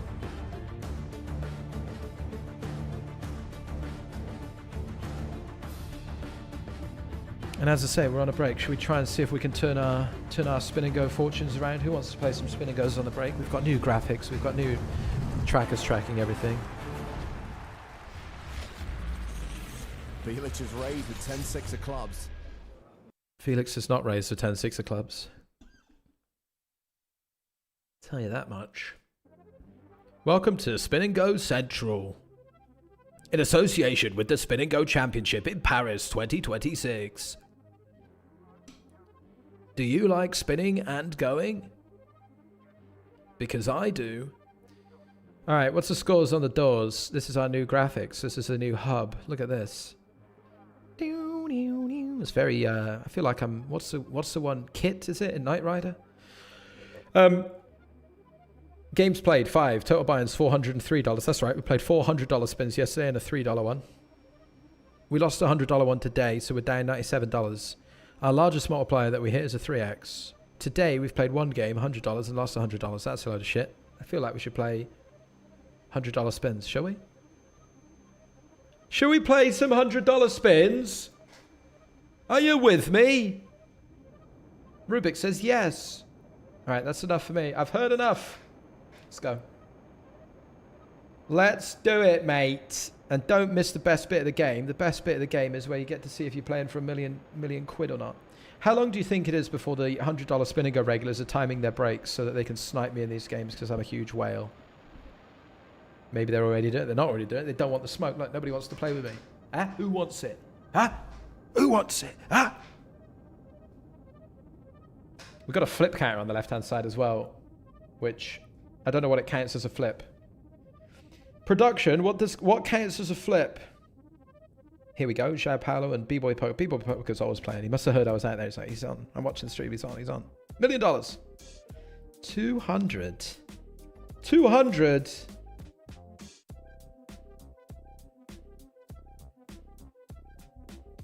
We're on no delay chat, so you won't be able to see my cards. Keeping it big secret. I'm also not going to give off any tells because they might be watching the stream and trying to get reads off me, trying to get tells off me. So I must remain stoic.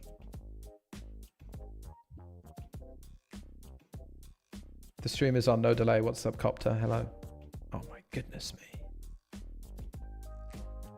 Queen 5 offsuit I had. No thanks.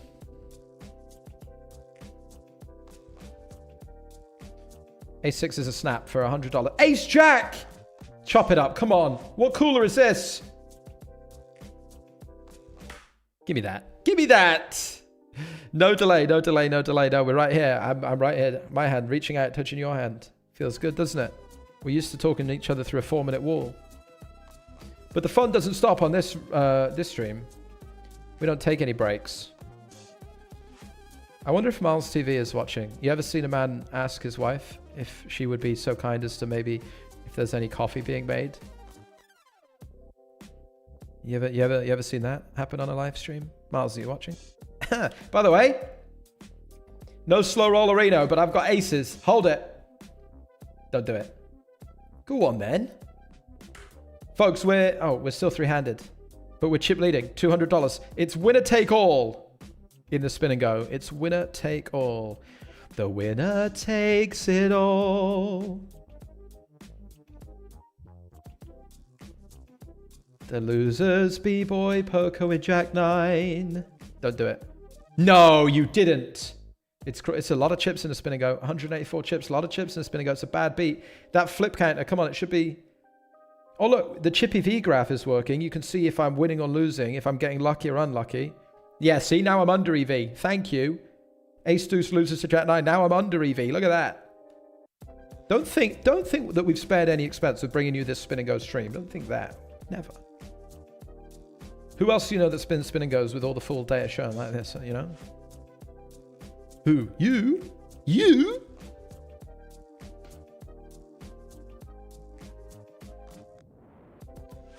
Our survey says 8 blinds.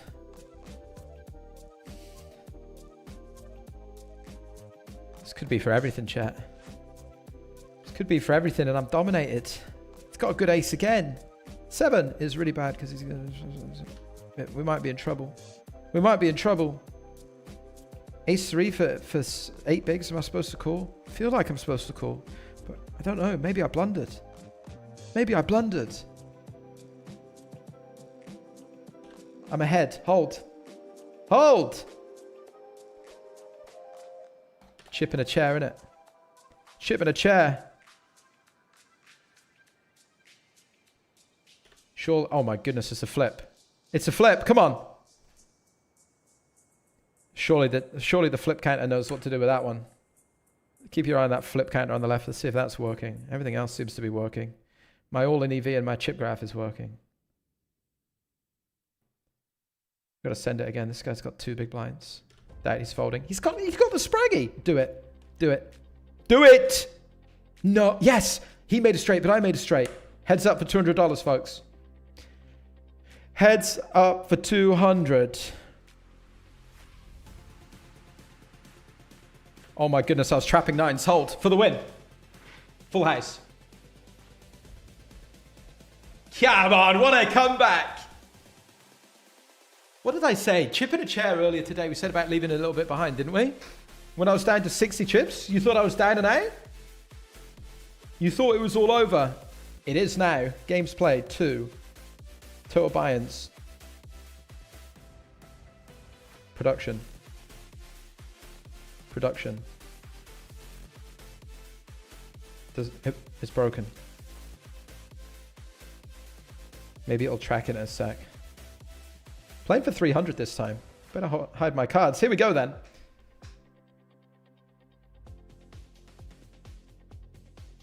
Okay, production says which ones count. All in pre, only heads up, only under pair versus 2 overs. And it may or may not work. Is there a delay on this adding production? Is there a delay on that? The chip graph updates in real time. The net profit updated in real time, didn't it? But the total buy-ins didn't. It's a work in progress. Just getting word from production now. I've got 3 of a kind troops. I got 3 of a kind, but no spade. Maybe we've got a call anyway. Oh, we do got a call. Get wrecked. Come in here trying to steal my chips. Same lineup, isn't it? Myself, B-Boy Poker, and Jao Paulo. I'm hearing word on the street that if we click a button, it'll work.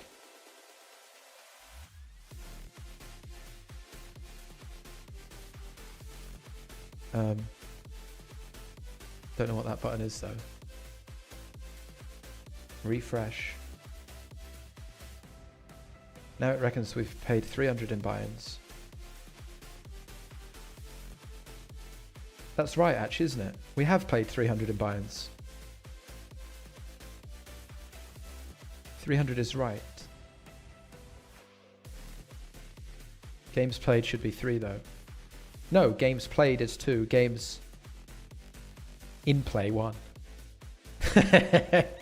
It's perfect.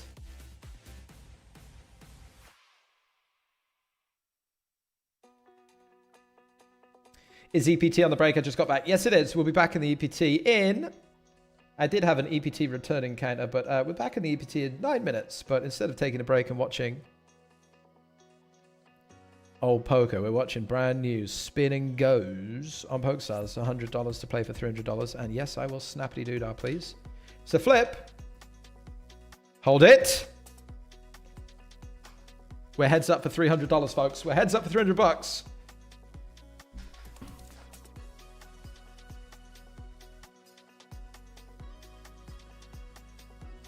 I was lurking down here. Maybe you saw me lurking. I would have called. I was lurking by the call. I mustn't look by the call.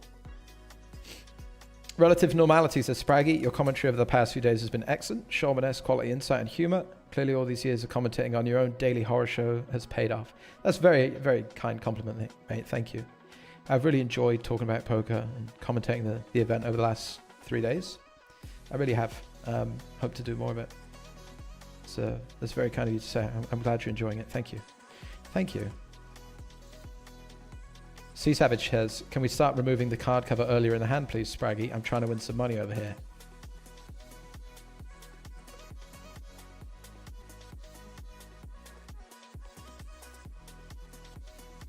I wonder if B-Boy's in the chat. B-Boy, you in the chat? You want to say hi? You watching? Are you out there? I'm here, Kappa.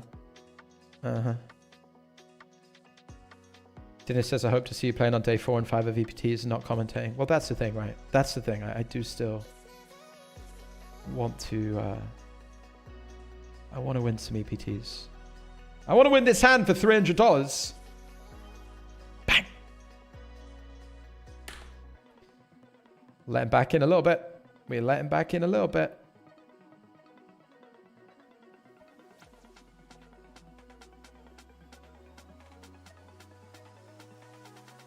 Close one at apples. We nearly had him. It's so close, our 7-4, wasn't it? It was so close.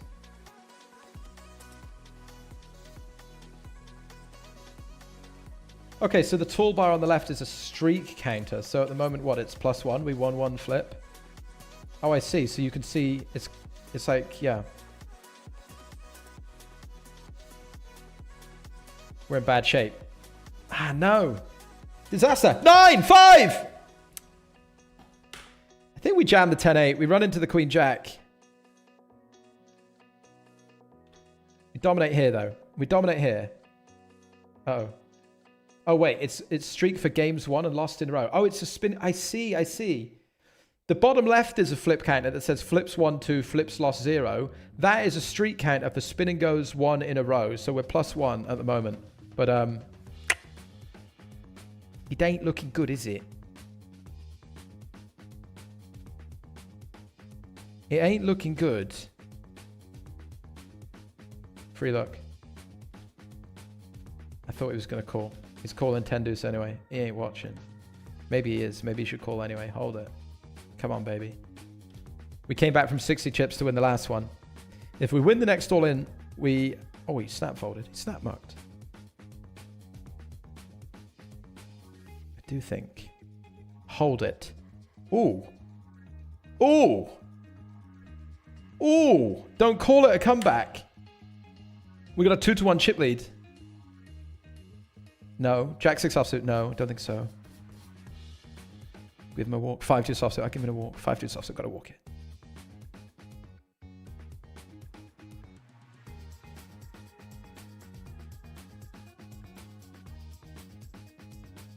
Trapped him. Hold it. For $300. Go on then. Double comebacks on the break. Double comebacks, huh? What does that put? It puts us up for the day, surely now. It puts us up for the day, doesn't it?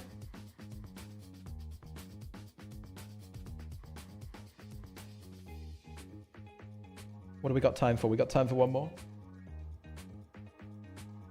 Games played 3. Total buy-ins 300. Total cash is 500. Net profit $200. 2 in a row. Let's see. Let's check in.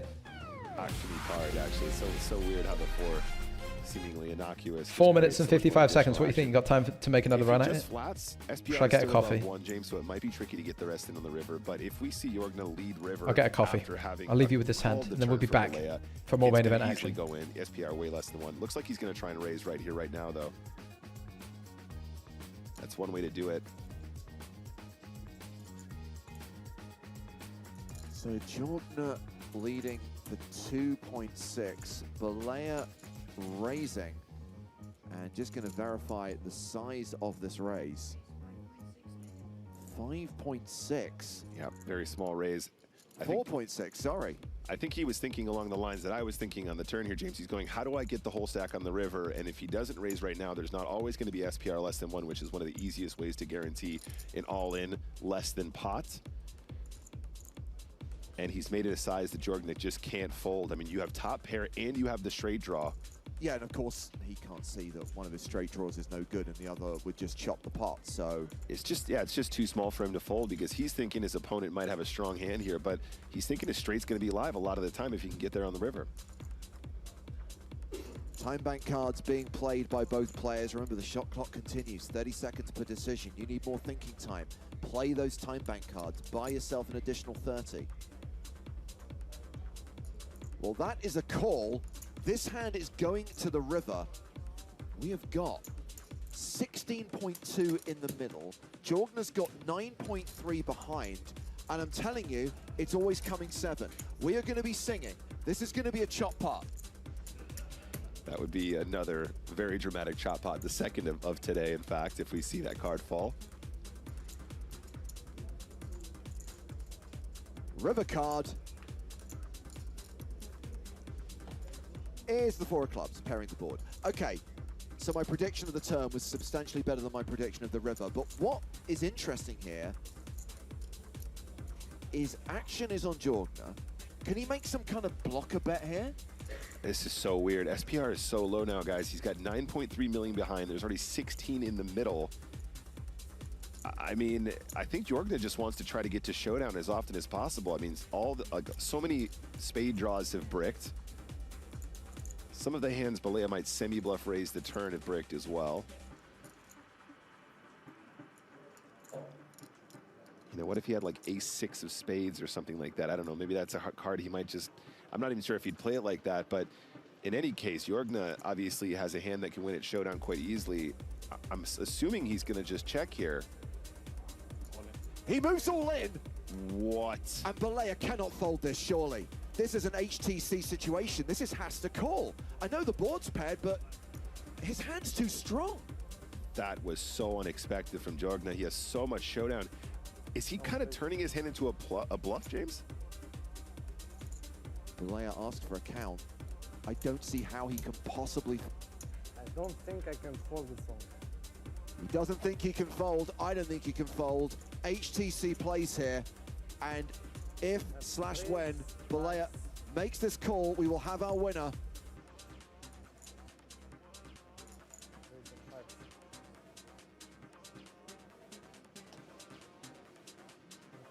Makes the call, and it's over. Congratulations. Year of Romania. We have our first ever Romanian winner on the PokerStars European Poker Tour. Razvan Balea takes down the first ever EPT Paris main event. Peter Jorgna is the runner-up for 780 grand. Razvan Balea, who qualified for $530, will cash out for one. What a final hand here in Paris. And we're back with a big game. Sorry, the bigger game. We're 5 hands in, and I'm wondering if I brought enough money in. What? I just played the biggest spot of my life. Not a lot of goofy guys at this table, huh? Exciting. Stack's one of you two right now. This is gonna get crazy. It's the big game, baby.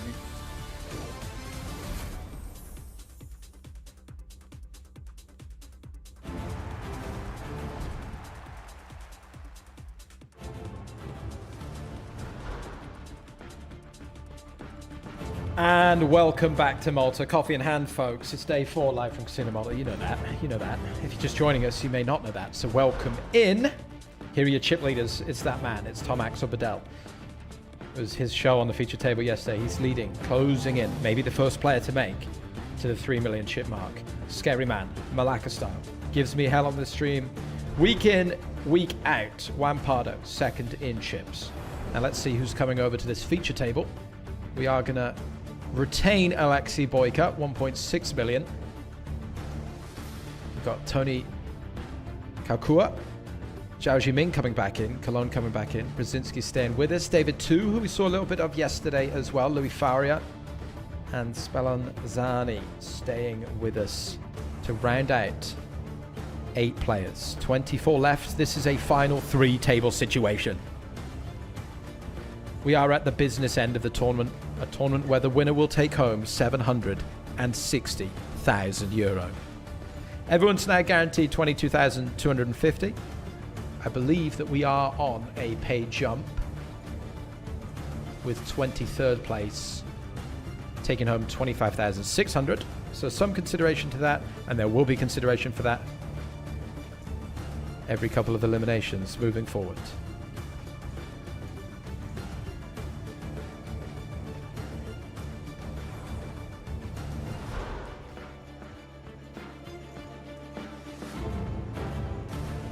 There are going to be more PokerStars Opens this year. Maybe you'd like to attend some of these. Maybe you could attend some of these with a Silver Pass. You can play for a Silver Pass in the Power Path Express on Sunday. $55 buy-in. Manchester's coming up. 10 days away. My son is due to be born on the 16th. So if you're hoping to go to Manchester to meet me, you might be out of luck. But don't let that deter you. Maryland, Manchester, Cannes. Film Festival, more like Poker Festival, yes please. And of course, someone requested yesterday that the EPT come to North America. I said we can't do it because it's not in Europe. But PokerStars events are back in North America. The North American Poker Tour and APT Las Vegas, November 3rd to 12th. Highlights include the 50k Super High Roller 5k main event. And the final table in the main event will be broadcast on November 12th. Very cool indeed. Also, we've been playing Spin and Goes on break, and that's in preparation for the Spin and Go Championship. 81 qualifiers headed to Paris to play the Spin and Go Championships. There are $3 Spin and Goes in the client right now. You can play those. And I believe there's some packages being given away there. There's going to be lots of other ways to qualify for the Spin and Go Championships in Paris. This is a relatively new thing. We just had the second one ever in Barcelona, but this time it was broadcast as a new set. It's going to be huge going forward. So if you like your Spin and Goes or you want to try and qualify for one, come to an EPT. Spin and Go Championship Live. Coming back to Paris. It's all happening, isn't it? It's all happening.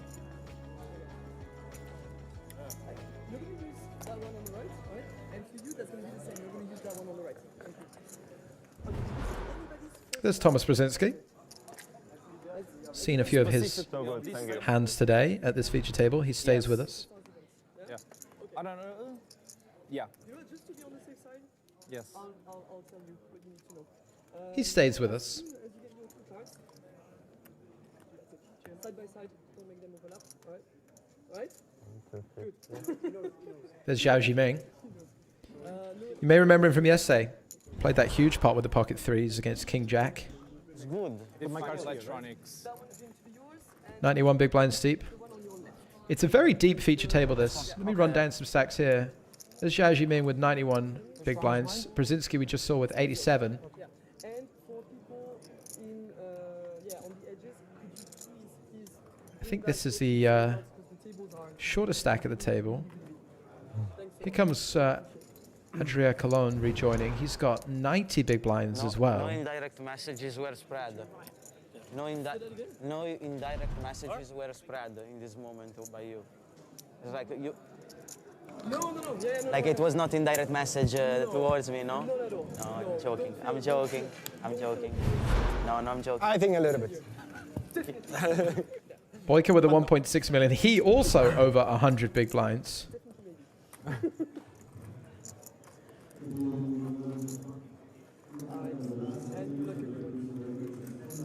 So David too, who you yesterday we learned was a top Spanish Yeah, I haven't given. regular. He's got 37 bigs as well. Right on the table.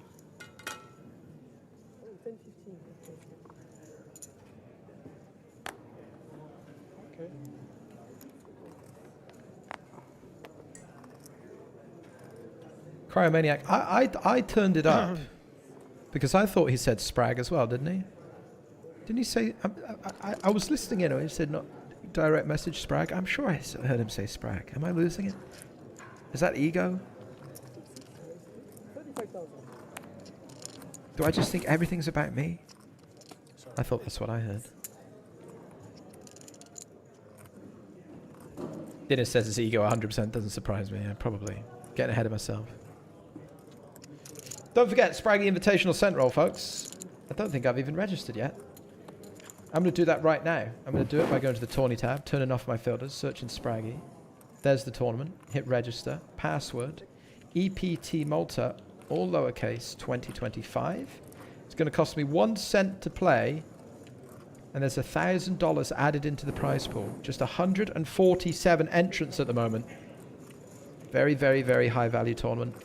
Just 1 penny to play. That's all you need is a penny to register. Starts in 58 minutes, the scent roll. We've had 399 runners, then we had 400 something runners. And here we are. 147 in so far today. There's Louis Faria.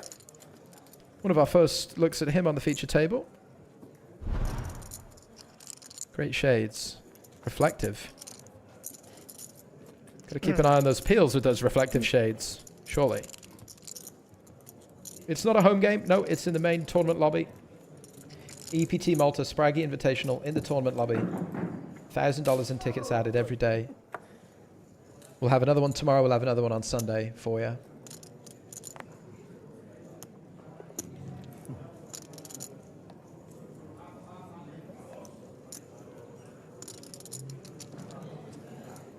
This old school poker pro is running riot on the European Poker Tour. I got caught up in a recap from yesterday. My apologies.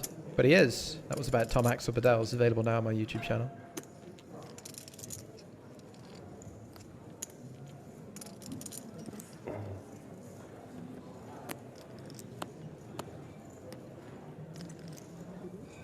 Brzezinski with the ace-5 of clubs. Raising under the gun +1.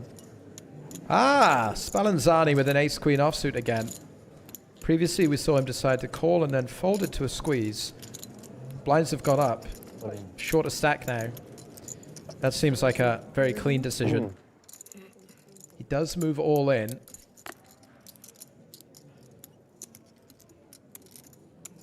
Cologne briefly eyes up the stack. Too much for the king-queen, and Brzezinski's going to let the ace-5 go.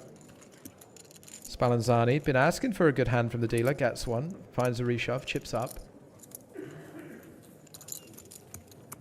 Nicely done. I have our hand. Good hand? Strong hand. Yes.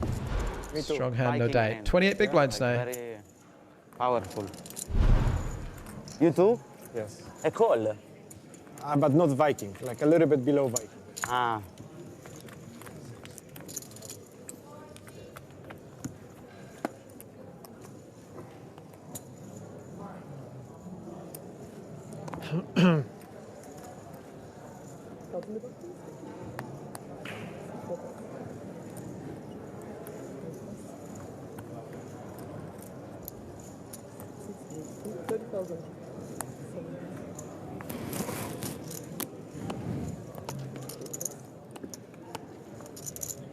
Daniel Pereira, do I know if Mateus is still in? Yeah, he's still in. He just was on our feature table, but he's still in the field, just got shuffled off for now. But he remains in that field of 24, mate. Absolutely.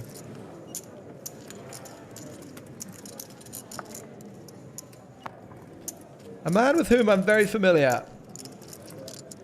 Tony Kaukua. Played a lot with him. Regular fixture on the EPT. Faria with a raise with ace-2 suited. Tony's going to defend Jack 10 out.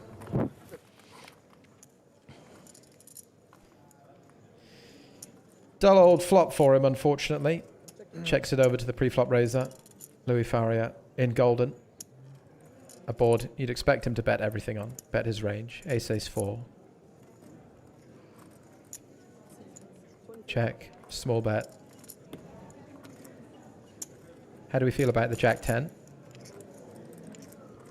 Got a lot of suited defense, so I think if we want to do something on this flop, you're going to want to have some suited hearts, diamonds, or clubs. So Jack 10 offsuit releases.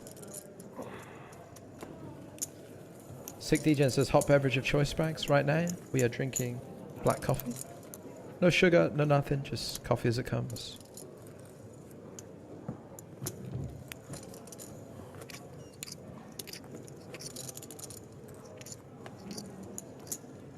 Sunday Millions back on Sunday. We excited about that? EPT season starts on Sunday. That one was Since we're watching the EPT, we've got an EPT season online. Just want to be safe. Yeah. No? Better safe than penalty. Power Path Express on Sunday as well. 2 gold passes, 5 silver passes, 158 bronze passes. So I know. Pepper says, what kind of coffee, Spraggy? Are you an espresso machine kind of guy? I got a beans, grinder, knock it all down, flatten it all out, put it in the thing, turn it round, push the buttons.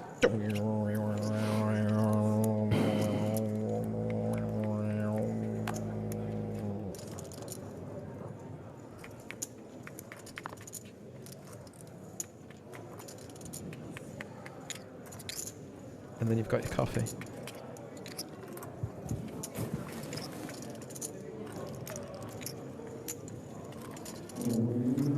Curtis on YouTube says, hello Curtis, 16 of 24 with 20 milli tickets thanks to your cent roll. I need 4 to vanish to grab a ticket. So you won an $11 satellite ticket, and now you're 16 of 24 and 20 get a milli ticket. Pretty nice, pretty nice. Brzezinski defending King Queen of Clubs. Faria with a little trickier decision this time. Life ain't always that easy. This is no ace, ace 4, c-bet, ace, ace 2, c-bet your ace 4. This is 9-5 deuce. With an ace and a 10. Does decide to go for a c-bet. Sizes up slightly, crucially. Bigger bet on 9-5 deuce. And that's just a product of his value being more vulnerable, right? His value on ace, ace deuce. If he's got an ace, he's going to have a winning hand at the river. But think about if he has a 9 here. A lot of the runouts are going to be troublesome, problematic for him. So he chooses to size up on these textures. And that's going to force a fold from the King Queen of Clubs. I do think for a smaller bet, we might see King Queen of Clubs continue. But for the bigger size, they're in the bin. But just thinking about c-bets and thinking about sizing choices, and not all c-bets and not all textures are the same, right? When we think about poker, think about checking to the pre-flop aggressor and say, I checked and he c-bet. But there's a very big difference between a 20%, a 50%, an 80% size of the pot c-bet and the texture of the board when your opponent c-bets. Important to think about all these things. 24 left, main event. Sizing is important. Size does matter.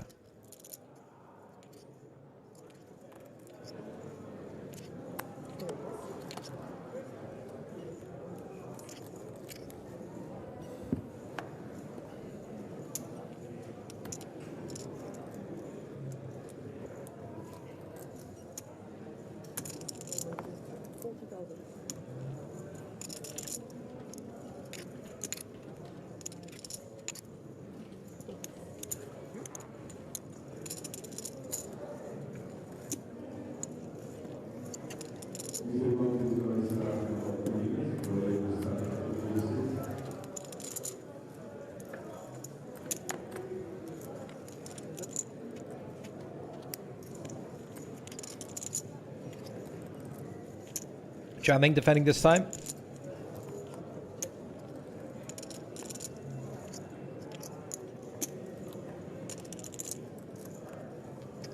Cologne does have 2 cards. We can see one of them. He's betting. What could it be in the cutoff? I don't think it's a king, because I don't think he opens king 7 offsuit. Could be an ace. Could be an 8 of spades. Rapier Whiplash says it could be 6-7. Certainly could be. Pepper reckons it could be 2 7s. Could be 2 7s. Jamming with a flush draw. Decides to check call. Picks up a 9. Cologne checks back. I think he might barrel with 6-7 or 7-8. I'm going with ace-7 of spades. Firm handshakes. I'm locking it in. That's my guess. Ace-7 of spades. You guys can have pocket 7s. I'll have ace-7 of spades. Zhao Jiming makes a flush at the river.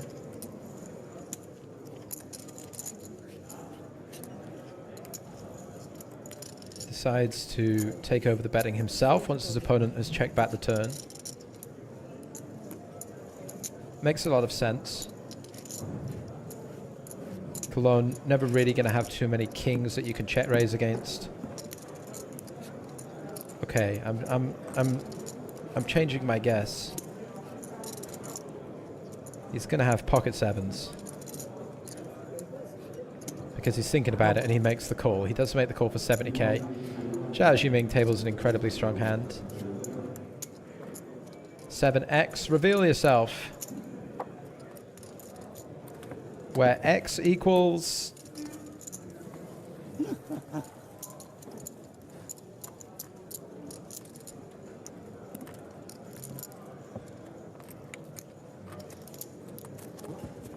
I guess we'll never know.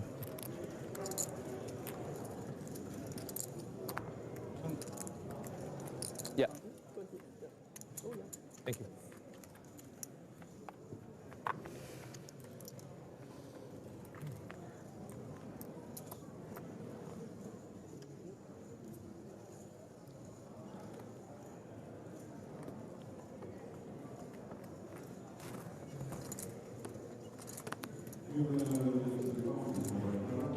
I guess we'll never know.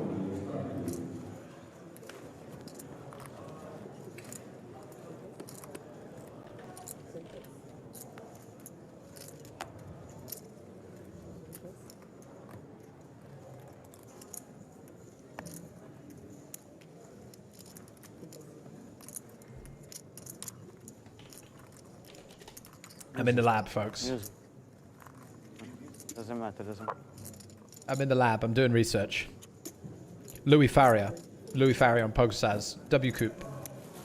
2022 main event champion. 1.3 million. That's where we know him from. We played Louis Faria on PokerStars. There he is. Name. Meet face. 1.3 million for the 2022 W Coupe 10k main event. Online prowess. Top player. It's a tough field. It's a tough field.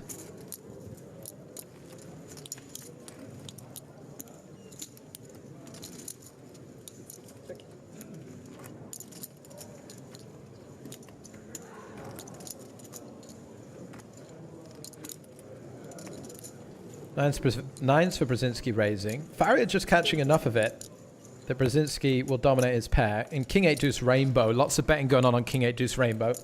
30,000 is 25% of the pot. Small sizing this time. And again, we speak about big sizing, small sizings. Very dry board. King 8 Deuce Rainbow. No connectivity, so smaller sizings preferred. And Motor says, Spraggy, where are you looking up things like online names, etc.? I'm looking them up on the internet. I googled Louis Faria poker, and it came up. Louis Faria wins big in 2022 W Coupe main event.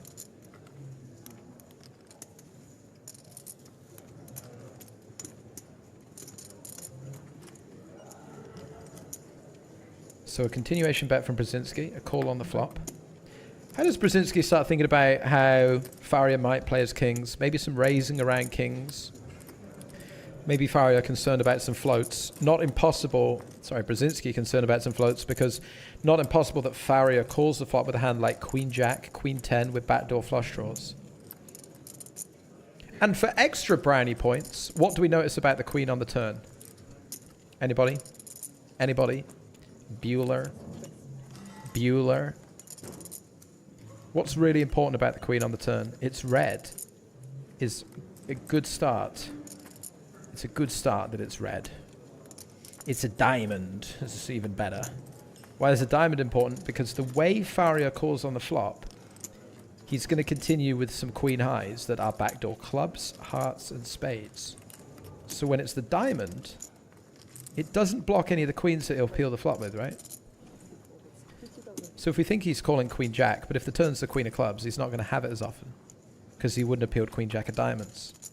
But when it's the diamond, he'll have it at full weight because he'll peel the Queen Jack of Clubs, hearts, and spades, right?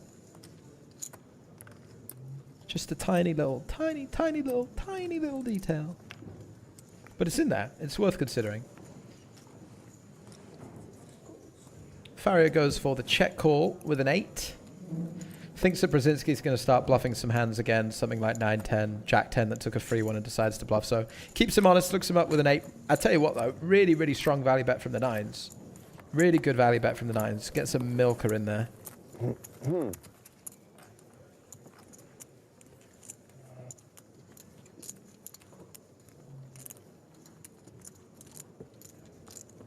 That's a milker. BC Cesar says, is there anybody left in that's famous? Katy Perry is on table 3. And Ray Winston on table 2. Have a bang on that.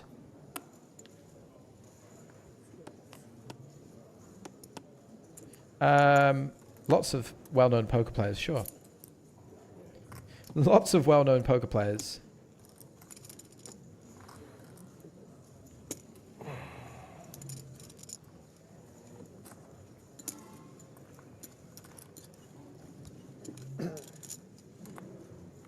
Mr. Awesome again says amazing value bet. Really, really sharp value bet from the 9s.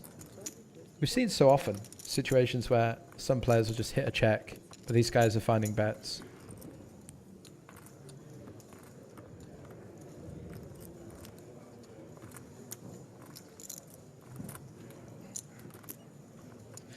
Zhao Jiming with a raise of 10-8 offset on the button. Spallanzani in the big blind with a suited hand and a short stack. Yep, he's going to call. Just trying to make connections to the board. Find situations where he can try and spin up this 365k. Ace, ace, jack. Not going to be what he's looking for.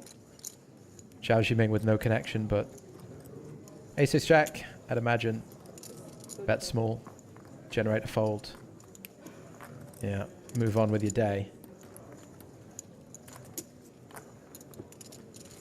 Liam Jonah in the chat says Phil Mitchell is still in. Phil Mitchell is a fictional character played by the actor Steve McFadden in EastEnders. Phil Mitchell doesn't exist. Enjoy the chat.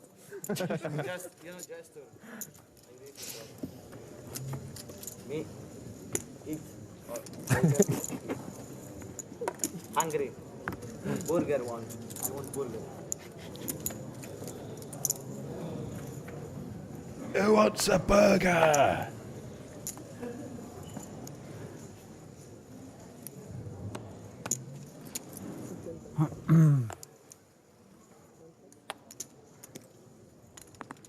Jon Snow says, I've only just got here. How long has it been since we reminded everyone it's free to like and subscribe over here on YouTube? That's true, actually. You actually know everything, Jon Snow.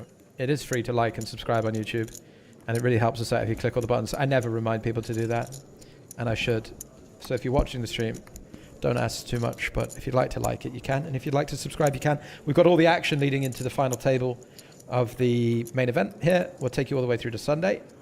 Zhao Jiming might be helped in his quest to be there by the fact that he just got dealt pocket aces. We've also got daily EPT recaps. Those are being uploaded to the YouTube channel right here. EPT Daily episode 1 and 2 is out now. If you missed day 1 or 2, you can recap some of the hands on my YouTube channel. And post EPT, I should probably be playing more online poker on the internet for you guys to enjoy. Gotta go steady that I don't lose my voice. Streaming 4 weeks of WCoop 10 hours a day, and now streaming every level of the EPT without breaks. Gotta keep the old voice nice and hydrated. Tony Kakua. Going nowhere pre-flop. Because he can't, because Zhao Jiming just trapped pre. He just called pre. He's playing the smooth call strategy. He's keeping his opponents interested. We got Grind on tour with the raid. Welcome in, everybody. Thank you very much, Felix and the crew, for the raid. Oh my goodness, what timing you have! Zhao Jiming trapping pre-flop. Danke schön, mein Freund. Willkommen aus den Stream. Tony Kakua has a flush.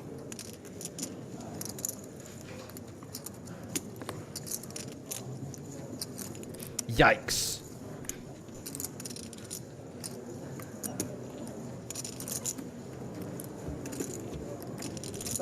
$150. 150,000. He goes big as well. He sizes up. We are deep. About 70 big blinds.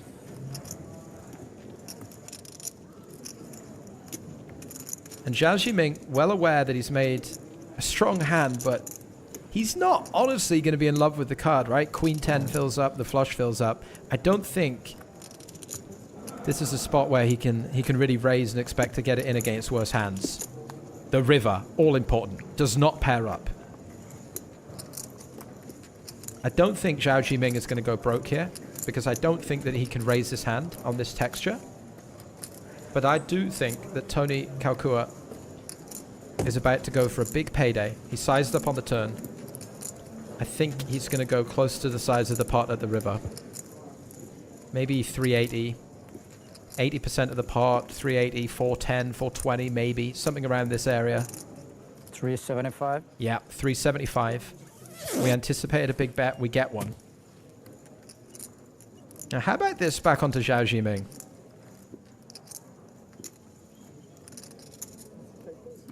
Snaps it off. Showing the bad news. Anguished.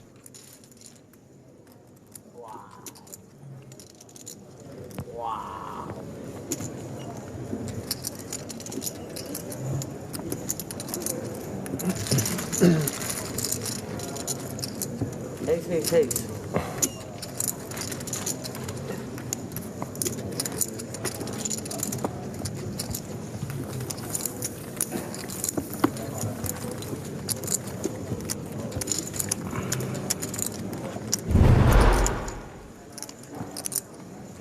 And with that, Tony is over the 2 million chip mark. 103 big blinds.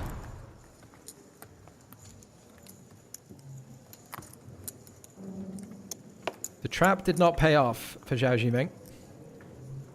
Pretty rough one, wasn't it? Pretty rough one.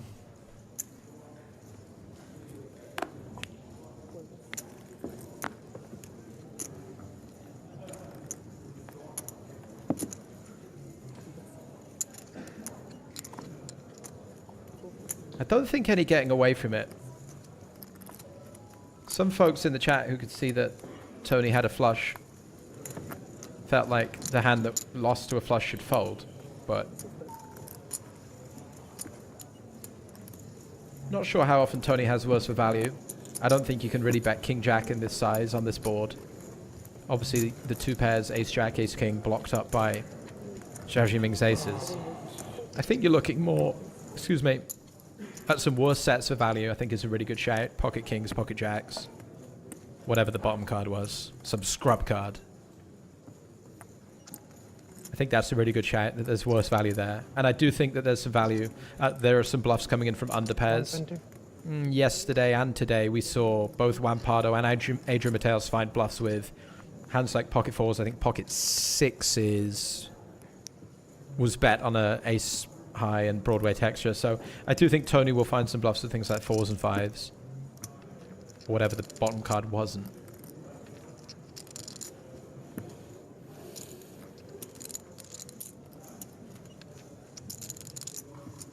Obviously his value is going to come from flushes and straights. And how about this? Alexei Boyka. 100%, this is bluff. 100% this is bluff. Well, you're not wrong. I cannot say. Go all in then. No, I cannot say because I'm on camera. I cannot say. I show you. No.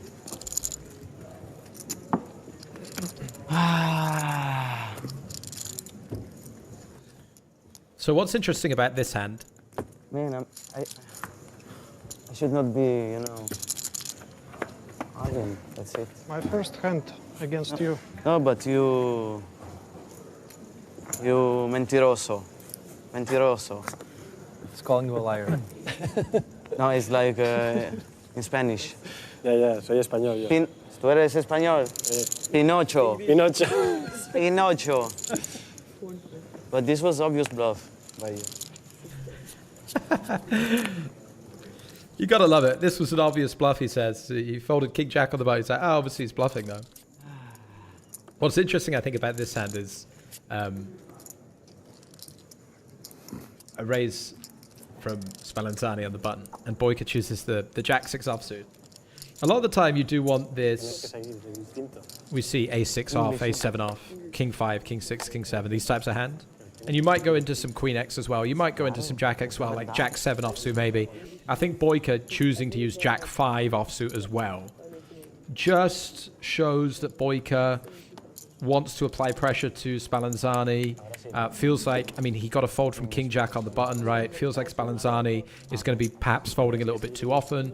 Perhaps is someone that can be pressured with 24 left.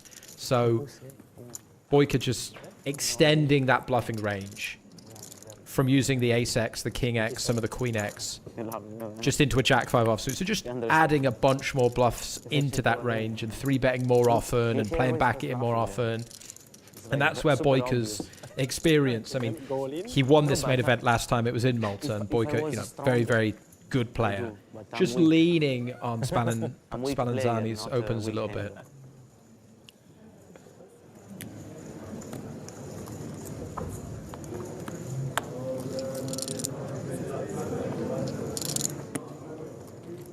So it'll be interesting to see how that dynamic perhaps plays out, develops.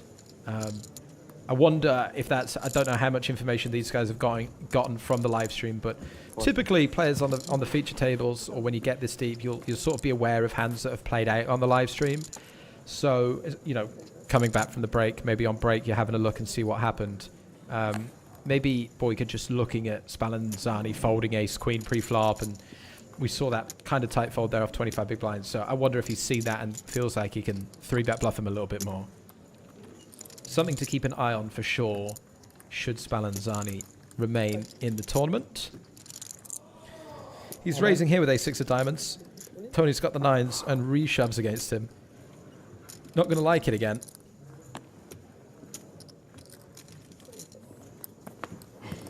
Leave me alone. Look what you start.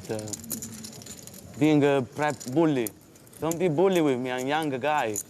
Don't be strong. I don't deserve to be.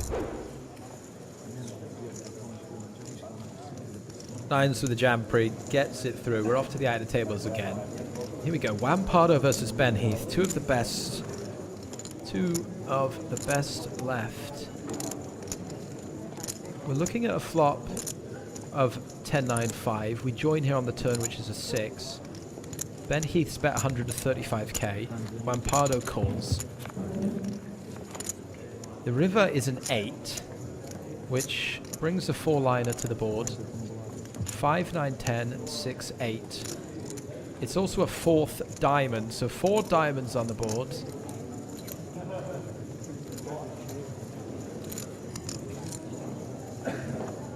Action on Ben Heath.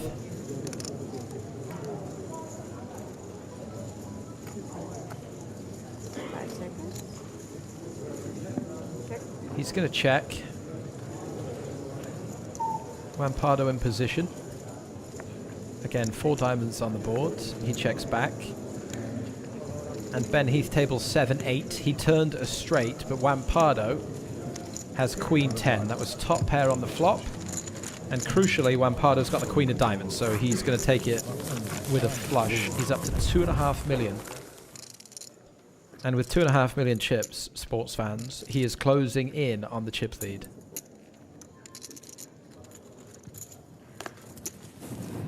Closing in on the chip lead. Juan Malacca style Pardo. King 10 for Tony Kalkua. Brzezinski with the 7-8. Cologne haven't opened on the button. King 3 of clubs. Huge flop for 2 of our players here. Cologne not much going on the button. Doesn't have a backdoor flush draw at all.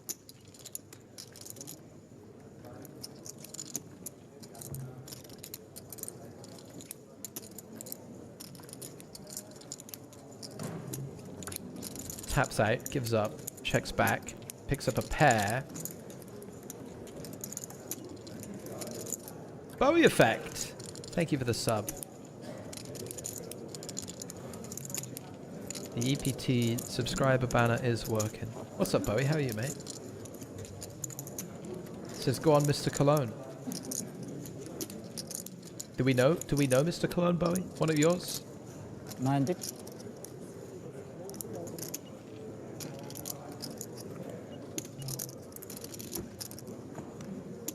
Kalkua picks up the betting lead on the turn. Bets with his king 10. We do. We do. I'm pretty sure I know who he is on Stars, but I don't know if it's public, so I'm not. I think Brzezinski is still going to be pretty interested in his hand. Tony from the small blind going to have hands like King 9, Queen 9, Queen Jack, all reasonable bluffs with a gut shot. Cologne checking back. Does make this pair of 3s. It's an interesting interaction, isn't it? Chooses not to do anything with it.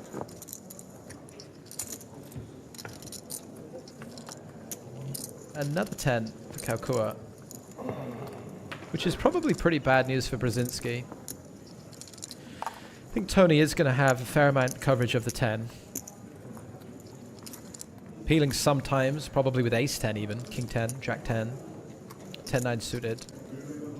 When he bets the turn, he's not really value betting with an 8 or even a 6. He's saying he has a 10 or a bluff when he bets into 2 opponents. So I'd imagine his river sizing continues in similar vein, that he has a 10 or a bluff. And that means it's probably big. Yeah, he goes for full pot. And that's exactly what he's doing here. He wouldn't bet an 8 on the turn. He's only betting a 10 or a bluff. So when the 10 pairs up at the river, he's doing the same thing. He's polarizing. He bets pot. He says, I either have 3 of a kind, or better, or I have nothing. And that nothing probably looks like a Jack 9, a Queen 9, maybe a Queen Jack. Kind of nice to bluff with a 9, maybe. You bluff 7, you block, excuse me, 7, 9. And Brzezinski looks it up. Has a really nice hand to bluff catch with. 7-8. Has so many hands that just have to fold the river once they call the turn. So many draws that he peels with that he decides he has to be stubborn with an 8. But he's going to get shown more bad news. Tony's showing down some good hands at the moment. And each time that he's had one, he's taken some really good sizing choices and managed to get paid off in big ways. That's going to send him all the way up to 2.6 mil. By far and away the table chip leader, and it's going to be closing in with only 24 players left. Of course, he's going to be amongst the chip leaders in the tournament.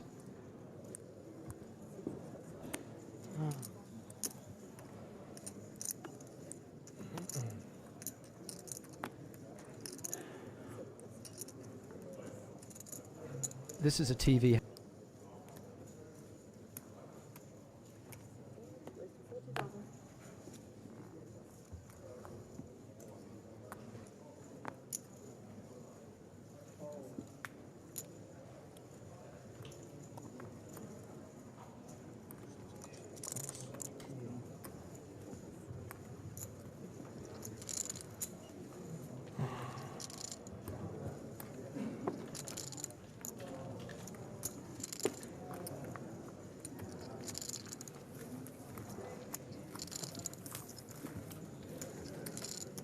Bowie, are you in Malta? Are you playing? Mr. Bowie effect in the chat. Andy Wilson. Actually, I don't know why I've asked you if you're playing. I saw you in the main event field earlier in the broadcast.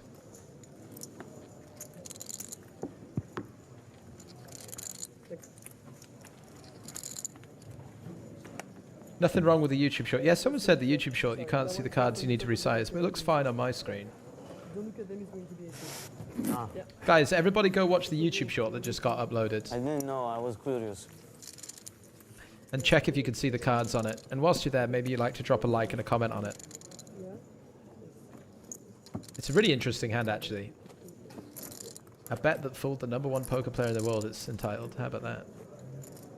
What do you know?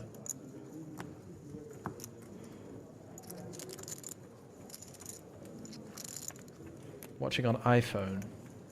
Now let me know. Maybe we'll run a trial. I'll tell you what we can do. We can play another exciting round.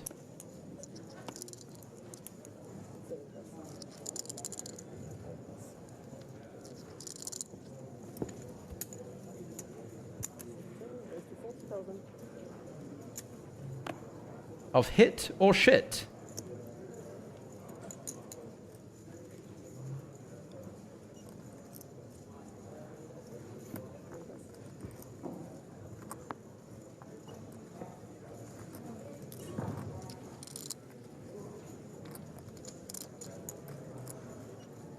Is that something you might be interested in? Everyone who's seen the YouTube short, if you can see the cards, we'll just see this hand play out, shall we? Focus in on the poker first, of course. Everyone who goes and sees the short, let me know if you can see the cards or not. In a minute we'll play...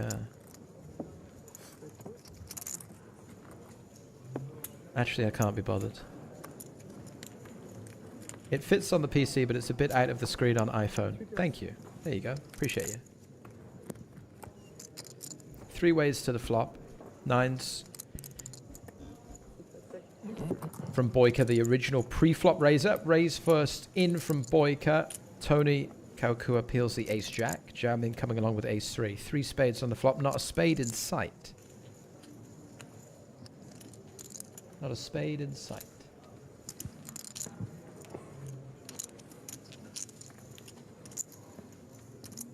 So how does Boyka want to continue on the 8 high board out of position against Kaukua?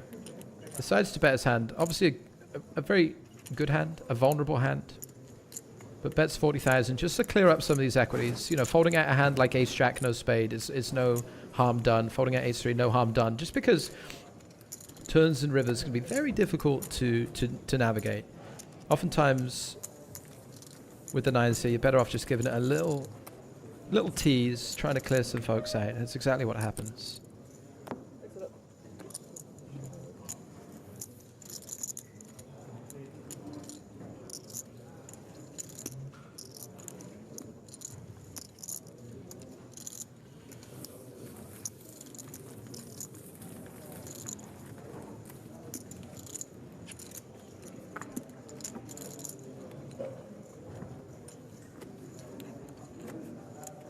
I wonder if Andy Wilson would be interested in being part of this broadcast. Get Bowie effect on for some comms and analysis.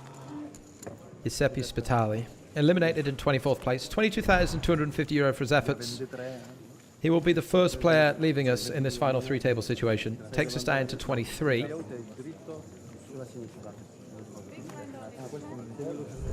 Receiving his directions to the parent desk.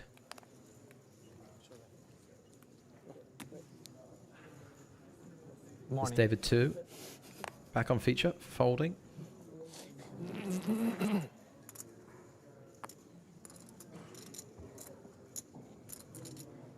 That's your stack? Yeah. Kakua asking for a count of the player in the big blind, which is going to be your shortest stack, right? This is going to be Spallanzani with 11 big blinds, 235k.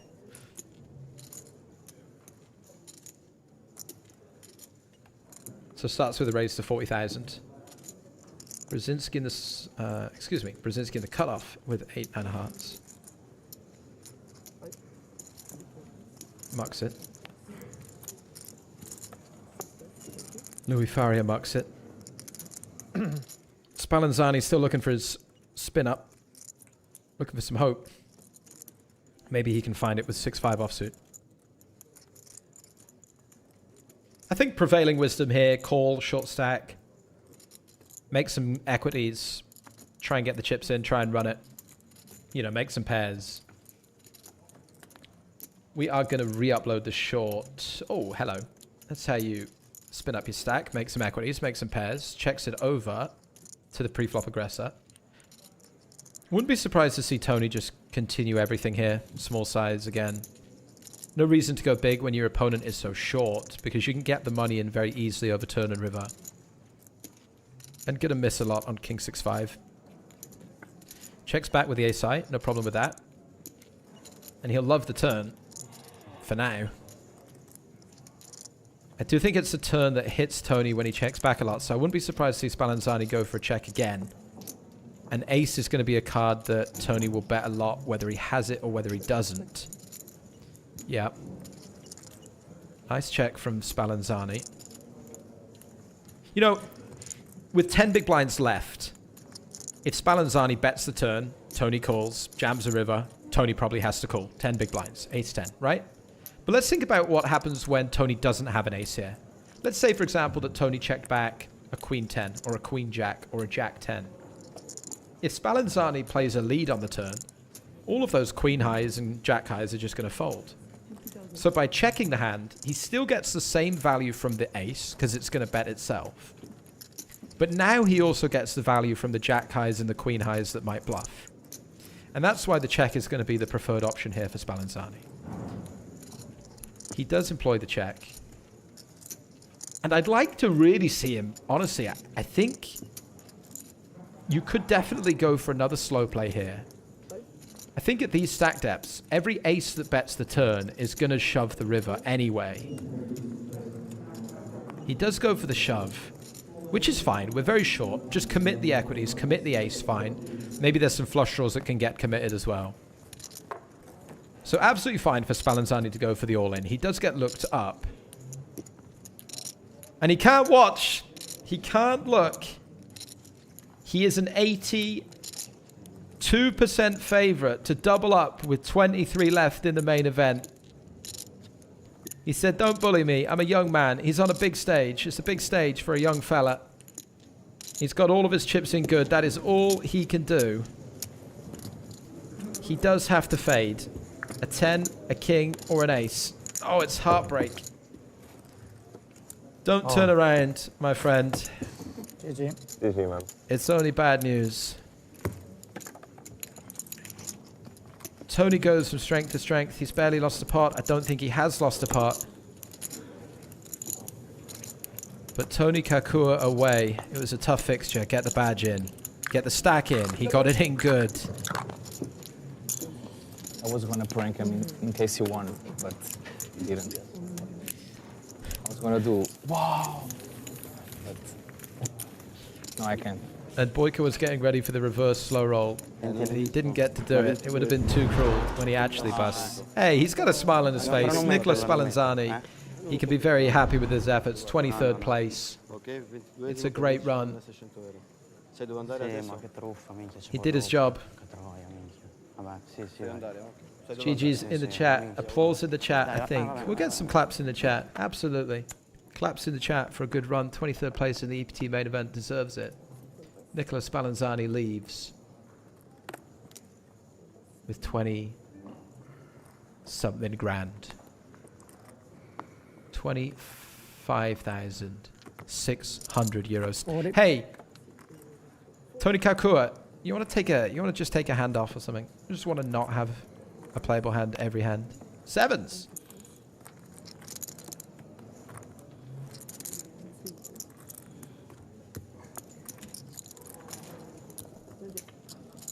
David 2 in the big blind. King 6 suited. That'll be getting played, and that'll be getting flopped at the tippity top. News from production. The new short is fixed up. Go check out the new short, re-uploaded short. You can see the cards on all platforms now. How cool is that?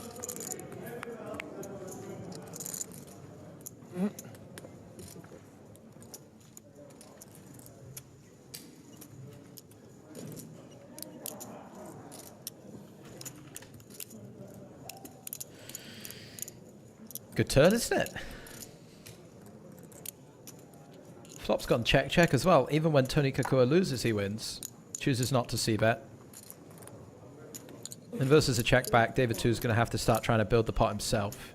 I don't think he's going to be very successful in doing so. Especially with that third diamond dropping in. And those sevens without a diamond.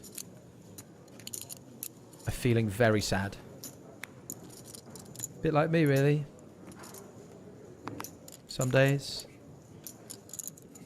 Nothing to smile about in my life.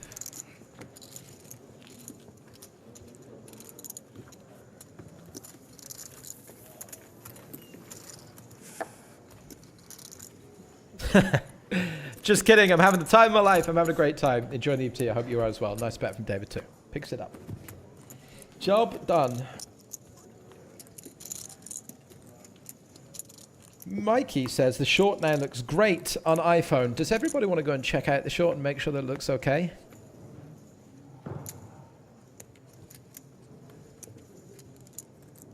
Stay with us here. Thanks for flagging that, Mikey. Appreciate you. 40. And shout out to the team. Straight on it right away. Getting it fixed up for you guys. This is not just a one-man operation. I want to give a big shout out to our mods, keeping everything running smoothly. I want to give a big shout out to our editing team. I want to give a big shout out to Mac, who comes up with all the ideas, all the thumbnails, all the videos, all the recaps, all the shorts, all the edits. Shout out to Mac, and Pete, and Charlie, and Emil. Shout out to all the guys bringing you this content. It's not just me. I'm just the idiot in front of the camera. I just sit here and talk about poker. I just sit here and talk about Louis Faria bumping it up with the jacks. And Cologne thinking about 4-bet bluffs. What do we think? Is he thinking about the 4-bet send? Oh, yes, he is. And he's found it. He's found the 4-bet bluff. Louis Faria snapping it off, of course. He's got the jacks. But a lot of these suited wheel aces, they're going to want to play the 4-bet, want to play the send. Cologne not shying away from it. Does run into a strong hand rather than a bluff. He'd be looking to fold out some of the bluffs. King 7s, the King 8s, maybe the Ace 7s, the Ace 6s, maybe some of these high-low hands. But runs into jacks. But the good news about when you get called, that's why you bluff these suited wheel aces, because look at it. He got called, and he's still got 33%. As Petrov says, hey, you're going to have 30% most of the time. Absolutely. The number has just gone down. It's going to go down further. It's Louis Faria's tournament life on the line. Cologne will be dented, but not out. Get a sick shot there. Reflection of the dealer. The dealer that could do so much damage. 465. But does not. River's a queen. Louis Faria doubling up.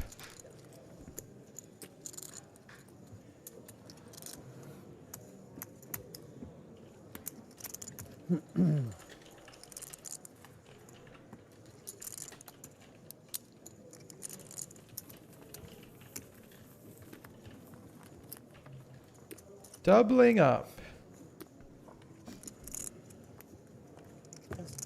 Thank you.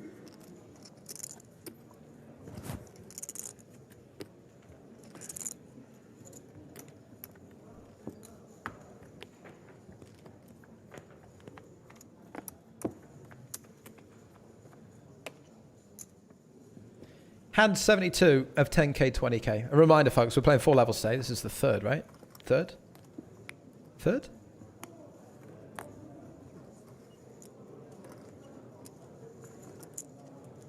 Yep. Wow. Aces, Brzezinski. 40,000. Vincent Vega says easy shove, Spraggy, or the ace 4 suited? Yeah, I like it. I'm going to play back sometimes. This is exactly the sort of hand class that you want to use when you play back sometimes. So a nice find from Cologne. Bowie came in the chat and was rooting for him and subbed and rooted for him, which means if he's talking poker with Bowie effect, and you know, good player. Tell he's a good player. Good player. If he does it, it'll be good.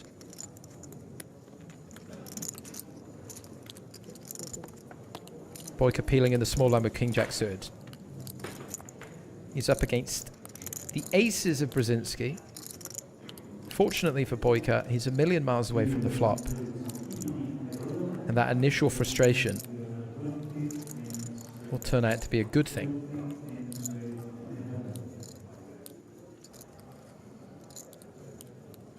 Not sure if he's going to play any leads from the small blind on 3, 4, 6.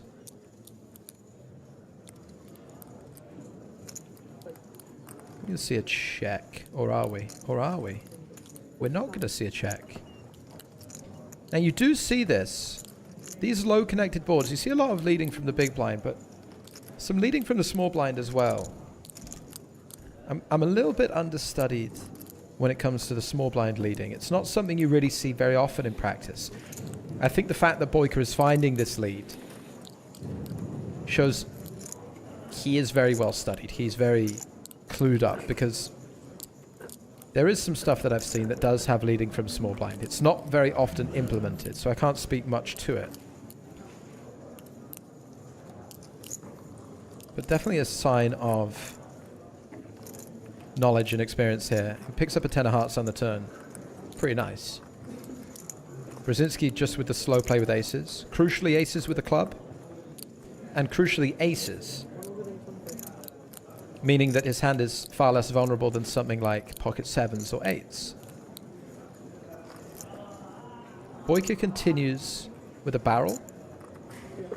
Goes for half pot. And I wonder if this is a point where Brzezinski feels like his hand... Does it want to inflate the pot here in position? Clubs and hearts on board. No.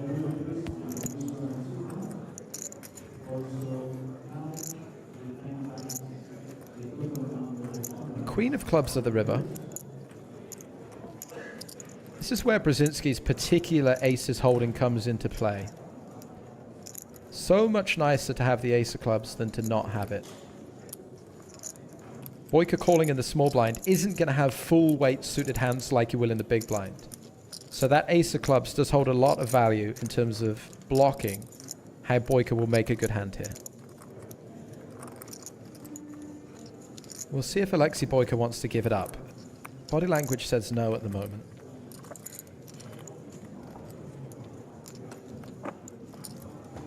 Just wonder if he has some idea to try and apply pressure against a hand like pocket 8s, pocket 9s. Maybe something like 6-5 suited. Maybe something like ace-6 would be very unhappy facing 3 streets.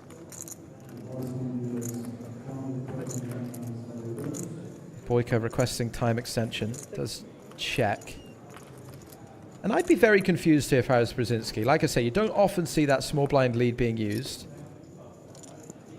So it's hard to get an idea of what sort of hands Boyka is going to lead twice and then be able to call. Maybe it's something like pocket 7s leads, maybe a 6 leads, maybe some sets, but you'd expect them to probably bet river, maybe not always on a club. So does Brzezinski just want to show down and see what's up, see what's going on? Or does he try and target something here? I think a lot easier to try and value bet when you have the ace of clubs. I think we will see more checking without the ace of clubs, perhaps. Because he's more fearful of a trap, a potential check raise from Boyka with the nuts. So the ace of clubs working for him in that regard. Yep, he's going for value. He's going for 180,000. Boyka with just the king high moves out of the way, but an interesting one there. And again, an unorthodox line, a line less traveled, shall we say.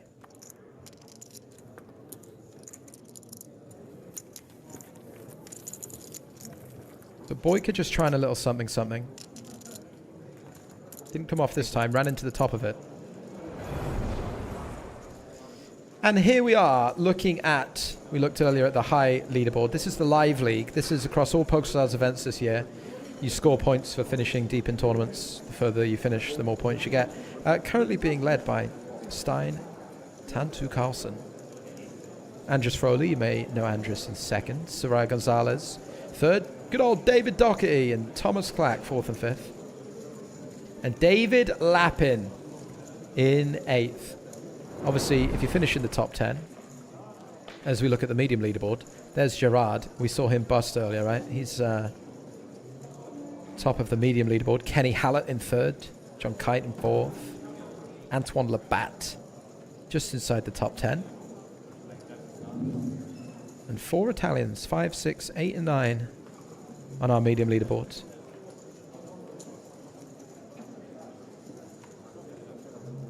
If you finish inside the top 10 on the high, medium, and low, you do get a chance to join PokerStars Team Pro. And here's another look at that high leaderboard. Clemens Reuter, Clem 90 at the top. What is Love? Enrico Kamoski in third. Potakov's third. You guys will know Leon Sturm in eighth. Andres Nemeth, Probeers in ninth. Leon Sturm, Ramuculus in eighth. Byron Caverman, a legend. And Allison in seventh as well. Big online grinder, big live grinder from Brazil.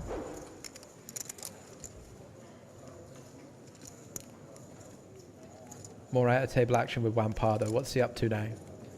What is Wampardo up to now? He's playing against Alessandro Baroni.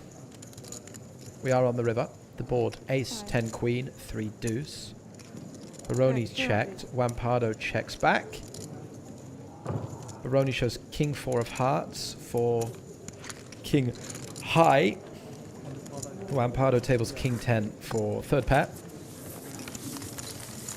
Not a particularly exciting hand, but we're out here to tell you that that man on your screen, Wampardo, aka Malacca Style, is your new EPT main event chip leader with just 21 players remaining. Around 1-1.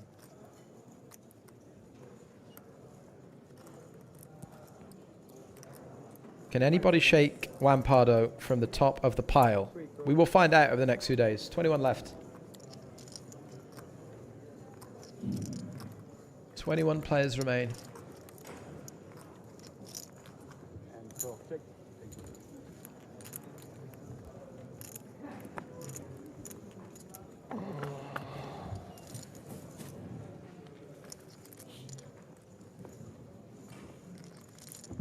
It's break? No. I mean, everybody. Limped pot here. 10k, 20k, 60k in the middle.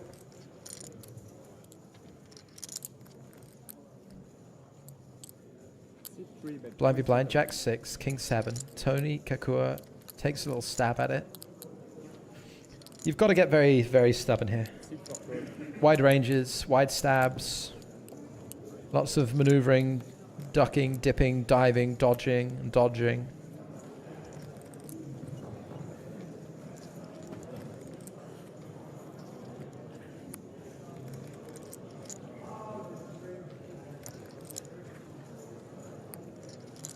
Brzezinski sticking around with king high, rightly quite stubborn.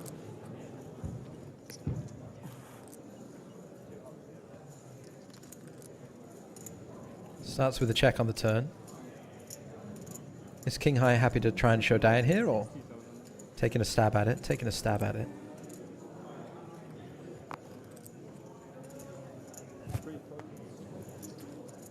Tom, thanks very much for dropping in. Tom, one of our team over on the PokerStars channel here, says just an FYI for anyone wanting updates on the outer tables, Poker News is also observing the 30-minute delay so you won't get spoiled on the action. That's very cool. Is that new? We don't usually do that, right? That's very cool.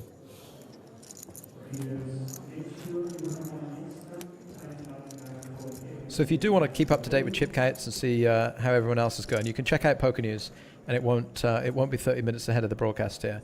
T-Boy says your audio is dog shit. You're the first person who's mentioned any of the audio today.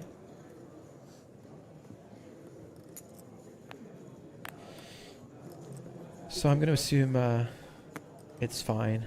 Do you know what else is fine? The scent roll.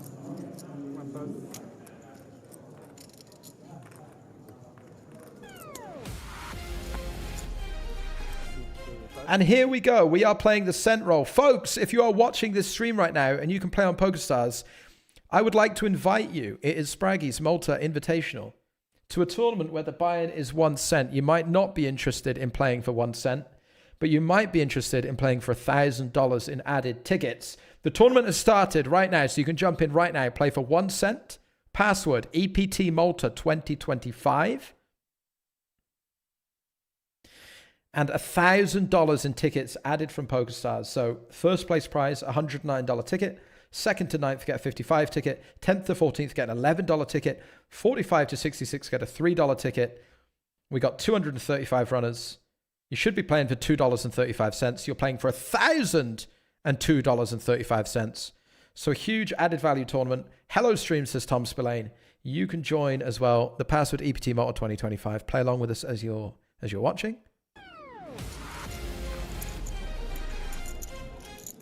As we rejoin the action, but we'll be playing in the cent roll. You can play the cent roll. 1 cent to play. And $1,000 added from PokerStars. Let's see if we can beat yesterday's total. What did we get yesterday? How many runners yesterday? 420 something? We're likely to feature the final table on breaks as well. So if you make a deep run, you might get to feature on the stream, etc., etc., etc. 8 pass. 10 pass.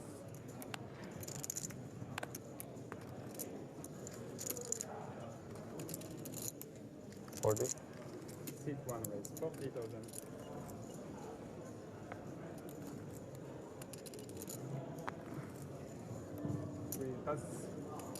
Josh Whittingham says, what's the password again? Josh. We just said it. I'm not saying it again. Nobody tell Josh that it's EPT Malta 2025, all lowercase. He missed the window. That's 5 seconds. C4 raise, 100. Got Baines on my table. Kalania's having a raise. You know what? I'm going to 4-bet all in the cent roll. I've been called. Can't reveal my hand yet because there's another player with action pending. But I'm all in for my penny. Butcher Better has called me as Brzezinski 3-bets King Deuce offsuit. I've got pocket queens. I've been called by ace 3. And I've won. Big pot hit. Cologne with a raise. Brzezinski with a 3-bet of King Deuce offsuit on the button. Now this is an adventurous 3-bet. If we want to extend into some bluffs, typically we're going to go suited so that when we get called, we've got playability. Brzezinski says, don't care about that. At the moment, I just want to 3-bet my King Deuce. Does block some of the good hands and unblock the middle of the deck. So, could have some utility as a 3-bet. It is quite out of line though. Continues with 100,000 on 10-7-4. I actually think Cologne will kind of like his hand with the 5 of spades, at least some of the time. Awkward for him with 21 left. And awkward for him because he's got 500k and there's already 400k in the middle. So I think if we're just playing for chips and if we're a little bit deeper, he might get involved with the 5s of the spade, but look at that. Are we playing today till 16? Owing to being 21 remaining and a shallower stack, he's just going to fold, and Brzezinski's kind of brazen King Deuce does get the job done.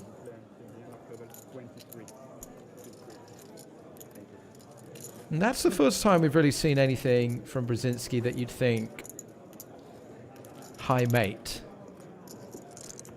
That you'd think he's stepping outside of the box a little bit. That's the first one that would ring an alarm. If you were catching up with the live stream and you're a player on this feature table, you said, did I miss anything important? You said, well, yeah, Brzezinski 3-bet King Deuce off on the button.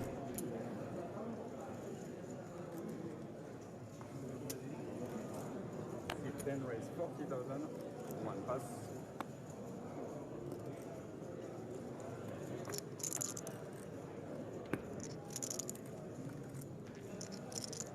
Boyka opening it up with Jack 10.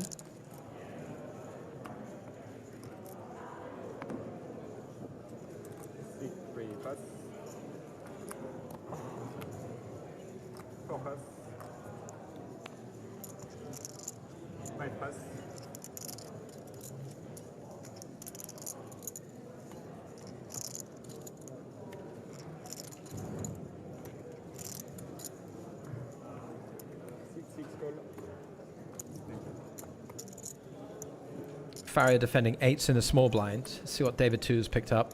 King 10 offsuit.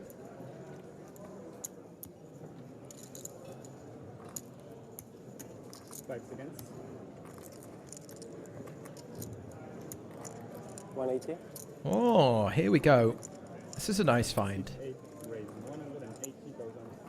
I think if we don't see Farrier come along in the small blind, then David 2 has a pretty straightforward call. His hand's going to play pretty well heads up against one player. But with that added call in the small blind, he might think that Louis Farrier not having too many really strong hands, and so elects to squeeze. Now let's see how Louis Farrier wants to approach the 8s. Probably one of the better hands that Louis is going to have.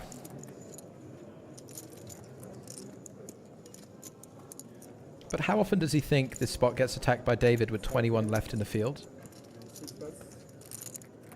Not often enough, apparently. Lets the 8s go. Very awkward. Very crushed by all the good hands. Out of position. Do you really want to 4-bet all in against some really good hands? Yes, Probably not. Pretty disastrous if you're wrong 21 left. Exactly, 550. And you can't really call out of position because even if your opponent is bluffing, you have to play out of position against probably 2 overs, right? 8-2.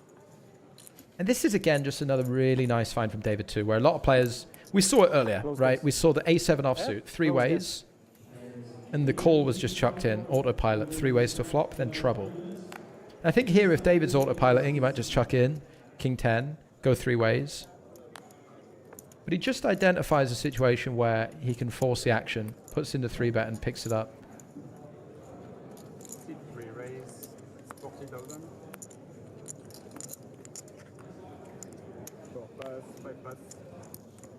A6 suited for Tony Kakua. Up it goes.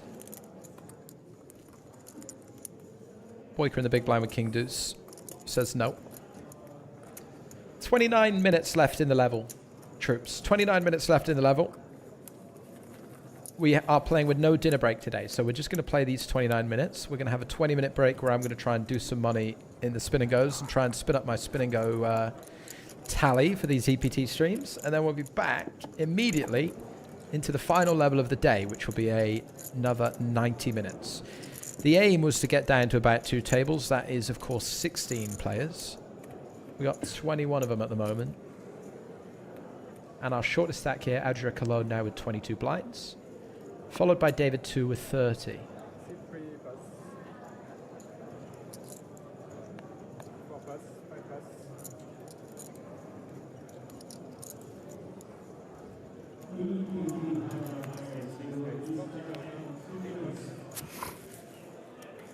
Louis Farrier with a suited connector in the cutoff. I like a raise. He's raising off about 45 big blinds. I always find this very awkward. How do you guys find this? Very awkward with ace queen, isn't it? Versus about 45 big blinds. What do you do? Because if you 3-bet and you get jammed on, you hate life. But your hand is also too good to really 3-bet and fold, right? So that's why we see Boyka just calling in the small blind. And this is, don't be afraid to do this. Don't think that you always have to 3-bet ace queen. Cologne comes along with a king 5 suited. Much nicer to have the suited hand here, of course, than the offsuit one. So no squeeze, and flops 2 pairs. Check, check, check. Very quick, everybody checks through. 9 of hearts.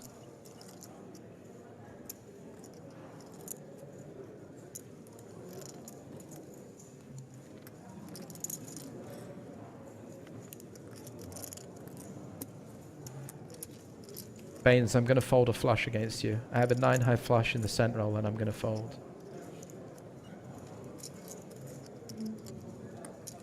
If you bluffed me, you bluffed me. It's a very good board for the small blind in general. Boyko's going to make a lot of 2 pairs and straights. But with a hand like ace-queen, content to check.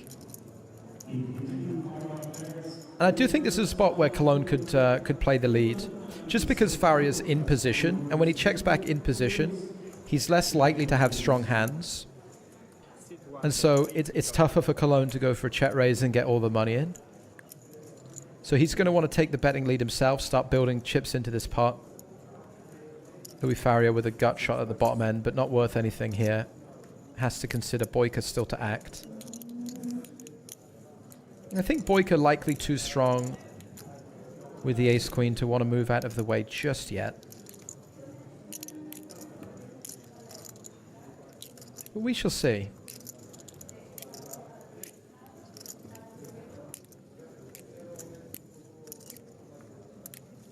How often does he think Cologne's going to find a bluff into 2 opponents? Because Cologne not really going to bluff. Oh, look at that. Sorry, not really going to bet with a weaker queen. Right, so he needs to just hope that Cologne is bluffing something like something with a 10 in it, maybe with a jack in it. And how about that for a fold? Alexei Boyka really showing his class. Just finding all the spots today. Folding ace-queen here. He bluffed that ace-queen earlier to get Ben Heath off the pair on the 4-spade board. He 3-bet jack-5 offsuit versus button. You know, feels like Boyka is very dialed in. And a reminder that EPT Malta last ran in 2014.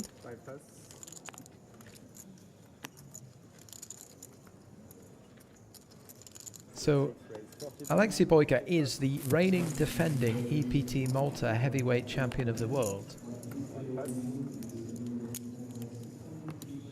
It last ran in Malta in 2016. And with a near decade gap,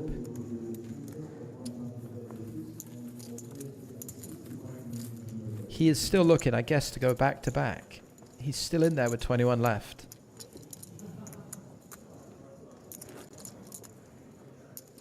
$17 minutes to jump into the center roll. Tournament IDs in the chat. It's $1,000 in added prizes from PokerStars, guys. Just play for 1 cent. Good opportunity for you guys to win some tickets for the weekend. Something for the weekend.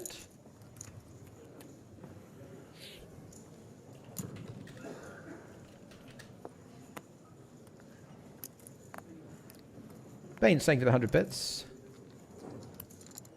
Says, I don't know if you saw my hand on the client, but I had bottom pair and your flush was good. You bluffed me, eh? You bluffed. Nice hand. Nice hand, Baines.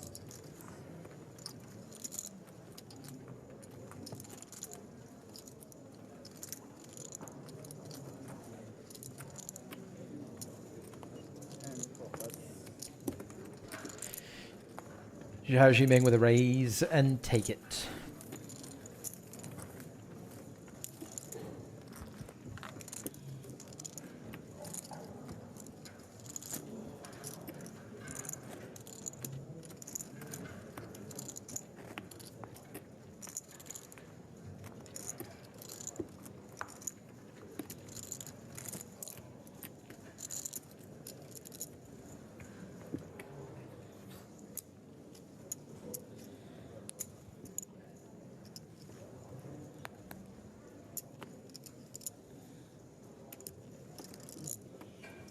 C6 raise 40,000, 8 pass, 1 pass. Pass.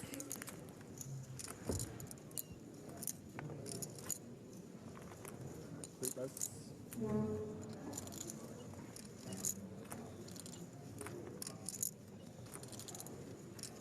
4 pass.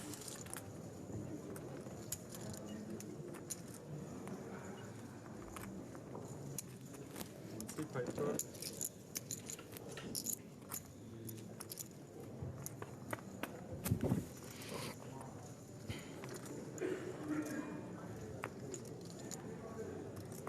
5 check.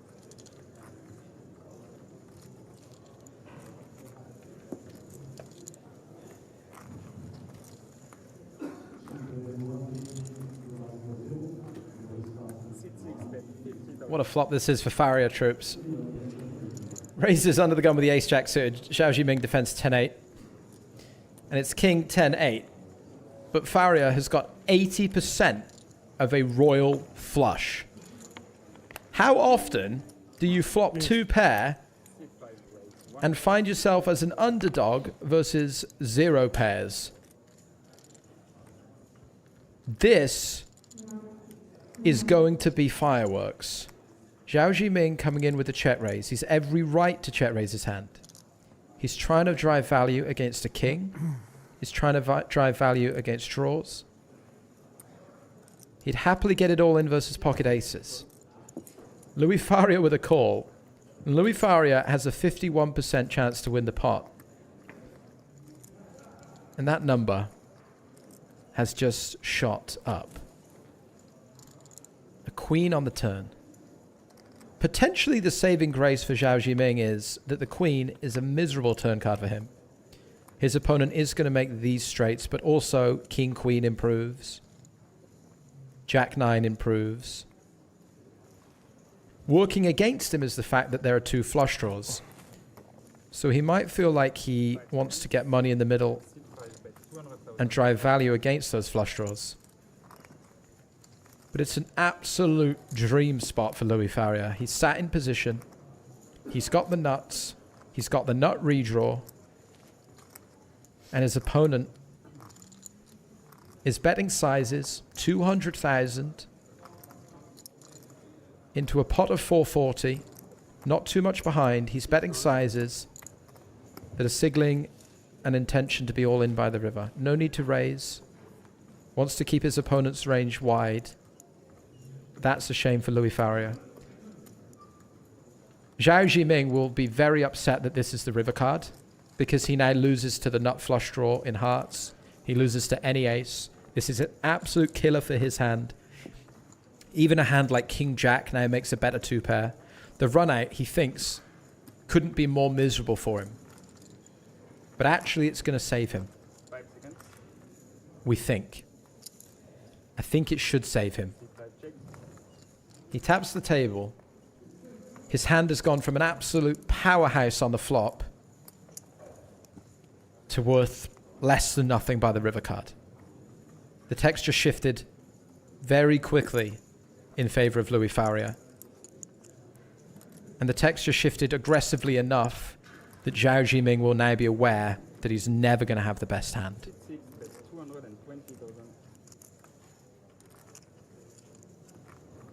And Louis Faria aware of that as well, so his sizing has to be really small. He has to really tempt his opponent in. Zhao Jiming checks. And so it's only 220,000 into a pot that will eventually be about 1.3 million. He's giving him tantalizing odds. But my goodness, is it hard to beat a hand here. And Zhao Jiming just hating life. It's such a good proposition on the flop. That proposition has shrunk to nothing. And now he's getting fully baited by his opponent. Dangling a little 200k to win $1 million something. Doesn't fall for it. Can't fall for it. Saved by the run out. Louis Faria just all over the board at every point.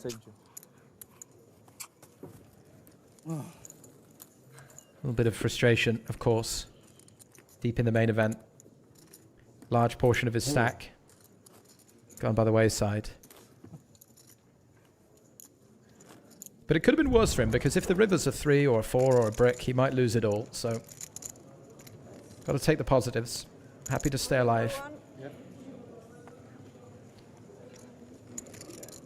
As we move to the outer table, it's pre-flop.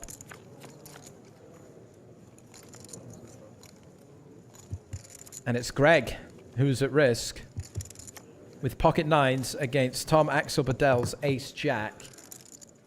And there's no help for Greg. Greg Kosija, as Jamie said.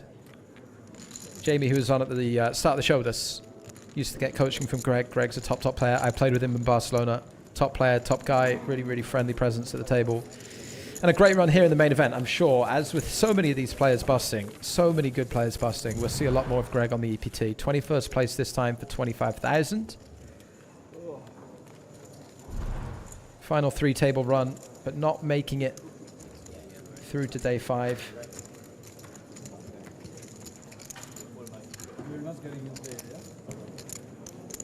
And Tom Axel Bedell continues to chip up. And that's him retaking the chip lead for all you Tom Axel Bedell fans, and I'm sure there are numerous. I know I count myself amongst them. He's up to 4.2 million chips. Ah, there's Greg in the chat says, I am. R.I.P. me. Good game, Greg. Good game. I said, what did I say? Top player, top guy, great guy. I take it all back, Greg. I can't be too nice. Good run, mate. Great run. Maybe it's the real Greg. Maybe it's not. Greg, if you're the real Greg, which hand did I punt against you? 1K final table, Barcelona, EPT 2025. You raised cutoff, I shove as chip leader. You called, and I had. Let's see if you're the real Greg. Let's put you to the test.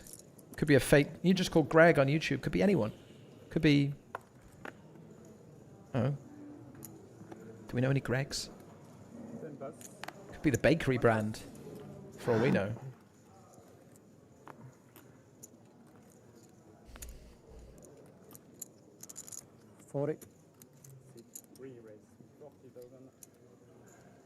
Simple hacker said it could be Greg Wallace.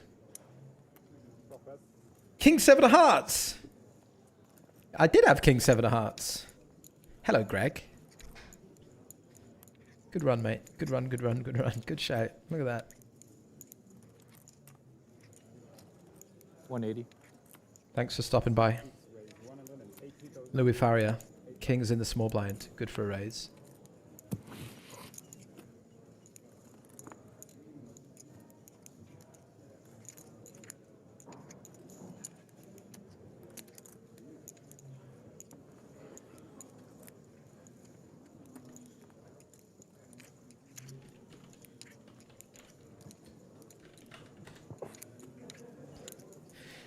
Tony Kaukua.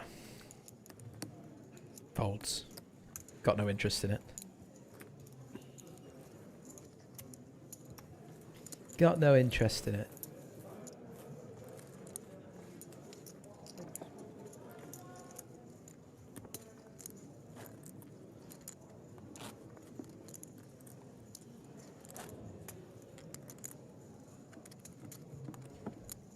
Greg says, wait, I'm a wizard. Wait, are you saying now that you're not actually Greg and you just guessed it was King 7? I don't know what's going on anymore. I don't know who I am anymore.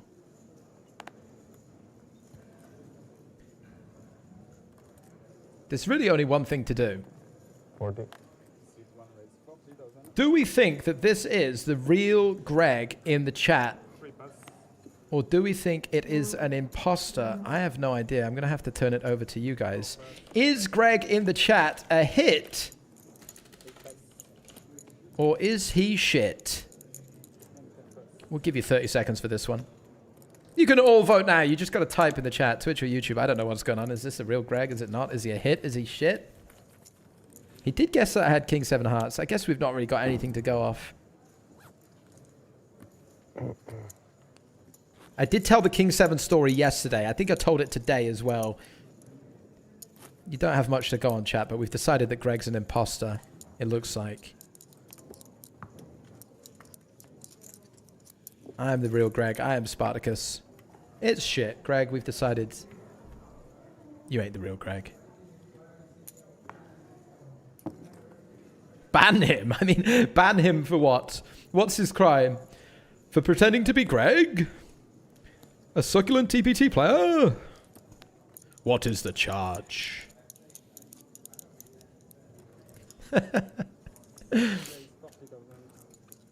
For lying in the chat? Ladies and gentlemen, this is Democracy Manifest. Greg says, I was unaware of the King 7 story. It was a pure guess. I'm shit and a hit. You are shit. 130. But you are a hit. Incredible shout. Alright, not the real Greg. Here's a real hand of poker. Louis Faria's opening in the cutoff. We did see these guys clash earlier, correct? What happened?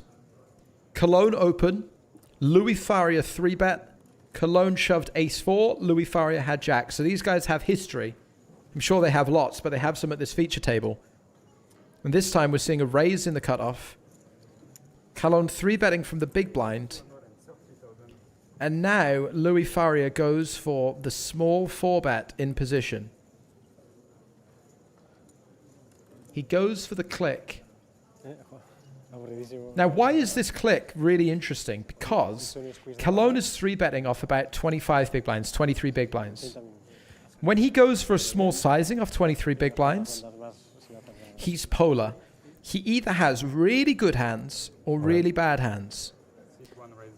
So instead of shoving against it, Louis Faria goes for the small size and looks to induce maybe from these bluffs or these weaker hands, and he's always going to get in against the good hands anyway. So small sizing rather than the shove. We're going around the houses, and eventually all the money is going to end up in the middle. It's a classic race. Ace, king, pocket jacks, two big hands clashing, unavoidable for both players. And now 1.2 million in the middle. 20 left in the EPT main event. You talk about wanting to win your flips. This is the flip to win. It's Cologne's tournament life on the line. He's the player at risk. He's the player with jacks. At the moment, they're holding.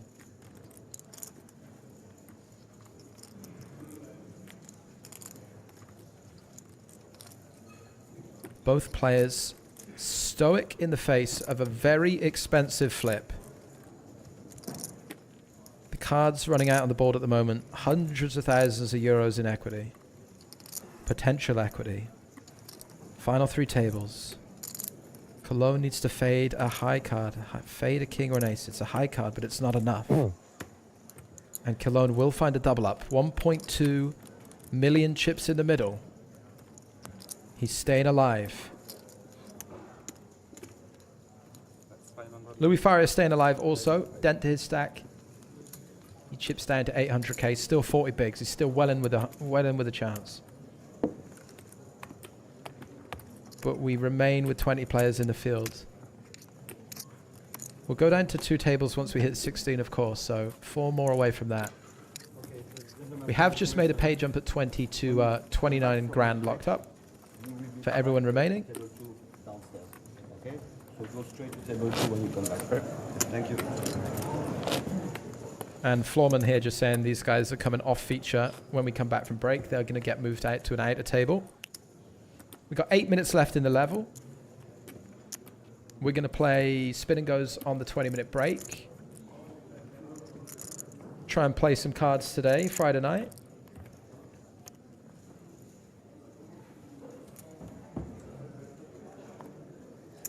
Fun spots. 1 minute on the cent roll. We've got 393 in. You've got a minute. Password, EPT Malta 2025. 1 cent to play. $1,000 in tickets added. Within a minute. I can't do it for a full minute. But you haven't got long. We got about 420 runners yesterday. You should be playing for about $4. You're playing for $1,004 because of the added prize money. It's a great opportunity if you want to play for a cent on PokerStars. Search Spraggy, quickly. Search Spraggy in the lobby if you want to find it. Tournament ID's been out there for a while. 1, less than a minute, and then you'll be closed out forever. See some of you trickling in. Max late Regin. Smart to max late Reg. You're getting max value, max hourly, aren't you? Wouldn't want to waste your cent. Wouldn't want to waste your penny.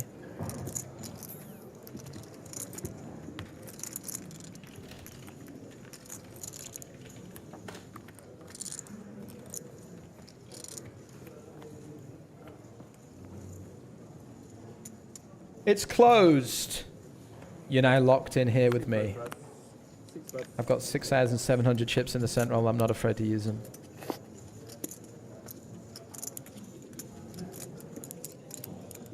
$45. Proper bond. Boyka. 7-5 of spades. proper Bond. James Bond made a straight flush with it. Casino Royale.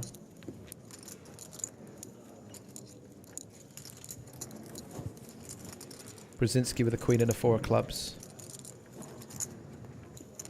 That was a good river for you. Haven't seen anybody's eyes good bleeding, river. given off tails so far in EPT Malta, Saved you. but don't rule it out. Yeah. Ace jack. Ace jack. Of hearts. Mama mia. The super nuts. Ace Jack of Hearts are talking about that hand with the 10-8 getting... Yeah, I thought about shoving the turn. King 10? King 10 for you? 8-8. 8s. We like that. 10s. Did he just try to claim he had 8-8? Claim he had a set? Probably, yeah. Either one of those. 40. He had 10-8, right? 2 pair. Probably not, I would say. Yeah, probably. You never know. Bowie, what's up, mate? Calon, find the double Just up. to save you some time watching the stream. Your boy's still going. He's cooking, as they say.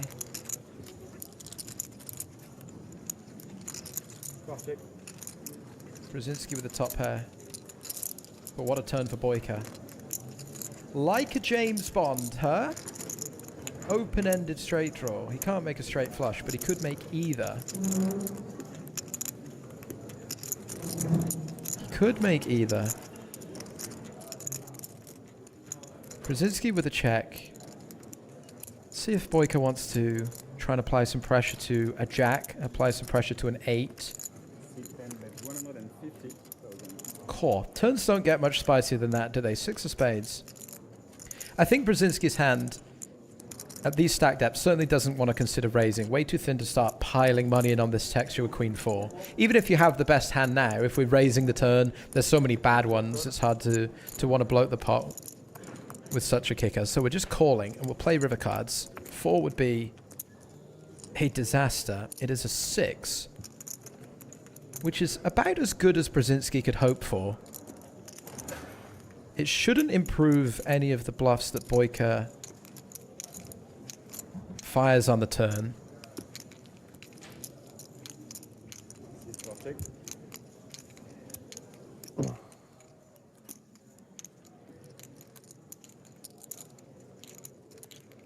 But we should also be aware that if Alexei Boyka decides to bet all 3 streets here, how do we feel about our Queen 4 chat? I honestly, I might have some ideas about wanting to call down with a queen and want to avoid the ways in which my opponent bluffs. And I think of 4, you are unblocking all of the bluffs. I don't really see any 4s that would raise and triple off.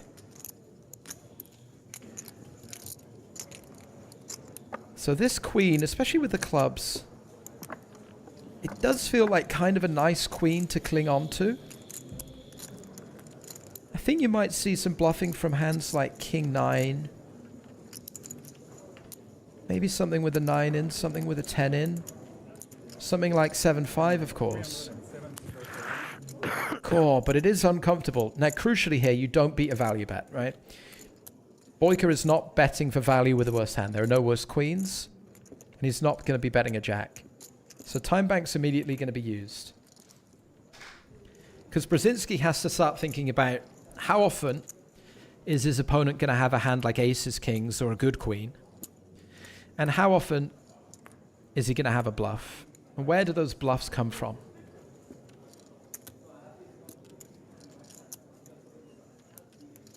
And I do just think that that 4 is kind of a nice kicker to have.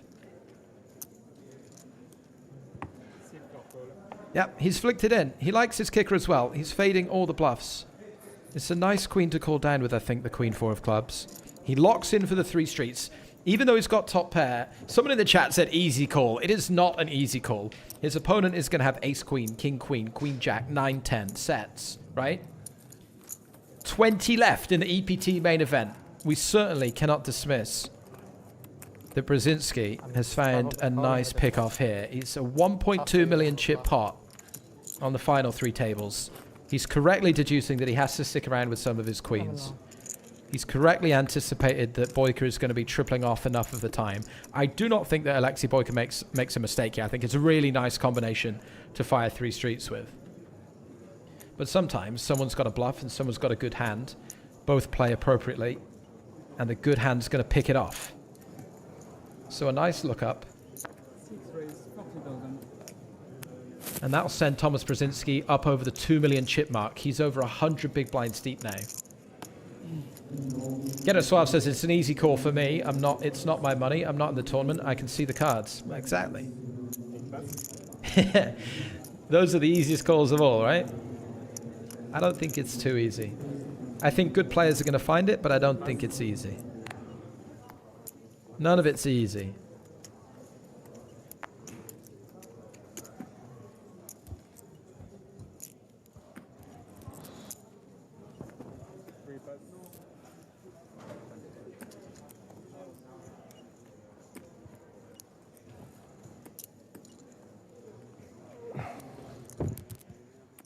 What's Brzezinski thinking about here? Queen 5 offsuit. We saw him 3-bet King Deuce offsuit, but that was on the button. He's out of position here. Take it easy. Take it easy. Maybe he's just running the clock down because we're about to go on break.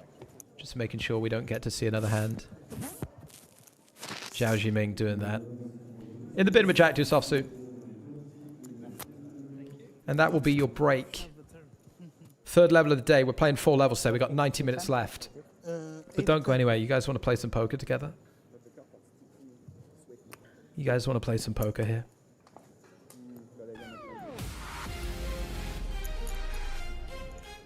Cent roll. I'm all in. I paid a penny to play. I'm playing my hand. What do you got? Who am I playing against here? Canuck Mason. Jose Mourinho. Hey, this Distraction Chicken's got the Spraggy logo, huh? Get some music popping. We're going to play some $100 spinner goes in a sec. No respect. Look at this. There's no bounty for knocking me out. There's no bounty for knocking me out. Can't reveal my hand because these guys are playing a pot. Be unfair, wouldn't it, to give extra information? Jose Mourinho's all in.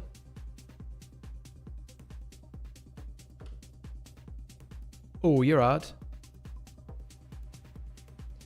Canet Mason. Can we get him banned in the chat? Canet Mason, are you watching? You out there? Get him banned. Mods, get him banned from the chat. All right, good game in the Central. The Central rolls on. 232 players playing for $1,000 added from PokerStars. If you missed it today, it's your own fault. But the good news is there'll be another one tomorrow. $1,000 added again tomorrow. Same place, same time. All the action live here. Spraggy channel, Twitch and YouTube. And also, Paddy's actually banned. There's someone called Canet Mason in the chat. They've actually been banned. Now they've been unbanned. Probably for the best. Because we want them to be able to watch tomorrow and Sunday final tables. Now come with me. Let's play some spins, shall we?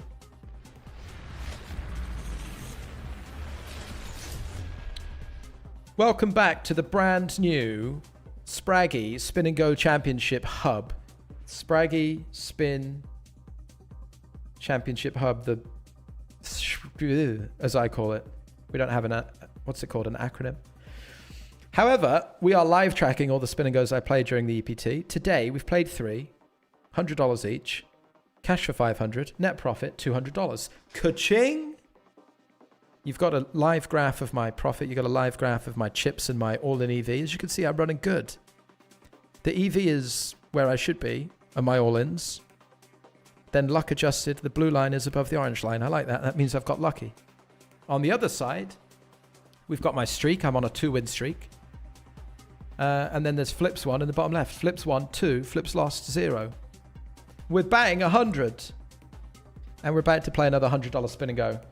Who is ready to see what prize we're gonna spin here? This is the best bit of the whole thing, isn't it?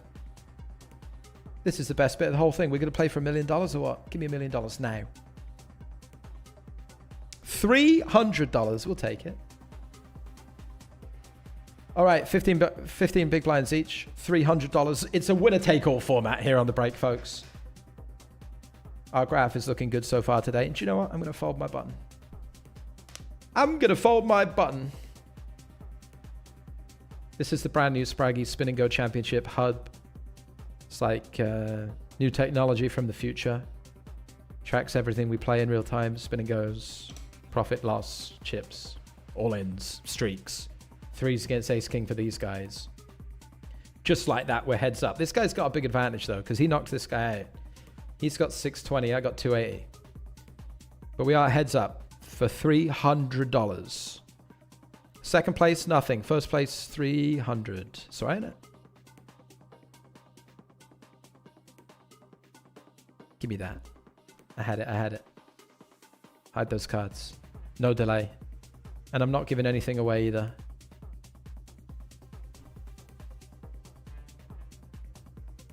Poker face, poker face. Why says, I feel like I'm in a spaceship. Truly the future. It is the future, isn't it? It's the future of Spin and Go streaming. Look at this. Full data. Full info.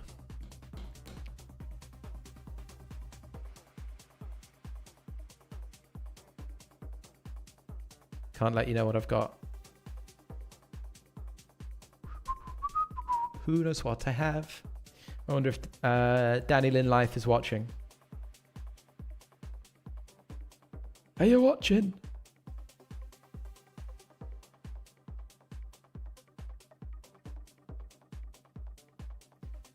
We'll check back, shall we?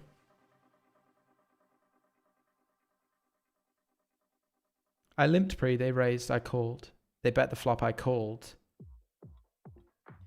I'm all in at the river. I'm all in at the river. Oh, I had 4 high. I called the flop. I called the flop with 4 high and I've bluffed the river. Go on, baby.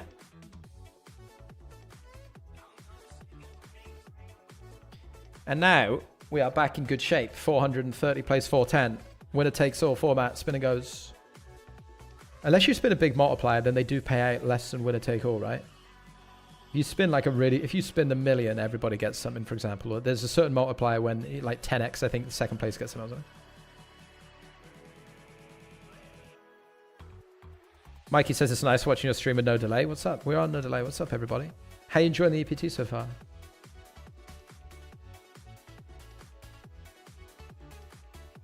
Yeah? It's good, isn't it? 10-5, I got a fold.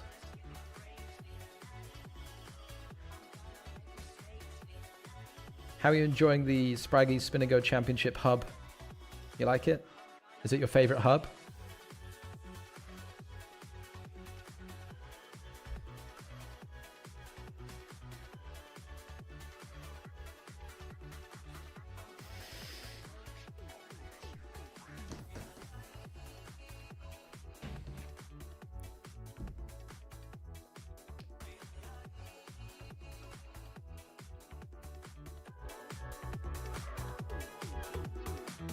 $30 chips I've bet.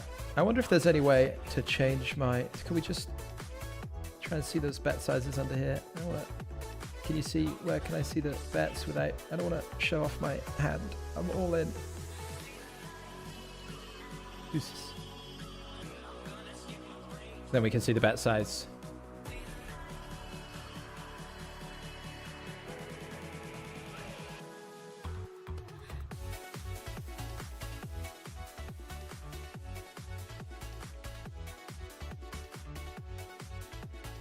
Come in for a limp.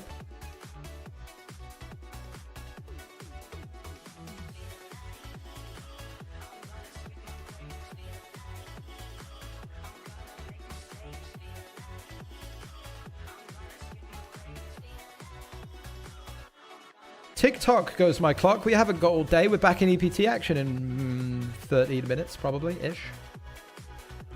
EPT resumes in 11 minutes. Better speed this thing along. Let's have a bet.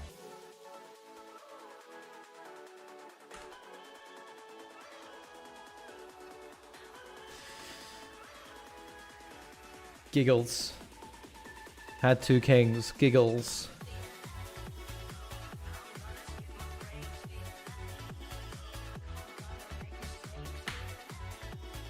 Come on, man.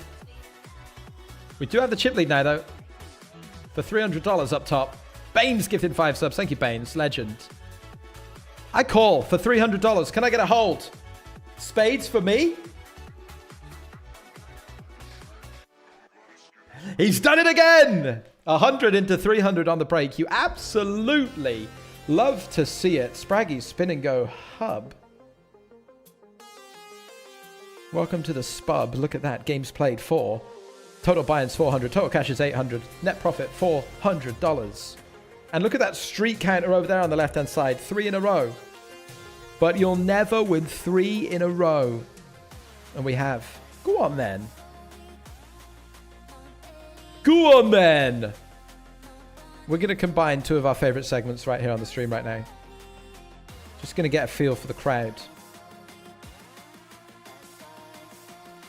Spin hub. Your favorite hub. 30 seconds to decide whether the spin hub on breaks, is it a hit or is it shit? All type now. A lot of you are going to be making cup of tea on the break. I get it. I get it. Twitch and YouTube, it counts them all. Adds them all up. It's a magical system. Not a shit insight. We love the spin hub. We're loving the spin hubs. Look at this. Look at this. It's a... Who said it? Who said it? There's only one of you. I'll find you. I'll find you. It is a hit. Spin hub on break is a hit. Someone said... No, do you know what? They're not going to be outed. This is you're entitled to your opinions. Let's play another one. Spin it again. You might win. I will spin it again. Maybe I will win. All I do is win, no matter what. Not my words. The words of DJ Khaled. $400. Oh God. Oh God. Played a $400 game here. Hide those cards. Ooh. Ooh. We're playing Ronaldinho again, and we're playing plus EV decisions again. We are a little bit deeper because if you get the bigger spins, you get to play with a few more chips. Bit more of a luxurious structure, if you will. How about this? 400, little 4x. Little 4x a bud.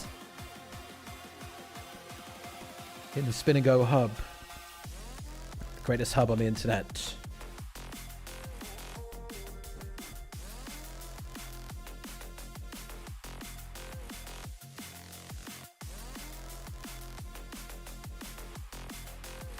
So if we win this one, we'll have what, $700 net profit on breaks, playing spins.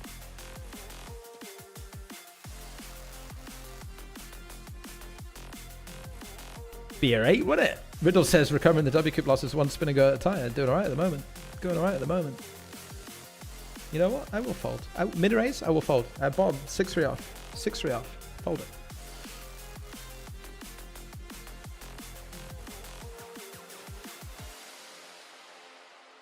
Bet.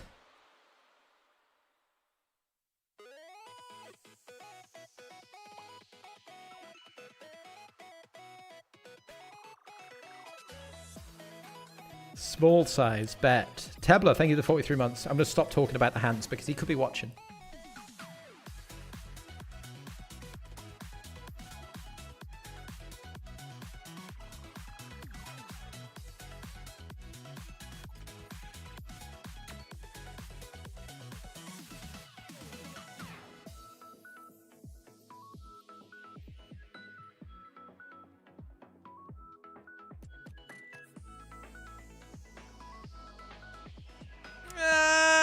I had queen high. Trying to represent a jack as if I had triple barrel of jack. Small turn, small river. I think I'd still go for the value with the jack in the spin and go. Given some of the ace-x removal for sure. But he had the hand that I wanted to have. You know? It's a sad one. Sad. Why do you have a jack? Why do you have a 5? You know? Miss some backdoor draws or something, huh? Or some front door draws or something, huh?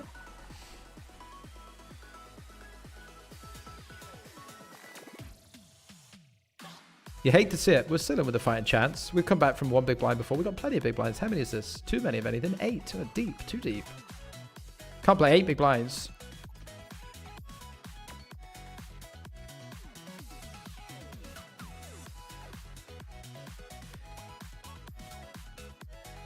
Folding the button. Not for me, mate. This is still winner take all, by the way. $400 or nothing. $400 or bust.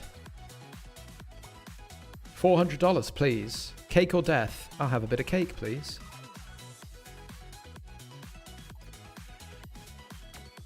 King 5 we had. Got the walk.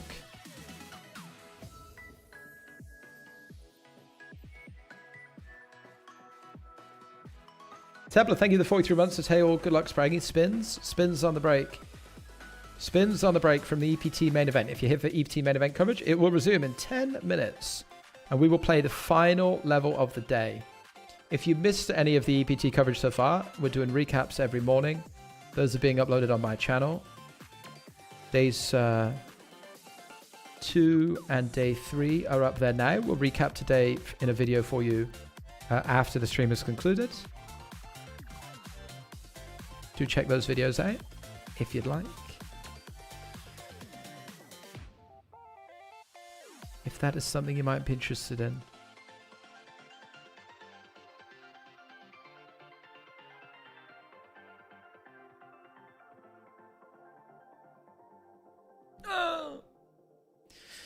Man, I really want this guy to have 10 of diamonds and 8 of hearts. I've riveted a 4. I really want him to have 10 of diamonds, 8 of hearts. But I don't have very much, do I? Am I going to call it off, though? 10 of diamonds, 8 of hearts. What do you think? Close your eyes. I had a 4, pal! A 4! A 4! On that board! A 4! Oh my god, they can see my hand. Oh god! I think we still shove anyway. Queen Jack's just too strong, isn't it? Oh god. Oh no. They're probably not watching. We've got to shove Queen Jack. They're probably not watching. A 4, pal! What did I say? 10 of diamonds, 8 of hearts, and he has the Jack 9 off with the diamond. Oh, yoy. But sadly, Queen Jack into Ace 3 next hand. This is the nature of the spin and go. I'm pleased with my call, though. I think we fold this. I'm pleased with my call, mate.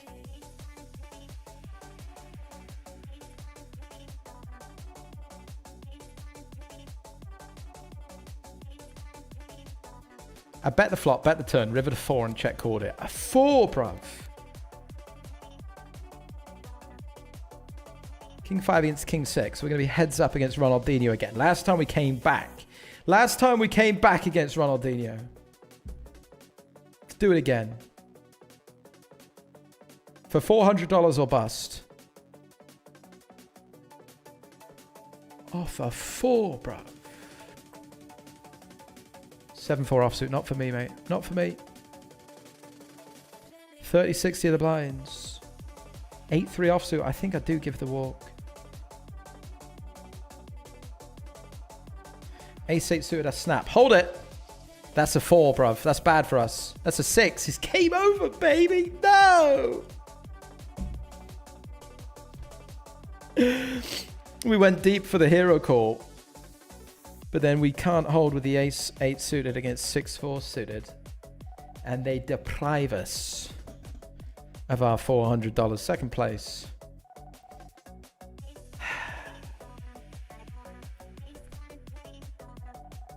$500 buy-ins, $800 cashes, net profit $300. How we looking? EPT main event coverage, how we looking?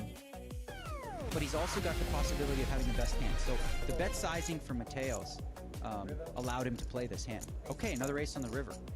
That's a good card for Johnny Watt. And it wouldn't seem like it, but it's one less ace that Mateos could have. Action's been checked to the Spaniard. This is a really exciting hand. This is going to get replayed over and over. All in. Oh my goodness. He does it. He goes for it. Wow, this is gutsy. Johnny wants to play so bad. His read is right. The question is sometimes, you can tell, Johnny's first instinct, call. I got this guy beat. He's messing with me. A lot to learn about some high-level poker here where it's like, you just go with your gut and you trust your read, and both these guys have virtually nothing but are playing a massive pot here. What he may end up doing I have no idea what happens in this this out hand. of his read. Oh man, I hope Johnny makes this call. It'll be epic. One of the greatest, if he makes this call, one of the best reads we've ever seen at a final table. greatest played I hands mean, this we've ever seen. instantly goes to on many. What do you think? lists as just one of the all-time Some of you may have greatest seen this hands guy. I've ever Can't remember. If he makes the call, if he makes the fold, it still is a great hand, but it's so much more epic if Johnny makes this call. There goes the fold. And he shows the bluff. Wow, rolls it over straight away, by the way. I love this game. In that hand with the right read, and then changed his mind. So sure you were floating. When I called the turn, I was just gonna call the river. I had nothing. And we're back with the big game. Sorry, the bigger game. We're 5 hands in, and I'm wondering if I brought enough money in. What? I just played the biggest pot of my life. Not a lot of goofy guys at this table, huh? Exciting. Stack's one of you two right now. This is gonna get crazy. It's the big game, baby.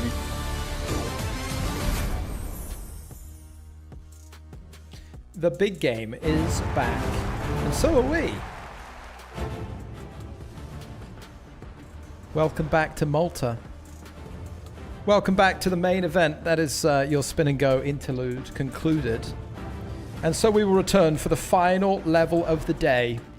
Here are your chip leaders, Tom Ascol-Badell. It remains very much his show, 3.9 million. Mikhailo Ostash. Total live cashes, I believe, sub $20,000, but now 3.3 million with 20 left in the main. Wampardo, third in chips. One of the best players in world poker. Here is your feature table, and I'm excited. Look at this. Tom Ascol-Badell is back, 3.9 million. He entertained us all yesterday. He's back to do it again. We've also got the man you just saw bluffing, Jack 10 on the break. Adrian Mateos, joined by Tom Vogelsang. Georgios Onisifaru. Maxim Shalot stays with us, and Ostash, second in chips on this feature. We are coming back with 6 players here? 7 players here? Were we a player short? I guess it's 6, 7, and 7 makes 20, and we've got the 6-handed table. 6-handed table on feature. Here a reminder of your payouts. Everyone's currently guaranteed €29,450.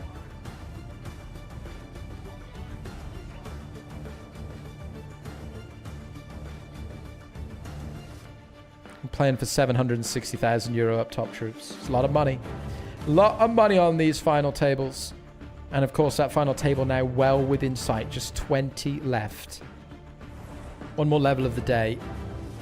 We were kind of hoping to get down to a final 2-table situation to end the day. We'll see how that goes over the next 90 minutes.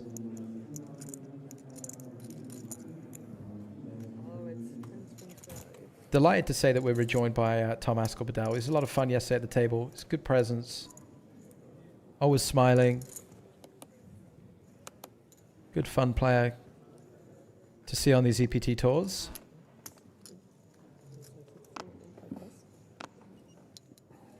Here is Ostash.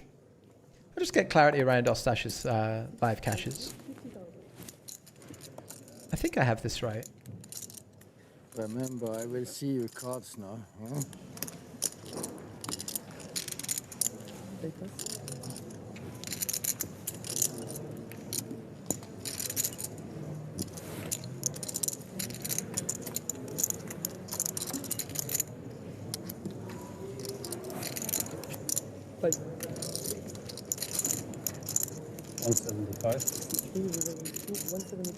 And what a way to start this feature table. Ostash with a raise. And a pretty... It's not my microphone. Pretty standard 3-bet selection from Tom Vogelsang. Going with the offsuit king. King 6 offsuit. Anyone who watches this stream regularly will hear me talking about 3-betting these hands. Unblocking the bottom of the range. Blocking the top of it. Goes for the 3-bet bluff. Ostash whips it back into his face with the ace-queen. So an unsuccessful attempt here. Good start to the feature table for Ostash. He's up to 3.5 million. Which just shows you the confidence of Tom Vogelsang in his hand selection. He goes for the 3-bet here. Going to get a lot of folds.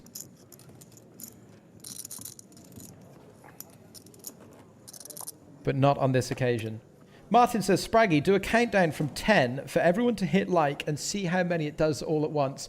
We could do that because I'm never normally live. I normally have to speak to you on a delay. I see that we've got about 1,000 people watching on YouTube. At the moment, we've got 214 likes. Let's see if we can get everybody to hit like on the live stream. That would really help me out here with my efforts. 10, 9, 8. Are you ready? 7. Hit the like button. 6, 5, 4. Someone hit unlike. 3, 2, 1. Like the stream.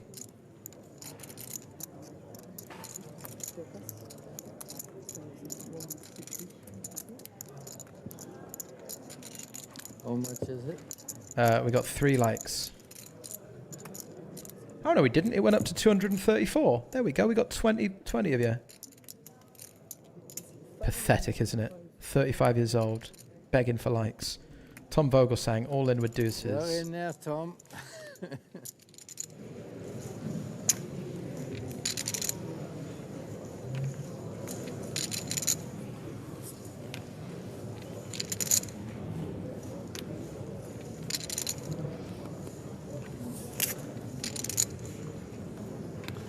I give you this one as well, but I have to wait, huh? Add a pair. It's a coin flip.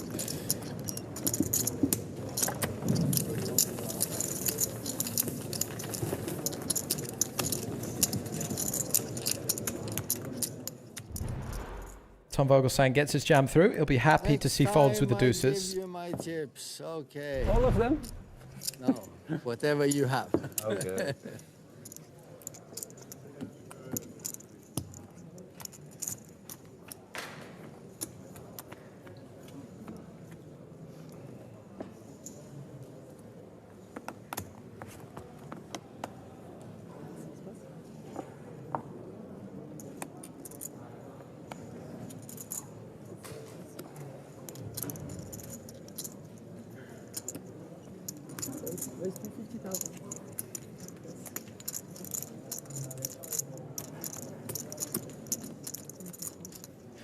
So here comes Bedell, King 9 offsuit in the cutoff, raising it up. Adrian Mattel's defending. I'm excited to watch pots between these two players. 10, 9, and a deuce.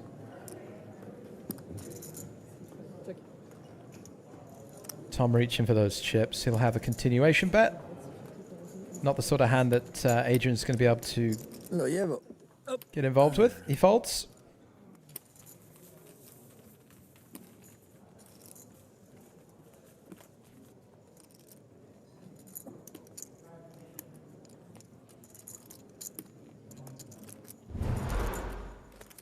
$159 big blinds deep is Tom Askel-Bedell. We saw him yesterday play pretty adventurously in certain spots. Check called King 10 high, no draw at position, made a pair, stuck around, 3-bet pot. We saw him peel Jack 3 of diamonds on the button. He made a flush, got paid. Certainly a player who doesn't shy away from giving action. Onisiforo under the gun. King Queen offsuit. Short stacked. Not short enough where he's only going to be playing all in. He has about 13 big blinds behind. We are now playing 25k big blinds. So he's raising off 15 to start the hand. Certainly a little bit too deep to just play open jams. He's raising with the King Queen. Ostash defending the big blind with King 5. And confirmation, by the way, that Ostash does have less than $20,000 in live tournament earnings from what we can find. A 9-7-3 flop on a Sephoro. Not too happy that he'll have missed. Let's see if he decides to continue versus big blind. Ostash does check. Posturing as if he's going to c-bet. I think it would be pretty fine decision. He's not going to be raising too wide off 15 big blinds, of course. So he is narrowed around stronger parts of the deck. He is narrowed around a lot of strong pairs. Oh, he does decide to check it behind. He's going to be helped out by the turn.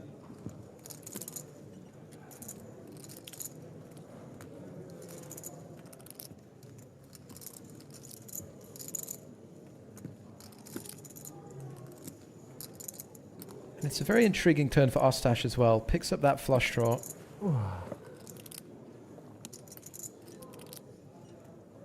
Wonder if there's any idea from Ostash to bet out himself from the big blind here. You are immediately going to get a fold from a hand like Ace-King. Or a hand like King-Jack of clubs. And obviously when you have King-5, that is a massive win to be able to fold out Ace-High or King-High. It is fairly unusual for your opponent to have that many queens. They'll have Ace-Queen, King-Queen, maybe Queen-Jack off this short stack.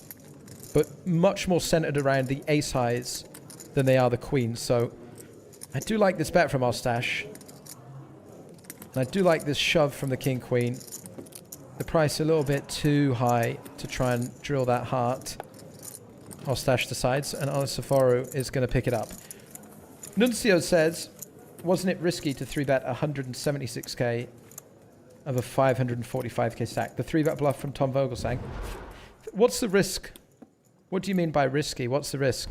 You're not accidentally going to call it off, are you? It's not like you're accidentally going to 3-bet and then call it all in. I think you're going to want to 3-bet some really good hands there at these stack depths, so you're going to want to have some bluffs. He's going to get a lot of folds from better hands. He 3-bet King-5. If his opponent opens King-9 or King-10 or Ace-7 or Ace-8, he's probably going to fold to the 3-bet. So it's just a very standard 3-bet bluff to find. I don't think there's any risk in it in the sense of losing more chips necessarily. But you're not always going to want to have a good hand when you re-raise. Become very one-dimensional, of course, right? For every value bet you make, you should be offsetting with some sort of bad hands too. But pretty standard when you get to like 25, 20 big blinds even, just to make 3-bets to 5 or 6 big blinds out of position and then fold to a jam or call a jam if you have the top of your range.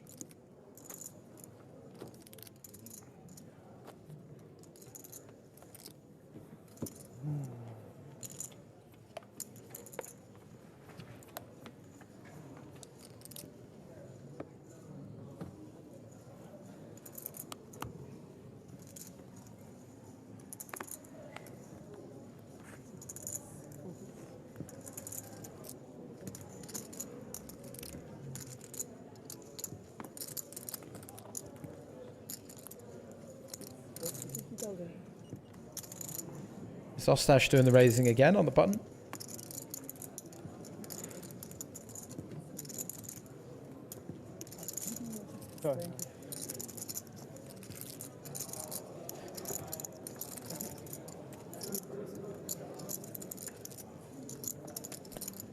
And Bedell defending in the big blind with the Ace-8. These two guys are chip leader, I think first and second in the tournament actually. You're playing 159 blinds against 133 blinds. If they manage to get all the money in on 10-6-5, I'll pay them the payouts myself.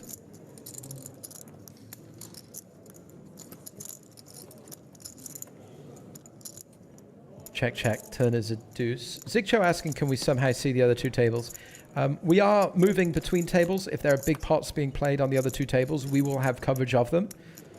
What you can also do, now that we're down to the final 3 tables, is Poker News have got coverage of the event. They're covering it in written form. And they're respecting the 30-minute delay now. So this is obviously 30 minutes delayed from when it happens. And Poker News are now reporting on a 30-minute delay as well. So you can keep up to date on Poker News with all the other chip counts, all the other hands that get played. The reporters over there reporting from the floor. As Mikhailo Ostash chips up to 3.48 million. Takes a little stab at it at the turn and gets the job done.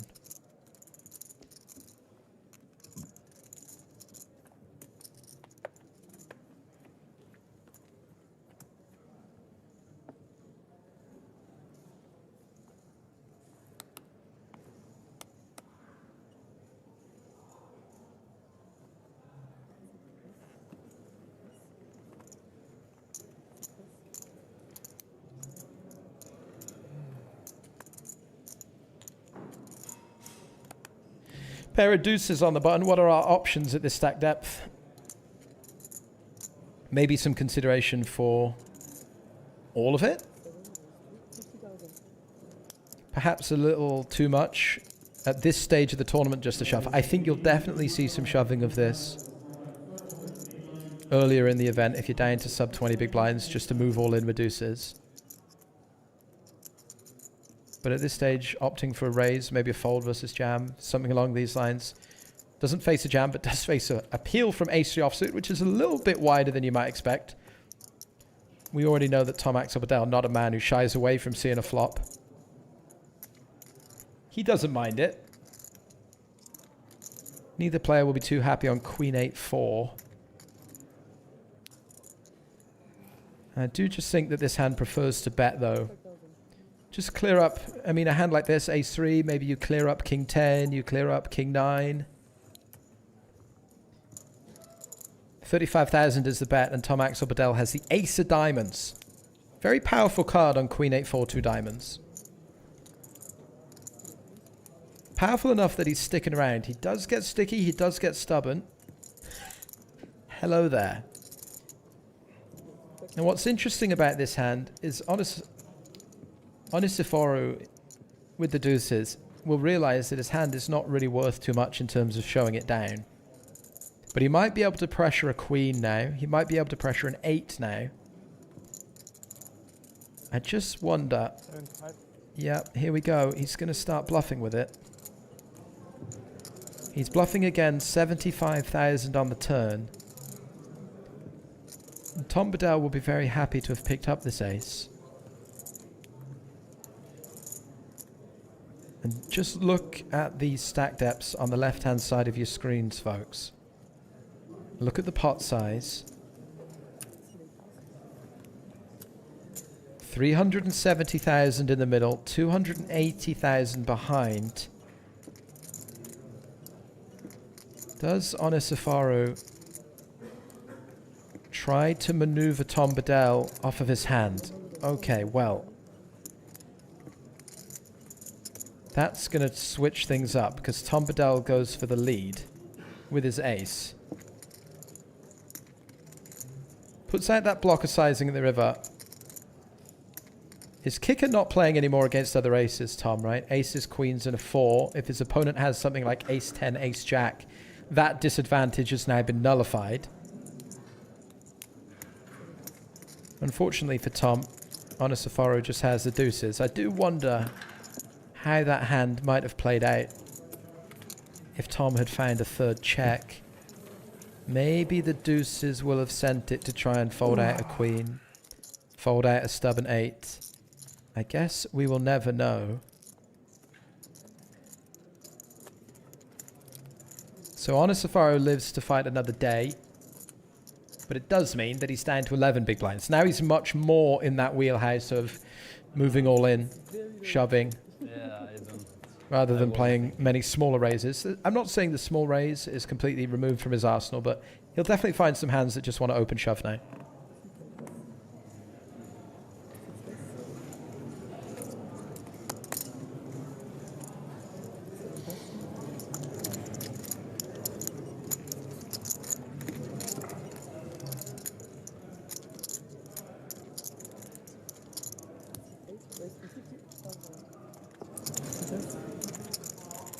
Tom Axel Badal bumping up the Queen 6 suited on the button. And Shiloh with the Queen 6 suited in the big blind. Here we go. One with spades, one with diamonds, one with position. One with a cool hat, one with no hat. 10, 10, 8. It's Shiloh who makes any connection with his suit. But it's Tom Badal who has position and the aggressive stance pre-flop. It goes check, check. Turn is an ace. A card that will favor Tom, having checked back the flop, I feel like. And so he elects to bet it. And Queen 6 beats Queen 6.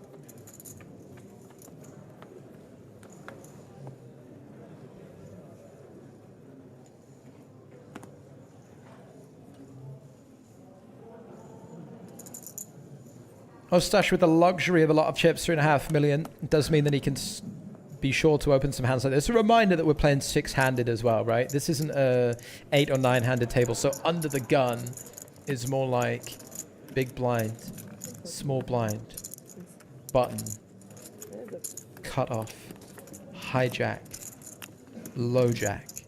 So under the gun, more like low jack than under the gun, right? So we could be a little bit wider when we're under the gun here. Ostash with the Jack 9 of clubs, flops pretty well. Mateos defending the Queen 7, flops pretty well. Ostash goes for the continuation bet, 40,000. I don't think Adrian really looking to necessarily check raise his hand and play a bigger pot at the moment. Be happy to stick around, beats plenty of the c-betting range. 4 of spades, relative blank. And Ostash wants to think here, how about, or how can he attack the weakest parts of Mateos' range? The weakest parts of his range are ace high, king high backdoors, maybe something with a deuce in it. So I think his Jack 9 definitely benefits from firing again. You fold out the ace high, king high, which is good when you've got Jack high. You also have this gut shot.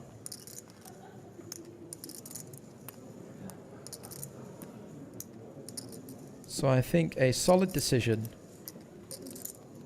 from Ostash to find the double barrel. Got to think about the sizing. What does Ostash size if he has a 10 or an overpair? These are his primary drivers of value, right? I just wonder if he's a little bit more considerate. Let's take a look at the pot sizes now. 435 in the middle and 415 back. I just wonder if he has a 10 or if he has an overpair where he just sizes up slightly on the turn to make the river jam more comfortable. I think that's certainly how a lot of players would approach this. It's just sizing up a little bit more on the turn so that you can jam the river more comfortably. I wonder if Adrian's just reading into that. Let's see if Ostash finds a triple barrel. I think he's got a pretty suitable hand to triple. He unblocks the backdoor spades, which is good. Is he willing to go all in? Is he willing to continue telling the story that he has a good 10? Or he has an overpair? This size is... If we weren't reading into the size on the turn, I think we're really reading into it on the river. Because Ostash is saying that he has ace 10, king 10, queen 10, or an overpair. And all those hands are going to want to shove, right? So this 110,000 sizing, like, what is that? And Mateo says, I don't think you take that sizing with the good 10, the overpairs. I don't know what that is. Chucks in 100k with the 7. Sticks around for 3 streets. But I think this is very sizing dependent. This is a call driven by that sizing at the river.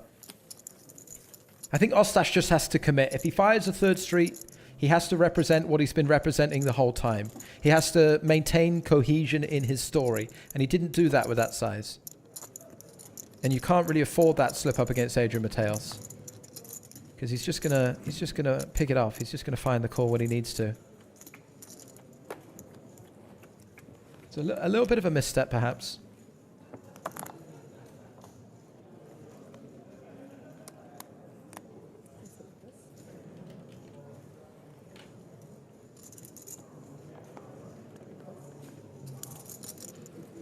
But what have we said all week? You know, size matters. Size matters. And I think if Ostash shoves all in the river there, Adrian may well find the call, but he's definitely going to have a lot tougher time of it. I think very important that we know when we're playing pots that our bluffs mimic our value, right? Our value is the driver and our bluffs are the passenger. What would we do when we have a good hand? And let's do that when we have a bad hand.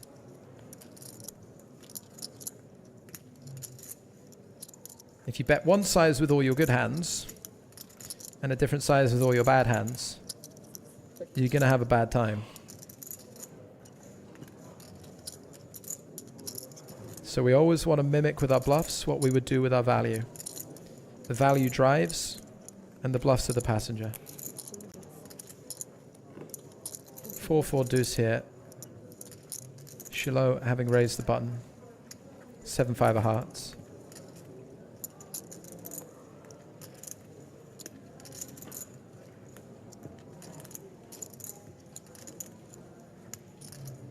Mustache with the ace high, as best we know. He's got at least ace high. And he's raising. And I like this raise. I don't care what the other card is. I kind of like this raise. Ostash going to defend a lot of fours in the big blind. Maybe Shiloh isn't opening all the fours on the button. Ostash has him covered in chips. He has 3 million versus Shiloh's 800k. So he can apply pressure with 20 left. So we don't really care what the other card is too much. It might be a 4, it might not be. But I like the fact that he's choosing to check raise this board. And it gets the job done.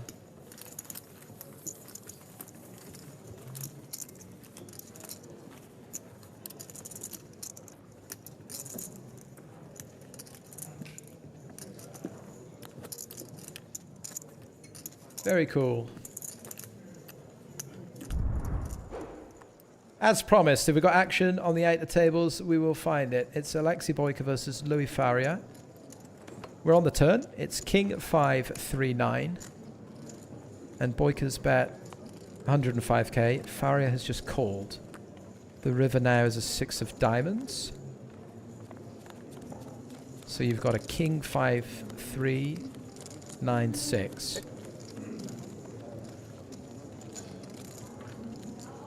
Faria checks again. Will Boyka choose to bet the river? No flush draws filling up. There was a backdoor flush draw that bricked. Boyka the player in position.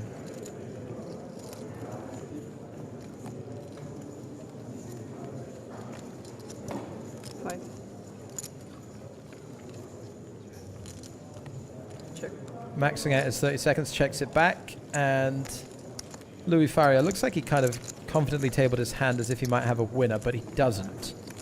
Boyka tables King Jack top pair, and that's Boyka up to 750k. As we rejoin feature, Shiloh open in Jack 10 suited, Adrian Mateos 3-bet and Ace King suited.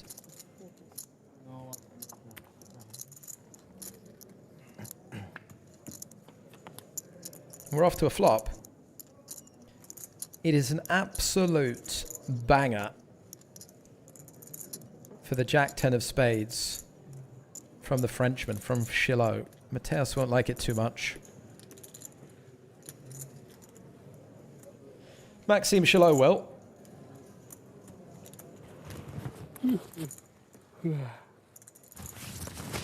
And Mateos doesn't like it enough that he's not c-betting in a 3-bet pot. Check, check. 7, 8, 9, 10 now. It doesn't get any better for him, does it? Shiloh facially unmoved, but spiritually elated. He's made a straight.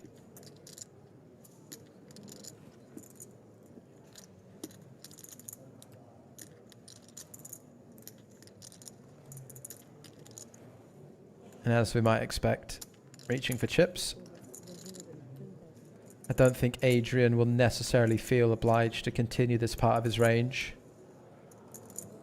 But don't rule it out. You might see some bluffing around King Queen. Maybe he feels... I'm sure he feels that that's happening sometimes, but there's a fair amount of jacks. I think Shiloh's going to have Jack 10 suited, King Jack suited, Queen Jack suited, Ace Jack suited. Adrian has to let it go.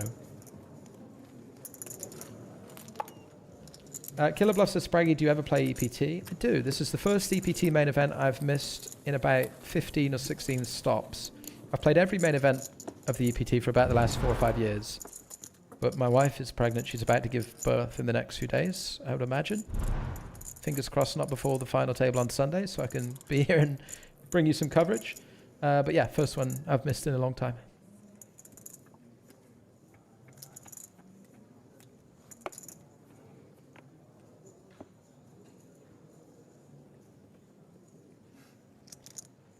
Is Malacca Style still in? Yeah, he's amongst the chip leaders, Wampardo. He's still in there amongst the chip leaders. Kynic asks, why did the dealer go through all the cards? That's a good question. So the dealers, sometimes you'll see them after the hand is completed or at the river or something like that. They'll run through all the cards. And that's just to make sure you're occasionally checking the deck and make sure you got 52, right? So they'll count down the deck sometimes at the end of hands. And then they go 50, 51. Shit.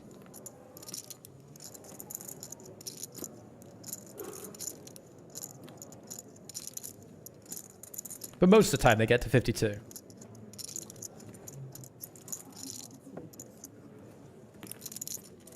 Tom Bedell, 4.2 million against Ostash's 3.2 million. Deep stacked, no limit hold'em, the Cadillac. Defends 4-3 offsuit. And is in a different universe to the board. Alpha Centauri is where Tom Bedell's hand's been sent to. Ostash choosing to check back. I like it. On a monotone board, 3 hearts. Especially one with an ace on. Ostash has to be careful versus the big blind, because the big blind going to flop a lot of flushes, defending primarily suited hands.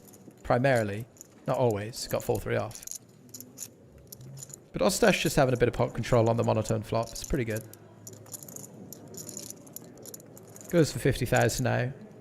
And Tom Bedell's like, what if a deuce comes? I was in Alpha Centauri, but now I'm sort of only 10,000 light years away from having a good hand. Plus my opponent checked. Maybe I should bluff.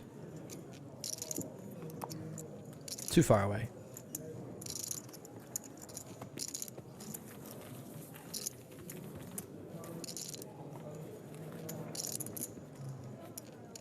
$70 players left in the cent roll, by the way, and top 66 are going to get a $3 spin and go ticket. Everybody's played for just 1 cent today. Uh-oh.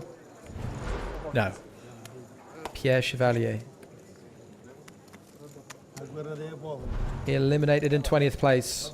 Applause in the chat. Let's get some claps in the chat. Oh, Wampado goes for the fist bump. Missed it. He missed it. It wasn't deliberate.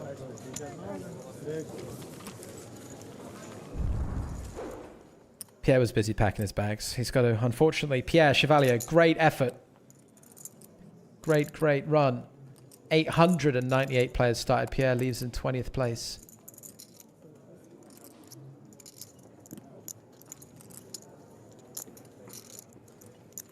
And then there were 19. I'm back. You're back. I'm back. Vogelsang says he's back. King 4 offsuit. He gets the walk, I think. And very kind of them not to play anything exciting on the feature whilst we were checking in on our outer tables, wasn't it? Very good of them indeed. Consider it.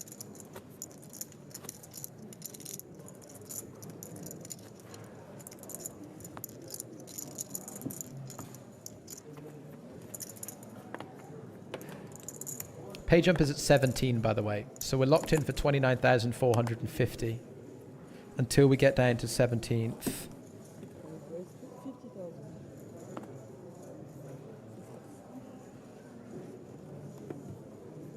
And here comes Mateos, Queen 10 of hearts. Bump it up, don't you know? Pump it up.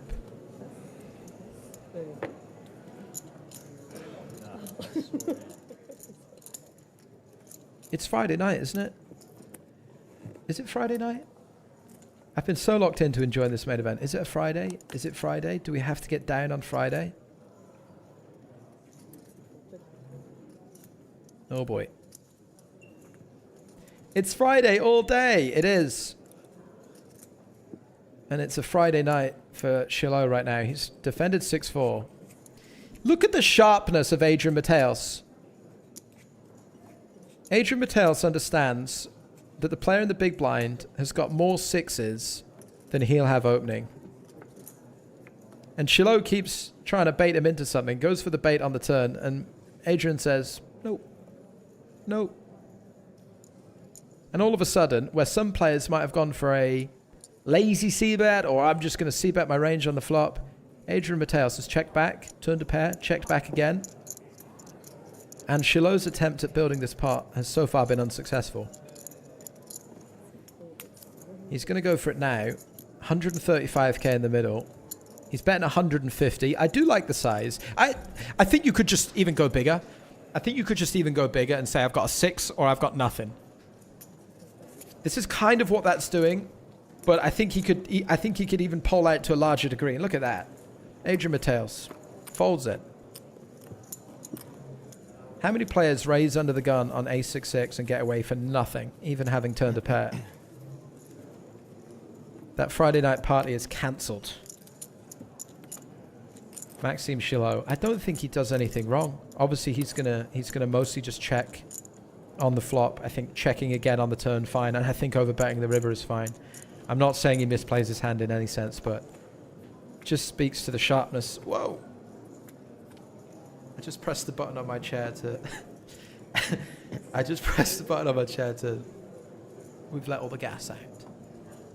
I'm blown away. Indeed, I am blown away by the sharpness of Adrian Mateos.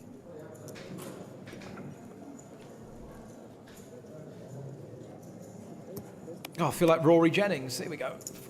This is what the world looks like. Oh, up we go. That's better. Pneumatic chairs. Hit or shit?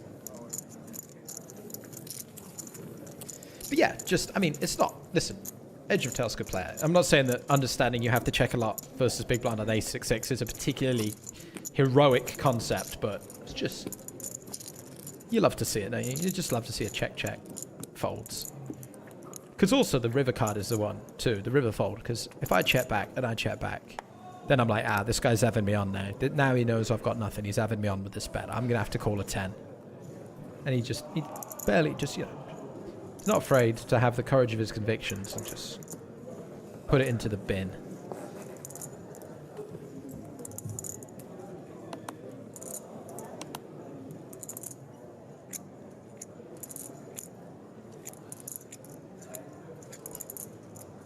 Here comes Mateos again with 10-7 offsuit.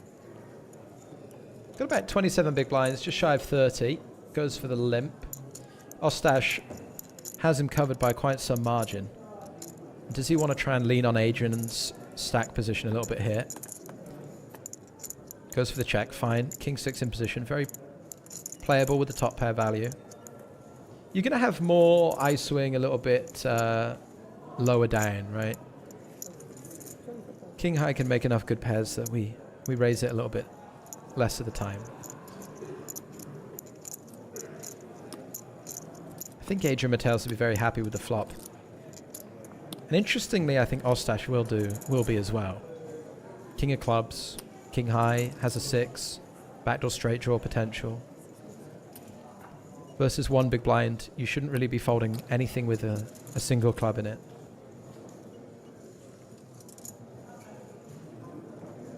I'm interested to see Adrian's turn decisions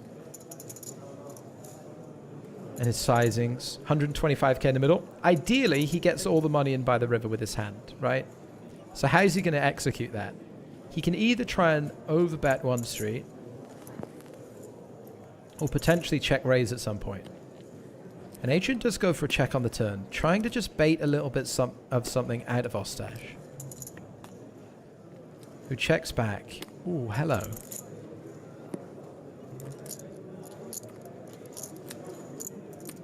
See how Adrian tries to extract value now.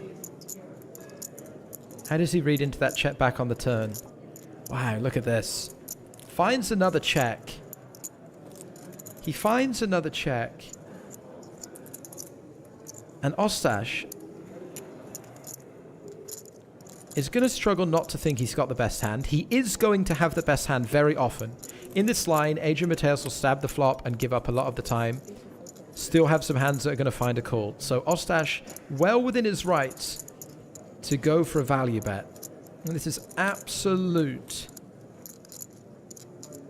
delight for El Matador.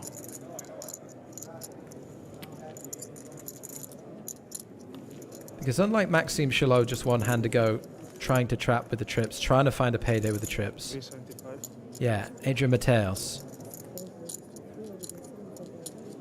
His bait is going to get taken. And now Ostash has a problem. Because against a less sophisticated opponent, you might think, you've got a 7, I'm going to fold. I don't need to pay you off. But against someone as good as Adrian Mateos, when you do river a king, you are going to have to be stubborn. You are going to have to assume that Adrian is finding the bluffs. If anybody's going to find the bluffs, Mateos will find them here.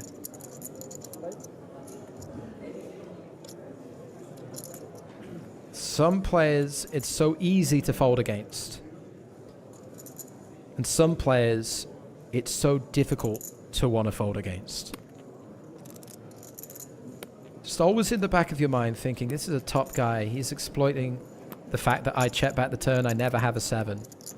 And if I never have a 7, yeah, good fold. Really good fold. Because I can definitely see a world where I'm in this spot. I think it's Adrian Mateos. I have to, if I river a king, I have to call with my king. But a really disciplined fold. Not letting the fact that it's Adrian Mateos playing his mind too much. Giving him credit for having the hand. It's a really good fold.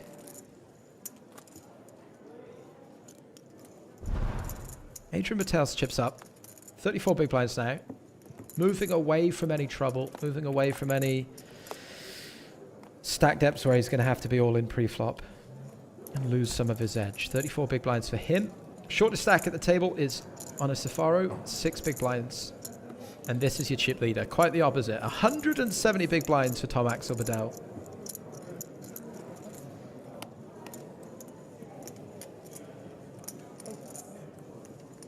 And it's going to get folded into a blind v blind situation.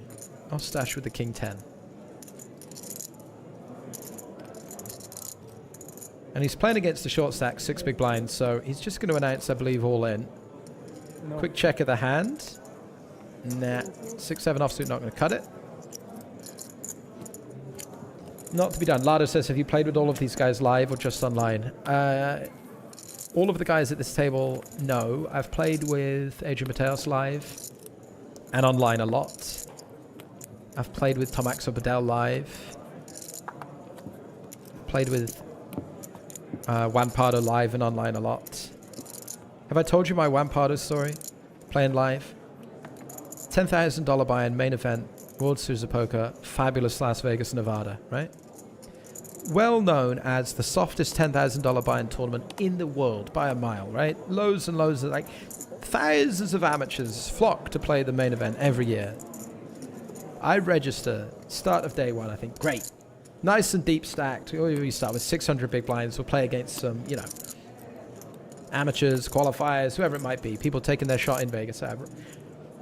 I'm very eager, I'm very fresh. I rock up to the table. There's an empty card room. I'm nice and early. I say, I'll get sat in, I'll get sit down 10 minutes before we start.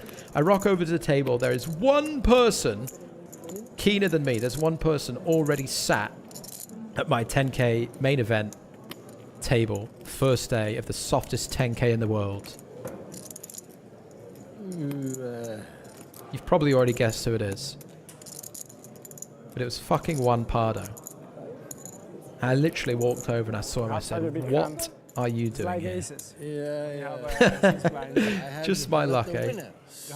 Oh, it's the best player in the world at my table. Nice. Oliver Safaro's all in with ace-jack. Tom Bedell looks him up with queen 9. Very short stacks. We just said he had 6 bigs. He got about, whatever, 5 behind playing the small blind. Tom Bedell gives him a spin with queen 9. He's very live. Honest Safaro is a favorite to stay alive, but he is at risk. And Tom made a lot of hands yesterday. He's got 33%. It's a safe flop. And he does have the ace of clubs covered.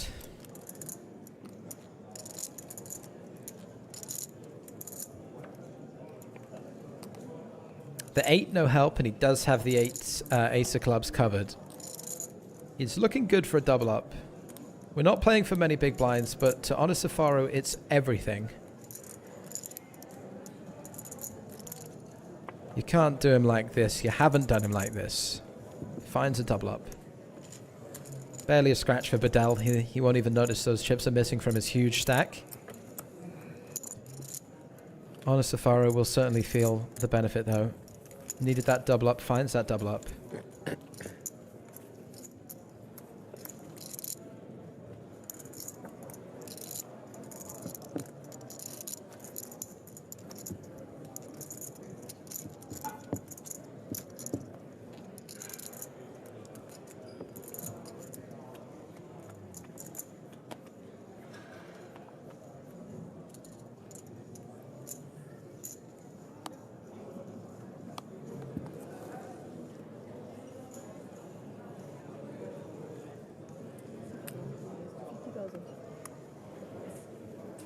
Are we playing down to the FT tonight? We're not playing down to the FT tonight. We're playing down, well, we're playing for another 47 minutes tonight. And then these players will bag and come back tomorrow for day 5, where we will play another 4 levels, I believe. And then we'll come back on Sunday for the final table of the main event. Shiloh with a raise. By the way, we never heard back from JB Dwan. We never heard back from Matt Franklin's. My EPT call-in segment. Fallen by the wayside because my correspondents have let me down.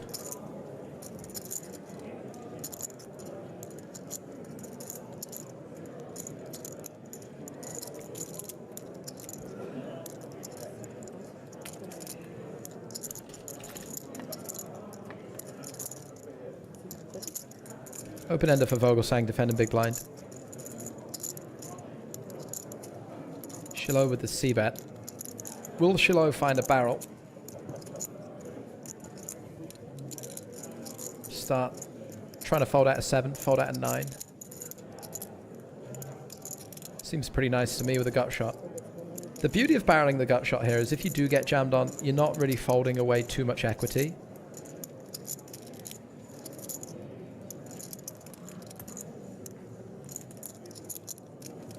Whereas if you bet something like Jack 10 of hearts and your opponent jams, it's kind of annoying to have to call it off.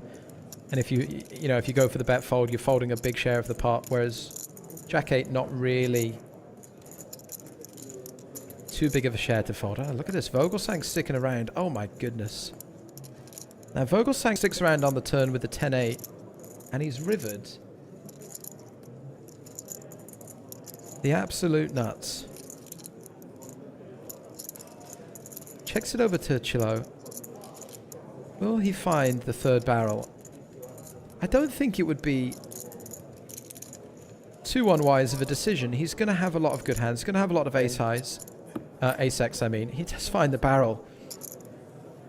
Just a disgusting river for Chilo. I don't think he steps wrong here. I think he has a really nice hand to bluff. Doesn't block any of the backdoor hearts that will call and fold. Is going to get a fold from a stubborn 9. And Vogelsang lockboxes his way into a 6 river. Perfect river. Opponent bluffs it. Very nice hand to bluff with. Even blocks the 10-8, right? With the Jack 8. Just a sick one for Maxime Chilo. And an even sicker one for Tom Vogelsang, who said he was back. A couple minutes ago he says we're back when he got a walk in the big blind. Well, if he wasn't back then, he is now. 44 blinds.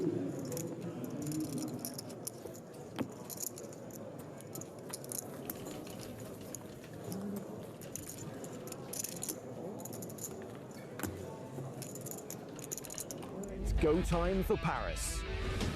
Play your way online to a live experience worth more than 5,000 euros and a chance to become the next Spin and Go Live champion. Play daily, score points, make every spin count. Go for it.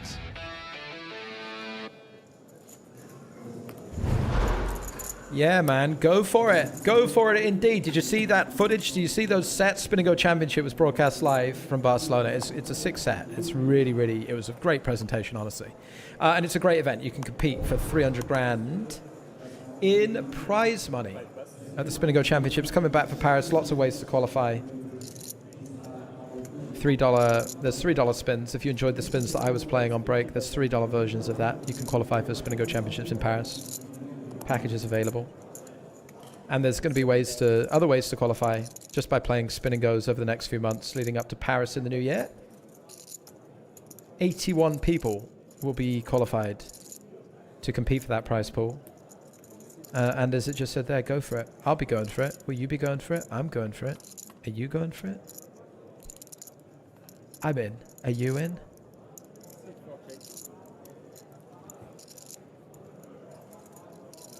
Stelios says, Spraggy, will you be playing the EPT season? Yes, mate. I will be as much as I can. EPT season starts on Sunday, online tournaments. I will be there. It depends on when my son is born. Obviously, I'm going to be spending some time with my newborn son and my wife and whatnot, but I will play as much as I can, as much as time allows. Feeding with this arm. Playing with the other one. They sleep a lot, don't they, babies? Sleep a lot. Keep an eye on him. It'd be alright. It'd be alright.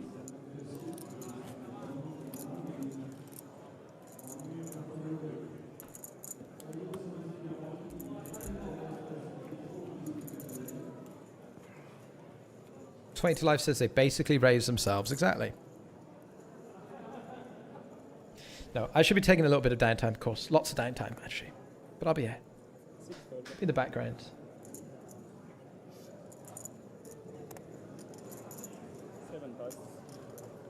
One last pan of chocolate to see me over the line. If that's all right.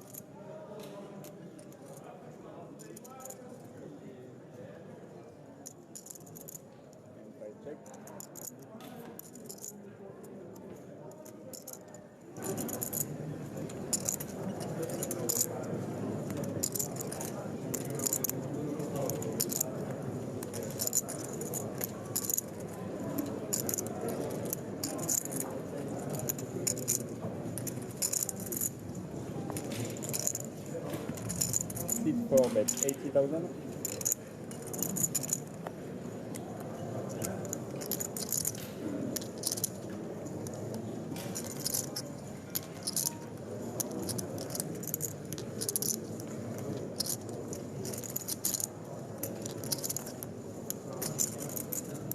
So blind v blind confrontation here.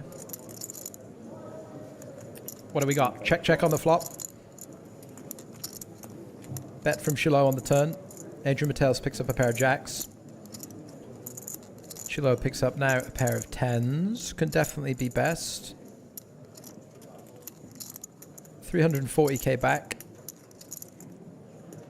Might he be able to value bet this? Might be a little bit too thin. Might be a little bit too thin. But I do think Adrian Mateos is still going to have a lot of 5x, 4x.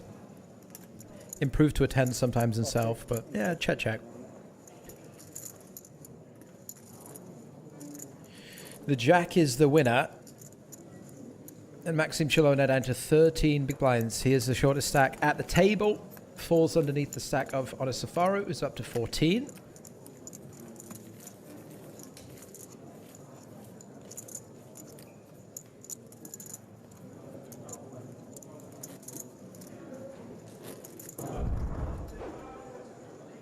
And there's something happening here.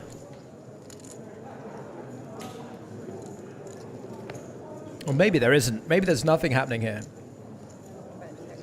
There are some chips in the middle. There are some cards on the table. And it looks to me like Boyka with a check.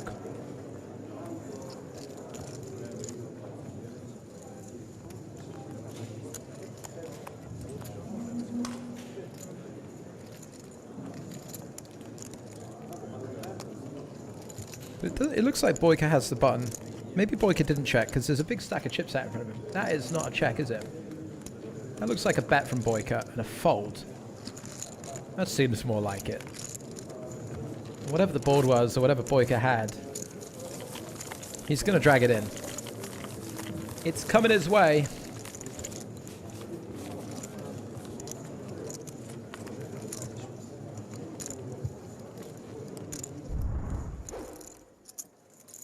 It was a board of 7-3 queen deuce queen, is what it was.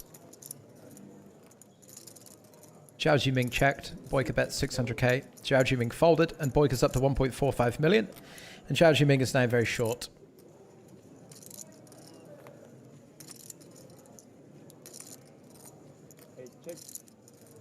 Vogelsang no longer short, has ace-10, raises, Tom Bedell defends. Excuse me, other way around. Tom Bedell raises, Vogelsang calls in position, and Bedell checks king 10-6. What do you think?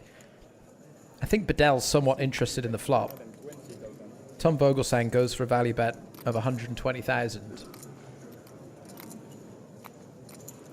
You want to know a secret? Start the hand again, forget everything. We rejoined late, and we missed some important details. Look at the size of the pot. It's a 3-bet pot. Tom Bedell raised. Tom Vogelsang 3-bet to 150,000. And Tom Bedell called. Flop king 10-6, check, bet, call.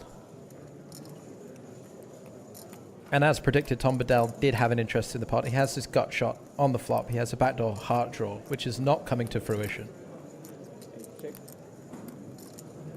I just wonder whether Vogelsang wants to go for another value bet on the turn. It does get into the realms of being somewhat thin. He certainly cannot discount all of the kings from Tom Bedell's range. So he checks behind. Now the problem that Tom Bedell might face now is that he has 9 high at the river versus a check on the turn. Does he feel obliged to take a fire at it? He does not. Vogelsang not looking for any more value. Checks it back. Ace-10's the winner. Tom versus Tom. Vogelsang the victor. I should have kicked you out long time ago. 8s and king jack. Hey.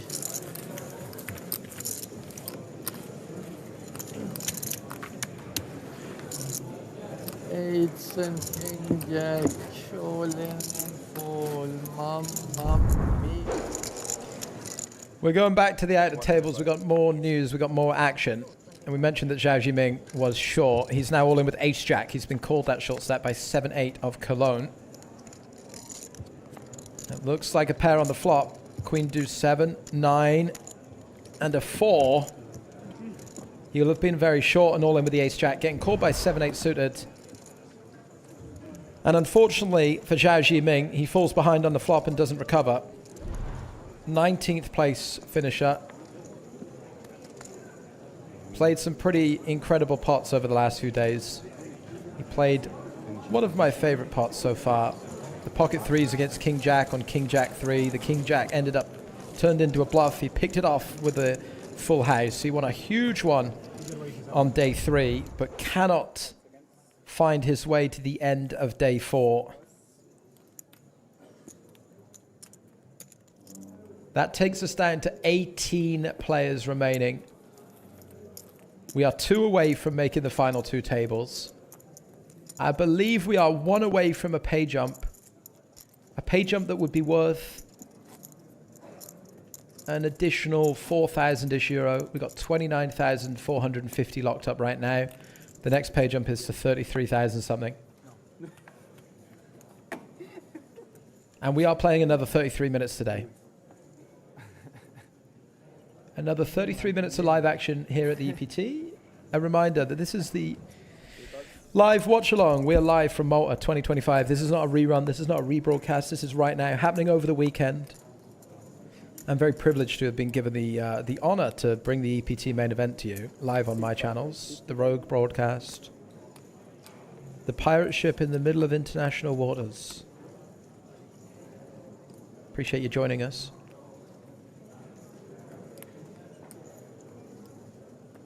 Mateos raising the cutoff, 50 bags. Onisafaro out of position with a short stack. Commits his chips. Tom Bedell, don't rule anything out. King Queen offsuit behind. How much? Yeah, he'll want to know how much it is. Yeah, he will. Give him a count. It is about 12 big blinds. 12 and a bit big blinds. Hello there. Tom Axel Bedell nonchalantly throws them in behind, which does make Adrian Mateos' life a lot more difficult. Because prior to this decision, he had a very easy one himself. He would have called all in with pocket 7s. Now it gets intriguing. Adrian Mattel's sitting at about 36 big blinds. Does have the benefit of perdition against Tom Bedell, but doesn't want any further involvement. And it's incredibly good news for Honor Safaru. Okay, that's... Why do you call fun? Because he would have been up against the sevens of Mateos and flipping. Adrian, King Queen, yeah? Yeah, King Queen? No? But actually now, he's a 60-40 favorite. Pretty nice. Pretty I have all nice. the queens. The queens always comes. Pretty nice for Why do you have now. to be punishing me? Oh my god. It always comes the queen. Got a lot to dodge. Tom Axel Bedell puts him at risk with a king queen.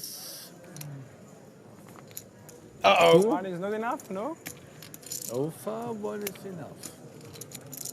Honor Safaru's main event hangs in the balance. He falls behind on the flop. We just lost Zhao Jiming, who fell behind as well. He didn't recover. And it's looking tough for Honor Safaru to stay alive in this tournament. It's an ace and an ace only. One chance to dance. GG. Tom Axel Bedell claims another victim. Out of sevens. No, it was fourth. I saw them. Ow!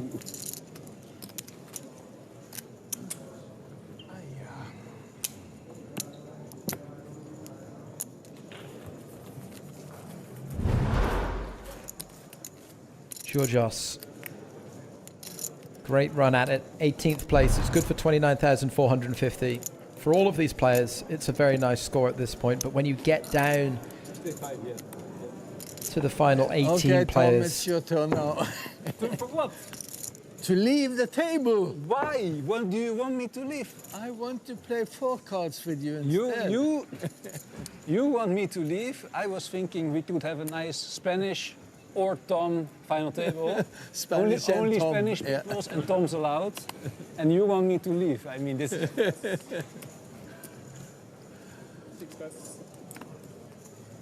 I want to take a heads up with you and next game, 4 cards. 60,000.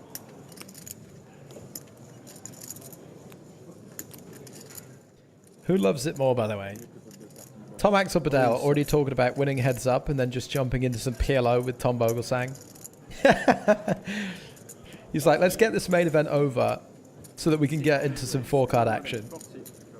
What? 240. Oh boy. Okay, bye-bye then.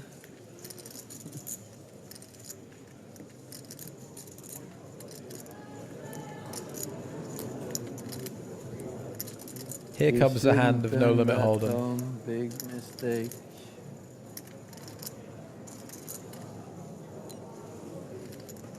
Oops. 560,000. He's come in with the 4-bet. He goes, oops. When I said you have to leave, I meant it.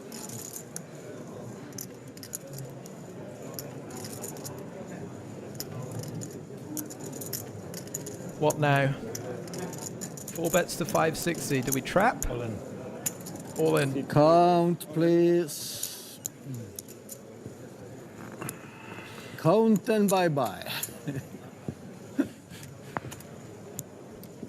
I wonder if he means bye-bye to his hand. Or potentially bye-bye to Tom Vogelsang. He's going to be in bad shape if he calls it off. He said he wants Tom Vogelsang out of the tournament. He's putting the 4-bet with the King-Queen suited. It's a blind v blind battle between these big stacks. These guys clearly have a little bit of history. Sounds like they play some 4-card together. 1,440,000. I need some good hearts.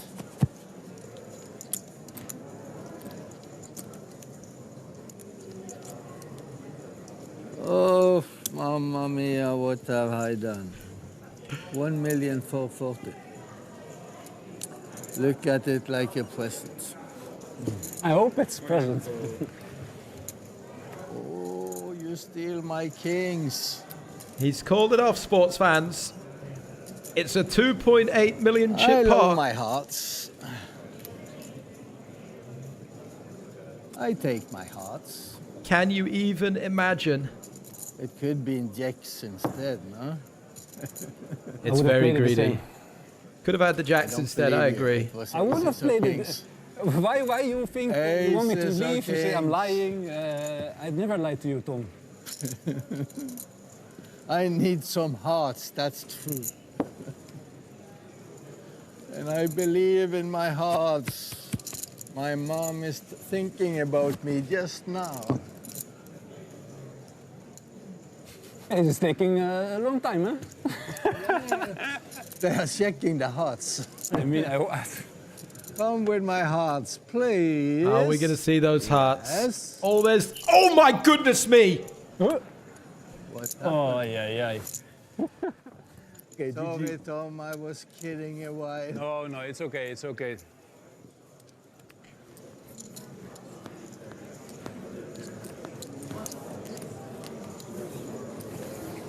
Anyway, we meet in the heads up and the PLO. Okay, GG, guys.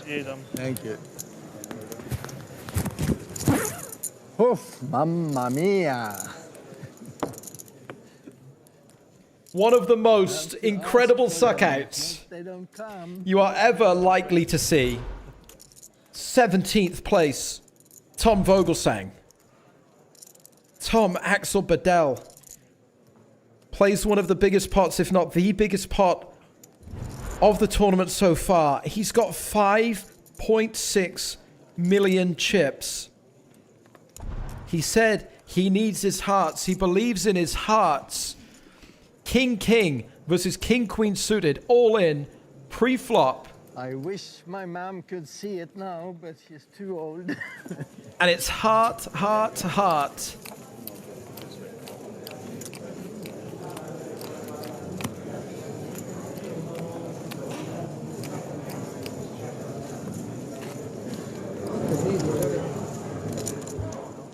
Wow, what an end to this day we are enjoying. Tom Axel Bedell is towards 6 million in an unfathomably big pot and a huge suck out.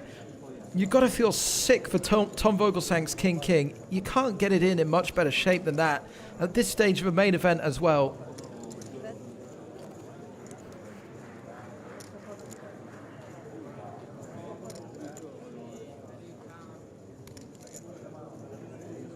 The Tom Axel Bedell show looks set to continue into the weekend. As we join the outer tables, it's Juan Pardo versus João Tomás versus Roman Stoica.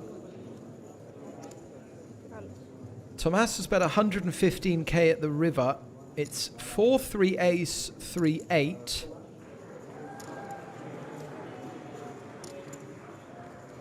Tomás bets 115k. Stoica has just called. Action on Juan Pardo.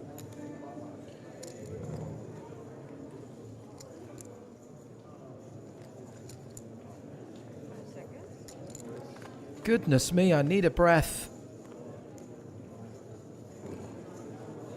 Juan Pardo plays a time bank.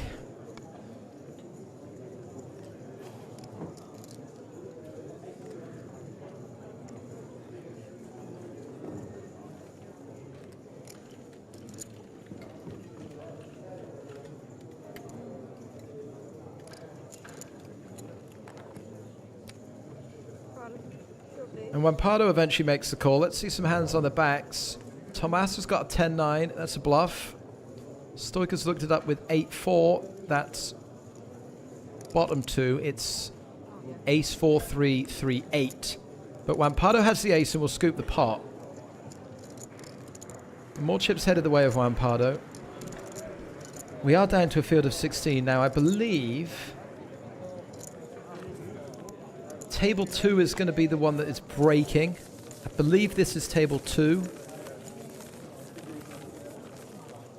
So some of the players are going to now make their way to the main set. Well, the other table is table 2. We've gone from 3 to 2. Someone's breaking and we're going to have 8 apiece. The maths works out. How about sports science? What do we got? What have we got for that? King, king against king, queen suited. I can't believe what I've just watched. We've got another 26 minutes in the level. I believe we're going to go down to 2 tables and then play out those 26 minutes.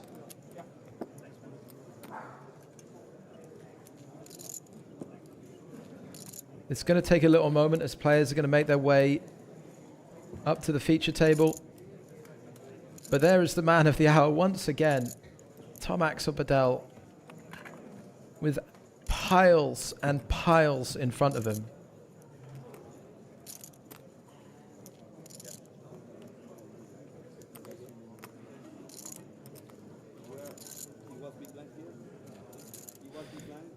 Goodness me. Goodness me.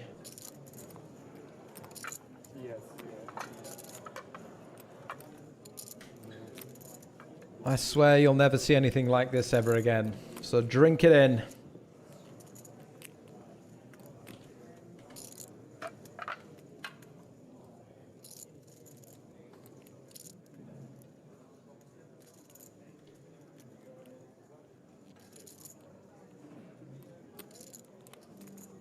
Take a moment, chat. Tom Vogelsang might need a moment after that one. I know I do, and I was a mere bystander.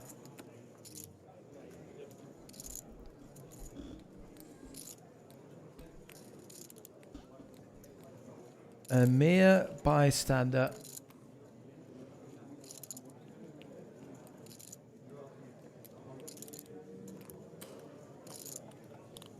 Players just gathering their thoughts for a moment. I believe the clock will be paused. Yeah, so the clock's going to be paused. With 26 minutes, you can see it in the background actually. 26 minutes, bang on, still to play. Anyone else with a phone? Yeah, you can take. Yeah, sure. Sorry, mate.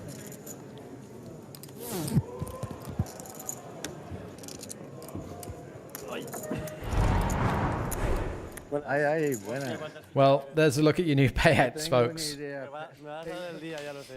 A pretty glaring stack at the top of your feature table leaderboard. This is not all the stacks in the tournament. This is just the new feature table.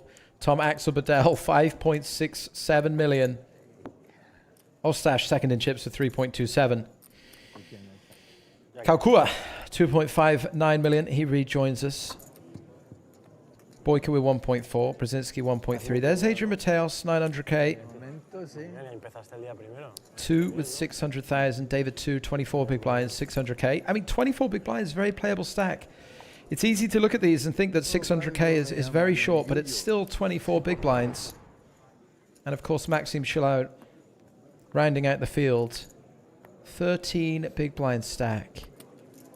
Tom Axel Badel has 226 big blinds with 16 left here at the EPT main event. It says at the top here on my screen that Bearded Scottish fella has gifted somebody a sub. Thank you very much for that. It's gone out to Tomba German Poker. Thank you. Appreciate all your subscriptions, supporting the channel, being a part of the channel. If you're not already a part of the channel, feel free to hit the follow button on Twitch. Feel free to subscribe to the channel on YouTube. We will carry you through if we can, unless my wife goes into labor. She's due on the 16th, but we're hoping to be able to bring you coverage from the final 2 tables tomorrow and then the final table on Sunday. I would love to be able to finish it out with you guys. I've really enjoyed the last 4 days. I've really enjoyed the last 3 or 4 days. 3 days? Wednesday, Thursday, Friday, that's right. As cards get back in the air here in Malta, 16 players remain, 25 minutes till we're back for the end of the day.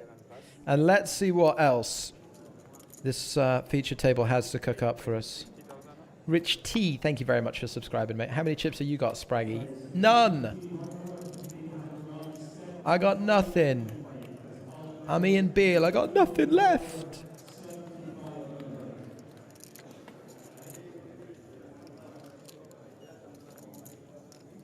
British Spinner says, by the way, thanks for the cent roll. 300x my money, for which I'm very, very grateful. Nice, mate. Very cool. Enjoy. Spin up that ticket.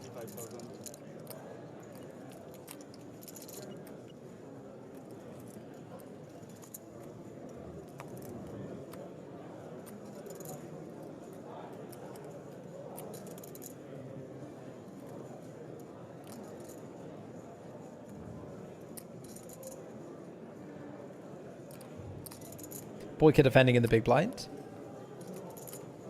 And flopping quite well. Bedell with the 10-6, open-ended himself. C-bets from the button. Heads up to a turn, both players brick out.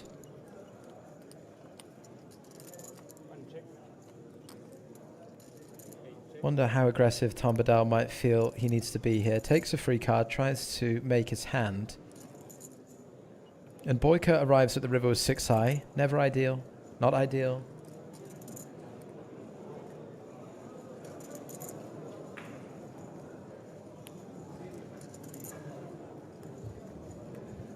Does he feel like Tom Bedell's c-betting wide enough that he has enough folds here? I think that would probably be the case. I do think there's some obligation to bluff the 6 high, and Boyka will bow to that obligation.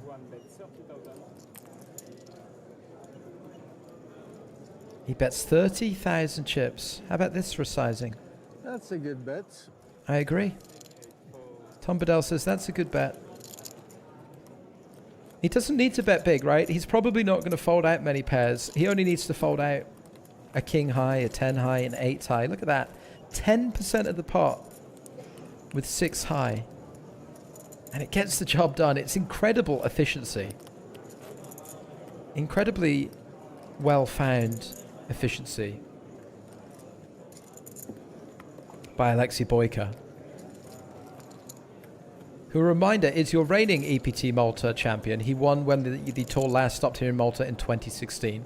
So in some sense, he is looking to go back-to-back, albeit with a significant gap.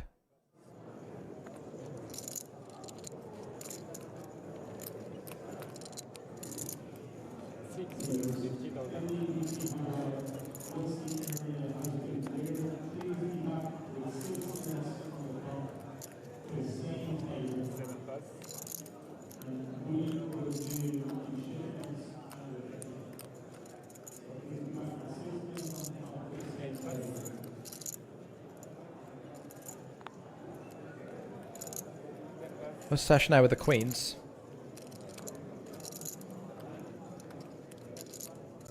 Premium holding bumps it up. Runs into Boyka in the small blind with a king and a queen. Certainly some consideration for a 3-bet. Don't think out of the question. Primarily a call, perhaps. Comes in for a call. And Brzezinski, ace-10 offsuit in the big blind. Now you don't want to come along with too many offsuit ace-x as third player in, even in the big blind getting a good price. We saw some trouble occur with that earlier with an ace-7 off peel, but ace-10, a little bit of a different wheelhouse. A little bit stronger. And does flop best. Ostash with the benefit of position. Both players check to him. I really don't think there's anything wrong with just betting your entire range here on an ace-high board. Having raised in early position, playing against 2 players in the small and big blind, I think absolutely fine just to go ahead and bet everything that you open with. Ostash feels similarly. He goes ahead and c-bets 45,000.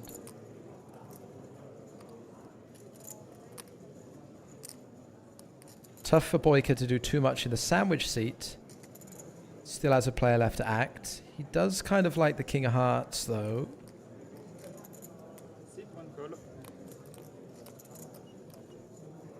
He calls. And Brzezinski calls. Ostash hating life right now with his queens. There's always an ace. Wouldn't have minded the flop too much, but now that he's got 2 callers, his dreams beginning to fade. Boyka also, having peeled off this king-queen, will be really upset that the player in the big blind is going to have a lot of suited hands that just want to fold. But now that Boyka sees the call behind him as well, I think his desire to really get overly involved, that's diminished too. But this heart might reignite things, huh? What do we think, chat? This heart might reignite things. The problem for every player who's got a heart, Boyka with the king, Ostash with the queen, Brzezinski with the 10, is that the ace of hearts remains unblocked. There's no ace of hearts in sight. Ah, but look at this from Boyka. He does go for the 100,000 chip lead.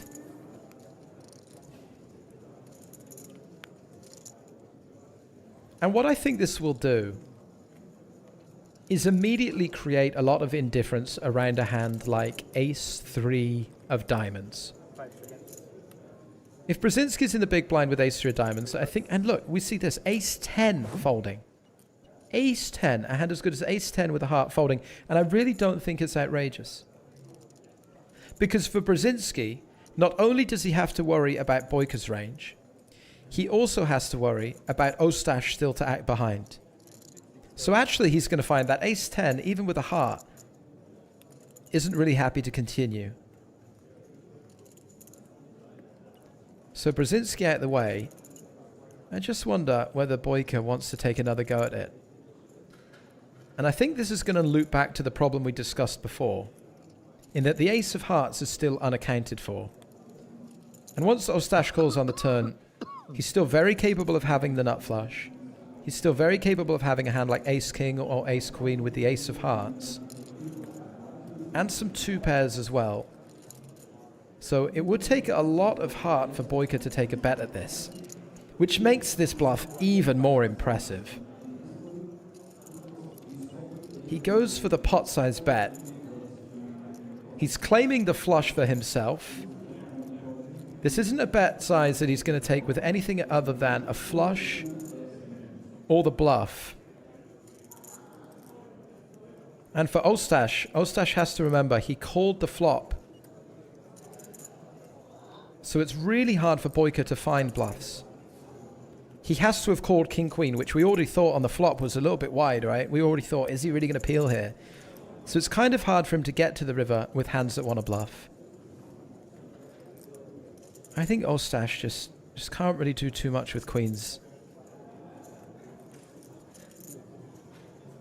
I think he's just got too many better hands himself. You know, there's no reason Ostash just doesn't have the nut flush. Yeah, he lets it go. But what an impressive bluff from Alexei Boyka. I'm so fucking lucky. I found A6. 2 pairs in the flop.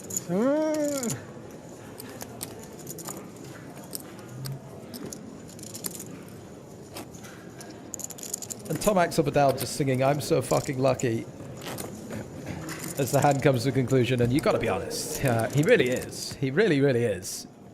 I absolutely love it. King, Queen of Hearts all in against Kings for 6 million with a couple tables left. Pretty lucky. Pretty fortunate. 5 plus.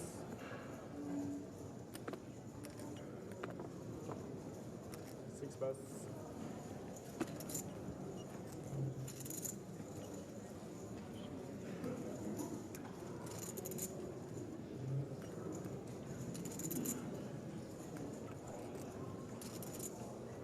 7 plus. 8 plus. 15 minutes left in the day. Let's see if we get any more fireworks. What do we think, chat? Are we coming back with 16 players tomorrow? Or is somebody else going to fall by the wayside?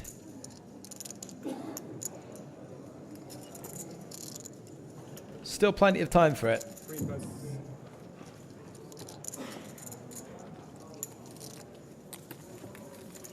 It was such a very impressive bluff from the King-Queen.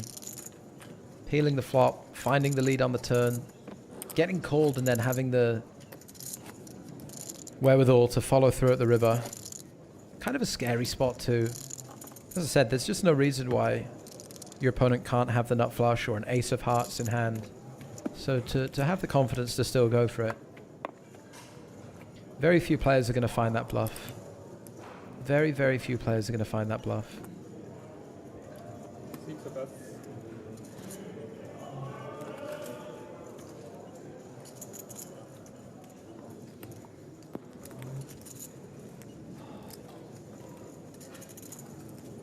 7 plus. 8 plus.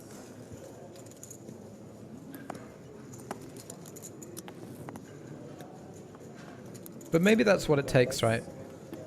Sometimes it just takes that little something extra. Alexei Boyka's certainly shown that he has that in his locker.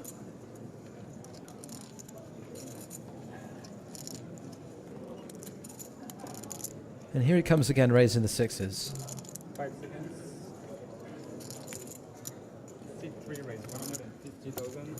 And Brzezinski not afraid to mix it up himself. 3-bet with the king queen on the button, 150k.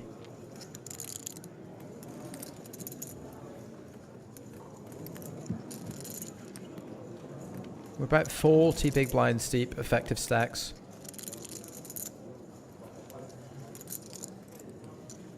I think if we're playing in chip EV situations, if we're just playing for chips, if we're early stages of the tournament, we're not near pay jumps, money bubbles, final tables, you might even shove the sixes here sometimes.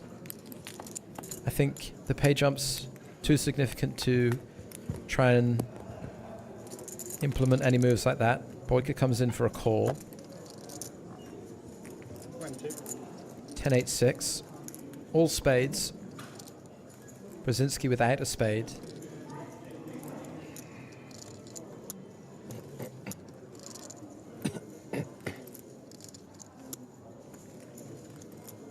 Let's see how he continues here. And imagine small sizings if we see bets at all. We do see a bet. He goes for 80,000. This six of spades is going to be very important for Boyka. Like red sixes, very much you're just bidding it on the flop. At least some of the time. This six of spades means that I do think we'll see him continue in some way. Yeah. And this is where it can get dangerous for Brzezinski, because your opponent is going to primarily, out of position, call pairs and suited hands. So Boyka, on occasion, is just going to flop flushes. It's very difficult to want to barrel into a range that is uncapped, you know. Boyka gets here and does have, on occasion, the nuts.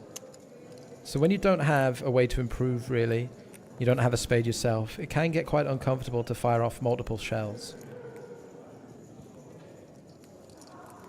5 seconds. But likewise, from Boyka's perspective, oh, look at this. Just look at this. How many players just autopilot check the turn?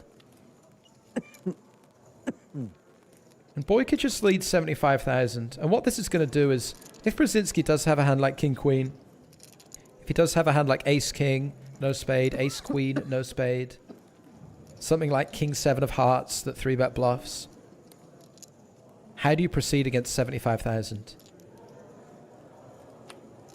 Against a player who's going to have flushes, who's going to have a 10, who's occasionally going to have a hand like 8-9 suited, 7-8 suited, or Ace-8 suited.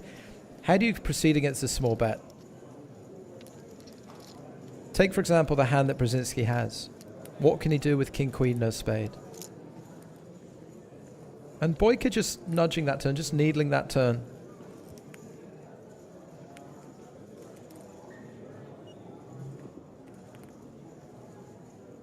So tough to play against this small size. Once again, Boyka just demonstrating some really out-of-the-box thinking. Some really high-level poker. Picks up another pot, another 3-bet pot. He's up to 88 big blinds now. And one could argue that he won 2 pots in a row there that he had really, you know, no right to take control of as firmly as he did. He really took control of the King-Queen hand. He really took control on the turn here with the sixes.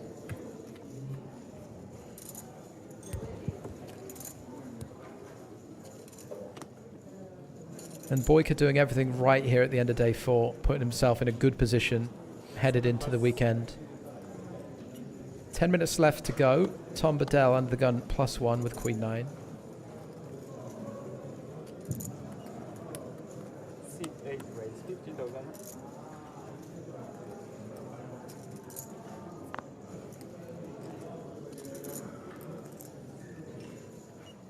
Then pass. 1 pass.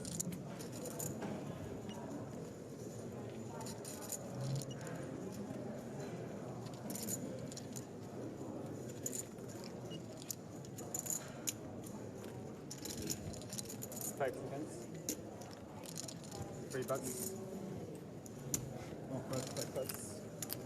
Nobody wants to play with Tom at the moment.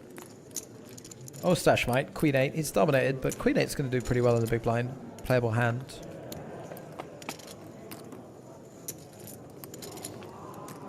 Jack 7-7. Now, typically, you might say that the big blind's got more 7s than the original raiser, but it's Tom Bedell. He's probably got a lot more 7s in his opening range than any other player. Might give him license to go ahead and bet. If he doesn't have license, he's going to give himself one. He bets it.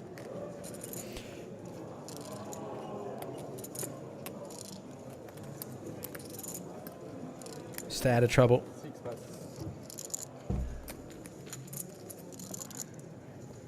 No need for anything silly. Marathon, not a sprint, these main events. Very luxurious structure. Still plays very deep. You know, as tournaments go, being able to play out over 4, 5, 6 days.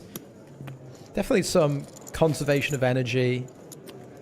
8 minutes till the end of the day. Get a good night's rest. Come back. Feel re-energized tomorrow. Don't want to make any sloppy decisions at the end of the day when you might... Not saying that these are particularly grueling days. We are only playing 4 90-minute levels. But emotionally, mentally, especially when so much of your play is now on a TV table, under the lights, it's very, very draining.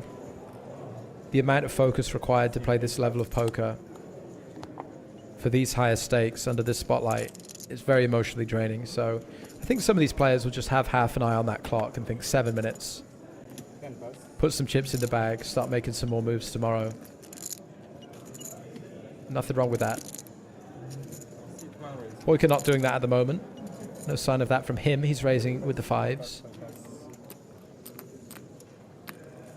What time do we start tomorrow? The stream will be back live at about 11 a.m. Cards in the air at 11:30 a.m. That's UK time. If you missed any of the action today, we're going to have a recap. If you missed any of the action from previous days, on my YouTube channel, I've been uploading videos just recapping some hands, talking about some hands, things that happened. So if you want to check those out, you're more than welcome to do so once we go off air in about 10-15 minutes.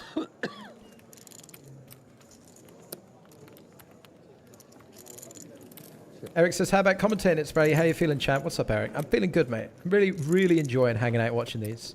Nice change of pace from playing W-Coop and playing on stream. Nice to be able to bring a little bit of different content to the channel as well. Pretty cool, I think. Pretty enjoyable.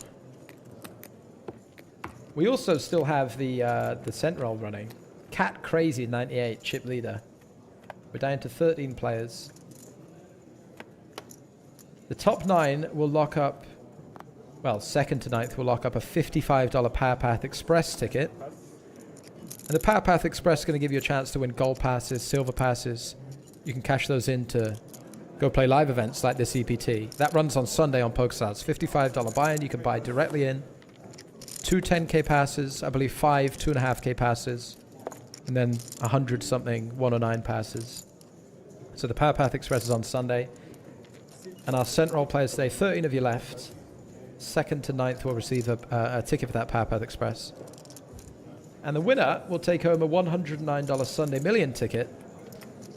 Because a reminder that the Sunday Million does return on Sunday this weekend as part of EPT season on PokerStars. Online events, EPT season in full swing starting Sunday. Headlined by the Sunday Million. There you go, some information in the chat about those.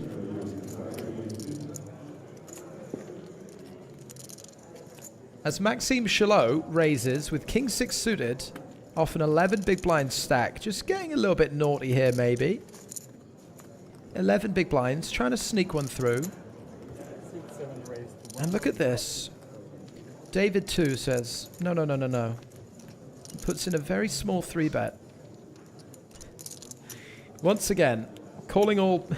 It's so funny. Calling all pigeons, there's a cat amongst you. Normally, this is a 11 big blind stack who's saying he's got a really strong hand or a really bad hand. So David 2 nudges it back a little bit and says, let's see if you got the really good hand or the really bad hand. And then Tom Bedell in the big blind just goes, oh, ace 10 suited. I think I'll see a flop. And the whole hand gets thrown out of whack.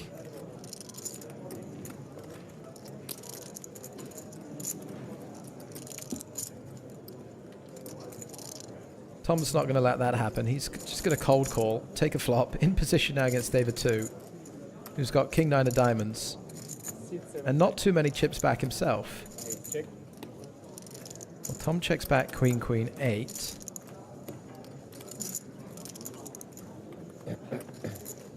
I think David 2 found a really, really nice spot for a 3-bet. He would have got the King 6 suited most likely to fold off the 11 blinds. But there's a wild card at the CPT main event, final table, feature table. And his name is Tom Axel Bedell.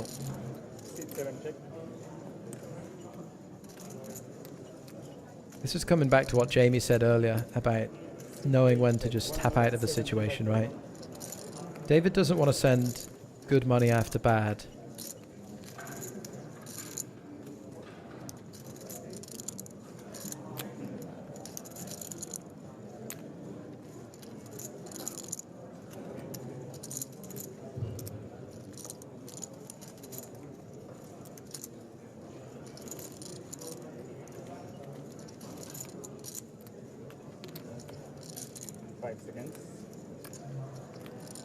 Bedell makes a stab at it with his turned ace-10 of clubs. It's good enough to get the job done. 20 Life says, rare poker question. Do you think mainly online players can struggle against a live player like Tom who plays a little unorthodox? It's a good question. I think what's going to happen is when you play online poker, you do tend to get familiar with playing certain nodes, as you call them, right? You get used to playing certain situations where a player's actions are quite regular and repeated. They're very tough. They're very, very tough. Just because you see these situations repeated, it doesn't make them easy. There's a misconception, I think, that because something is not erratic or it's predictable, that it's easy to play against. But as I always try to explain to people, I try to explain to people, the way that Barcelona play football is predictable.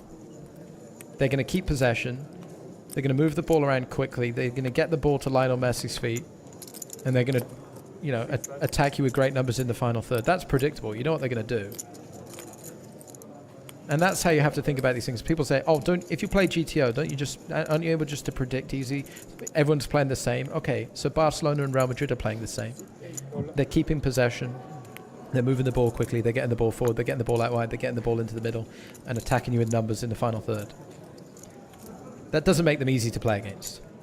What I do think happens when you play live is you come up against unorthodox strategies or strategies that you're not necessarily familiar with, you're not well versed in. You might see some things happen that don't ordinarily happen, but that doesn't necessarily make them tough to deal with, right? Because let's say, you know, someone turns up and their strategy is that they play 2 at the back and 6 in midfield. It's unorthodox, it's something you're not used to dealing with, but it's probably quite exploitable, right? You just get in behind them very easily. So I think any good online player, or any good, it doesn't matter, online or live, any good poker player is going to be able to adjust quickly and think, okay, I'm not used to seeing this so often. Tom's or anybody else, live player, is playing a line that I haven't seen very often, or I don't see much of, this check raise size or this river aggression, I don't see much of it. But they should have a good idea of how to best deal with it. If they understand the game well enough to be a good winning online regular, they will be able to adjust, right? If you take Barcelona down to Tetbury Town and you say this team plays like nothing you play in La Liga, these guys are, they're all over the place. Barcelona aren't going to go, oh, we don't know how to deal with this. They got a guy, they play a guy who doesn't track back. They got a guy who plays super long throws. They got a guy who never passes backwards. He only ever passes forwards, which we're not used to. Very easy to deal with, right? So just because something is different doesn't make it necessarily good.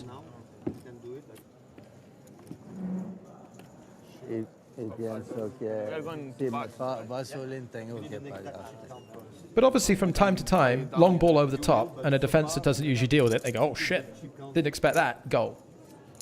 Right? Do we continue on TV? We don't know yet. And with that, aggressively tangential analogy, we have bagged chips for the end of day here at day 4 in Malta. 16 players remain. Ayer también chip leader y el botón. And everybody's got a smile on their face as well. They might. They'll be coming back tomorrow to try and play down to a final table. Some of them in better shape than others. Oh, hang on a minute. You do not count your chickens before they are hatched. Ben Heath has bet enough chips on the river that if Roman Stoica calls, his tournament life will be on the line. Ben Heath, all in on 9-4 jack, ace-ace, 3 diamonds, and a shove at the river from Ben Heath. Looks like Stoica checking his cards again. Oh goodness, those chips rolling down. And now they're rolling into the middle. On your backs. Ben Heath tables a flush, king 10 of diamonds. And Stoica backdoors trip aces with ace queen. And on the last hand of the night, get the badge in. Ben Heath away. Tough fixture. Roman Stoica, in what feels like a very big cooler, a very unfortunate situation for him, calls it off with ace queen on jack 9-4, ace ace, runs into the flush of Ben Heath, and we're not coming back tomorrow with 16 players. We're coming back with 15. Roman Stoica, who was chip leader for much of day 2 and day 3, does not make it through to day 5.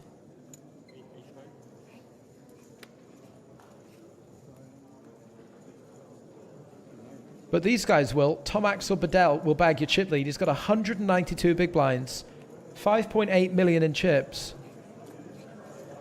Remaining in the field, Spanish Titans. Adrian Mateos, Juan Pardo, that man who's been impressive today, Alexei Boyka, your reigning APT main event champion from 2016. It still counts.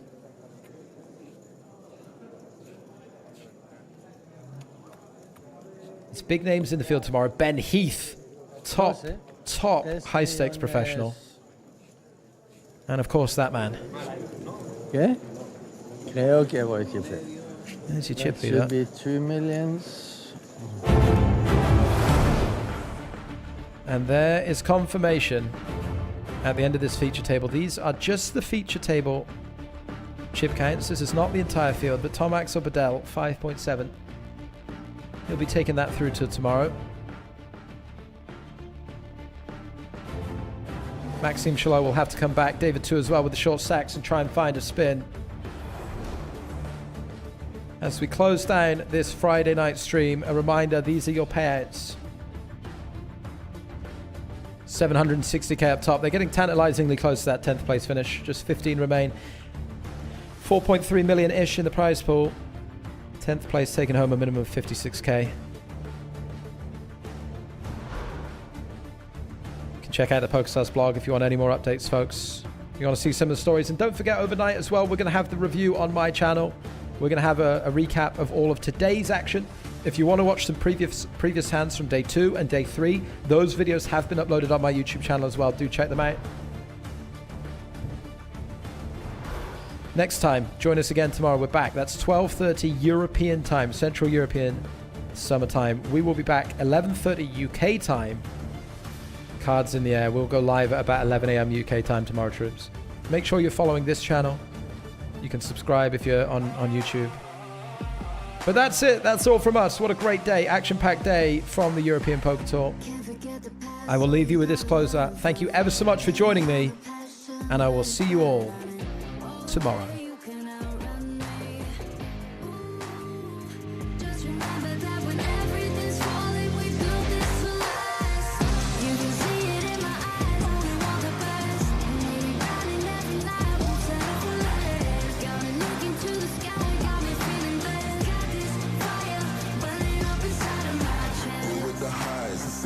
Treat the lows, oh no, don't close your eyes, I'm taking everything you own.